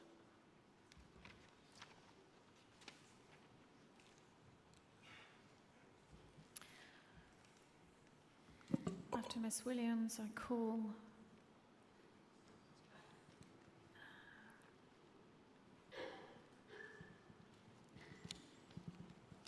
Andrew Lightbrown. Thank you. Andrew Williams, Chichester 286. Just in response to that last comment, I am grateful that I'm a child of God, converted, and converted away from my sin to him, and that great conversion story that is in him, the great and beautiful and transformative power that turns me away from my sin. Please. But that was in response to the loaded terms that were being used just a moment ago. Is the objective of the groups and the materials they are producing to reach one coherent theological view, or to produce two mutually exclusive, irreconcilable, and contradictory visions and versions of the gospel for the church? How can materials be produced without working out these two positions, naming them and stating them? Thank you very much. Anyone from here or anyone from here? Okay, Andrew, please, and then maybe Isabel. Andrew, yeah, thank you. As I see it, part of what we're trying to do in this project is to understand the scriptures better, to dig into them more, to listen to each other as we read them together across the whole church, globally and down the centuries as well. Yes, I hope that we're going to find a fuller and fuller understanding together, and that there will be something coherent that we can cohere around. We don't want a project, and I think Eva spoke about this in her introduction, where we basically have a menu of 100 different ways of thinking as an Anglican, and you can take your pick. That would lead to a sort of cacophony of chaotic voices. But I certainly wouldn't see it as two polarised views. There are multiple ways of looking at this question, which is why we need to listen to each other with great attentiveness to find where we can cohere. Thank you. Isabel, we've said all along, Scripture is central to this task. Would you like to share something? I think it's helpful to kind of move beyond the idea of two polarized views, and particularly beyond just narrowing down the debate. So in the Biblical Studies group, we didn't start by talking about two polarized views. We started by asking ourselves, what does it mean to be human? Within what it means to be human, what does it mean to be in relationships? What does it mean to have a body? What does it mean for us to experience God's grace? What does it mean for us to read Scripture together? How do we hear God? And all of these have actually yielded quite a lot of consensus between us. It may not help necessarily with the two polarized views, but I think it does offer a theological vision for what it means to be human together. And within that, a background onto which we can start exploring not the two views, but the multiple of different approaches to exploring sexuality. Thank you, Chair. May I just put in, just share one of my best moments. I think it was my best moment, almost a mystical moment. And in this process, we thought we were doing an exercise in theological anthropology. You know, what does it mean to be a human being? The very first bit of drafting I saw, though, was not who am I, who are we, but who is God? And that was deeply exciting. Who is God? Can we begin with the theological question? And then, you know, there should be a lot we can agree with on who is God and who are we in the light of God. Giles. I know there are more questions waiting to come in, but I think the other really fascinating thing is looking at the history. And particularly, I've been doing some work on the last kind of 200 years of the Church of England, and the way in which, you know, we have lived with diversity in so many different ways. And we have, on some things we've changed, on some things we haven't, some things we've opened up, some things we've remained the same. And I hope that will be reflected in this as well, the complexity of our history and how that's fed us. Chair, I don't want to overstep things, but we've got some of the sort of opening up here on the panel. Carry on. Great. Susanna, thank you. Yeah, thank you. I'm so glad that the word transformative was used, because I think all of us within the process we're really committed to kind of saying, what does it mean to take tradition seriously, understand ourselves in some sense as inheritors of a tradition, but also to say, of course, tradition is not something static, it's dynamic. We're also all transmitters of the tradition as well. And so thinking about what is it that we're being transformed towards, you know, we talked about being transformed into the likeness of God. What is the tradition that we want to pass on and want to disseminate? And again, I keep coming back to difference and to taking it seriously, but I certainly don't think anyone in the process is saying, you can have this position, you can have that position. We're wanting to interrogate what it means to hold a range of positions in good faith, to assume that indeed people do hold different positions in good faith, and to get past perhaps some of the tribalism that's sometimes been part of these conversations in the past. Thank you. After Andrew Lightbrown, I call Ian Paul. Thank you. Thank you, Chair, and thank you to everybody who's involved in giving such attention to this process. I think it's your commitment that allows me to stay interested and involved in the process with only a little bit of cynicism and with a spirit of hope and hopefully a little bit of charity as well. So thank you for listening to people's stories and all the work you're doing. Question, please. There is a question. Reading the learning outcomes and the section that says this will require the resources too, you specifically make reference to the Church's theological tradition, pastoral and liturgical practice. There has been, to my mind, a slight attempt to divorce liturgy from pastoral practice and doctrine and an expression of hospitality. I would like to push you towards a little bit the end of the process. Can I have your question, yeah, and ask, how could we actually ever affirm anything and express anything separate from liturgical practice, us being the Anglican Church, it being our epistemology? Very interesting question. I mean, I have to say we haven't moved on to liturgical implications because, in a sense, for exactly the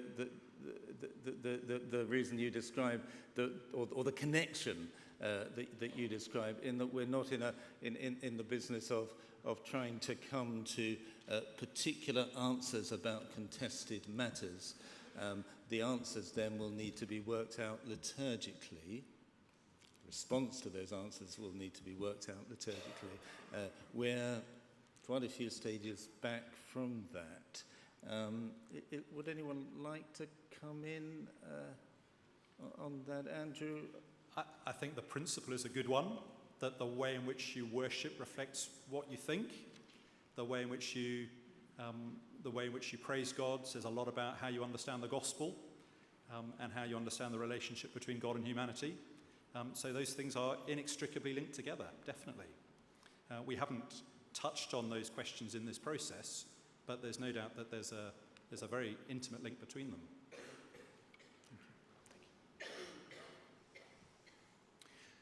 Ian. After Ian, I call Anne Foreman. Thank you.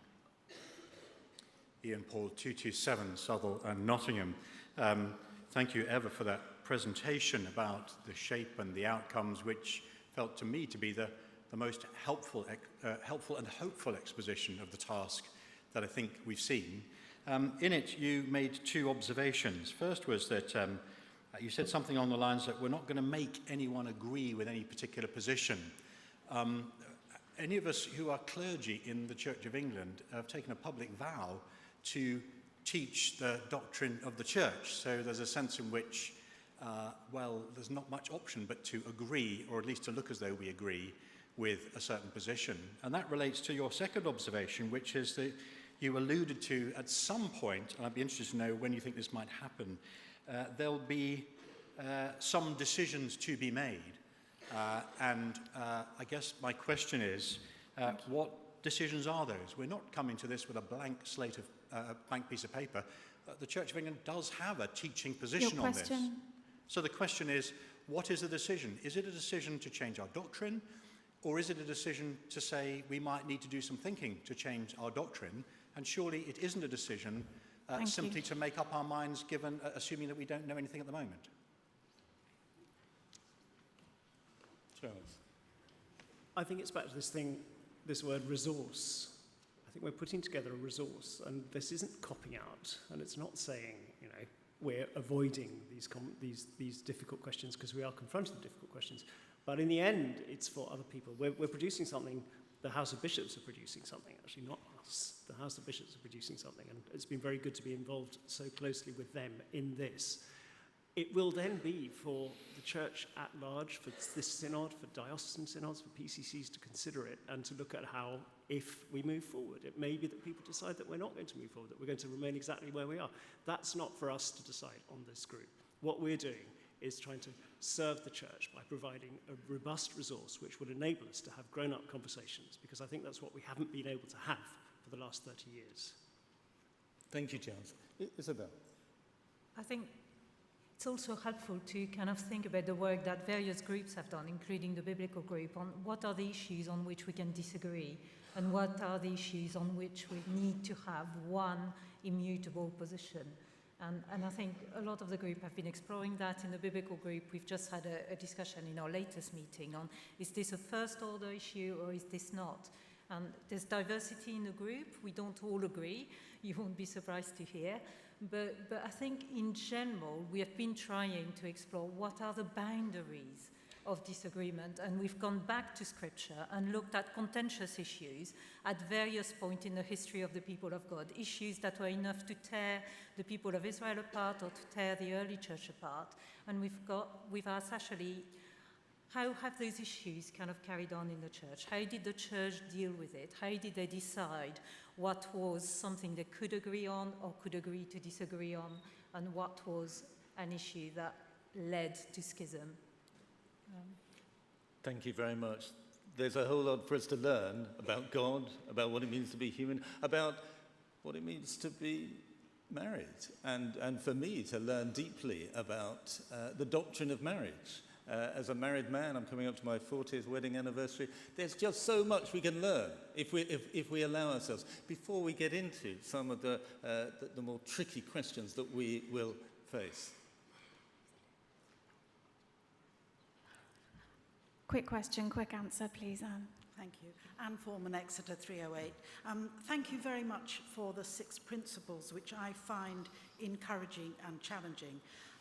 In terms of Principle 5, I wonder if the Pastoral Advisory Group could share with the Synod just how light can be shed on the structures and practices that are involved in the discernment process for those testing their vocation, in order that we can value holy living but combat hypocrisy. Bishop Christine, I think there's one for you.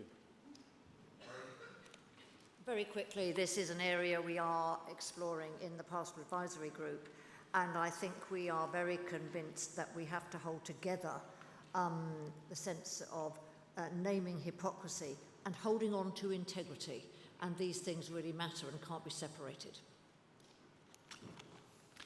Synod, we are out of time for this business. I wish to express my thanks to the panel, to all those who are praying, all those who've been involved in the 2 groups in presenting what is a tricky issue and in a tricky context for Synod.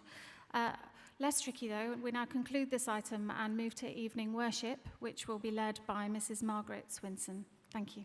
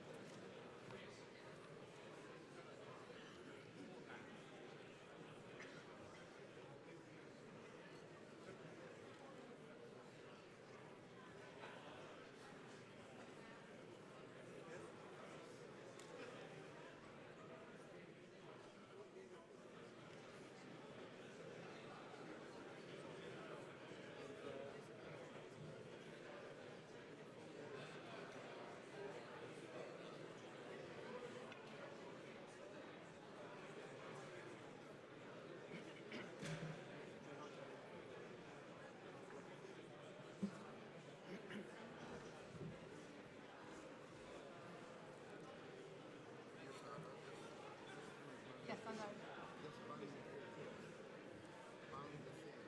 Yeah. Really? It's all quiet. It'll be fine.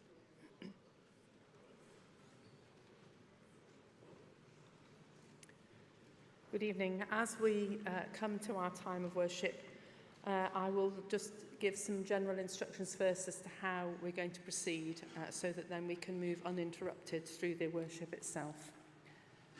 Where you see bold type on the screen, please, the normal convention is to join in. When we come to the psalm, I suggest that this side of the chamber says the odd verses and that side of the chamber the even verses, observing the usual short pause at the diamond. Those who are comfortable to do so, please stand for the Gospel Canticle. And when it comes to the time of intercession, please sit, kneel or stand as is your preference. So let's have a moment of quiet before we begin.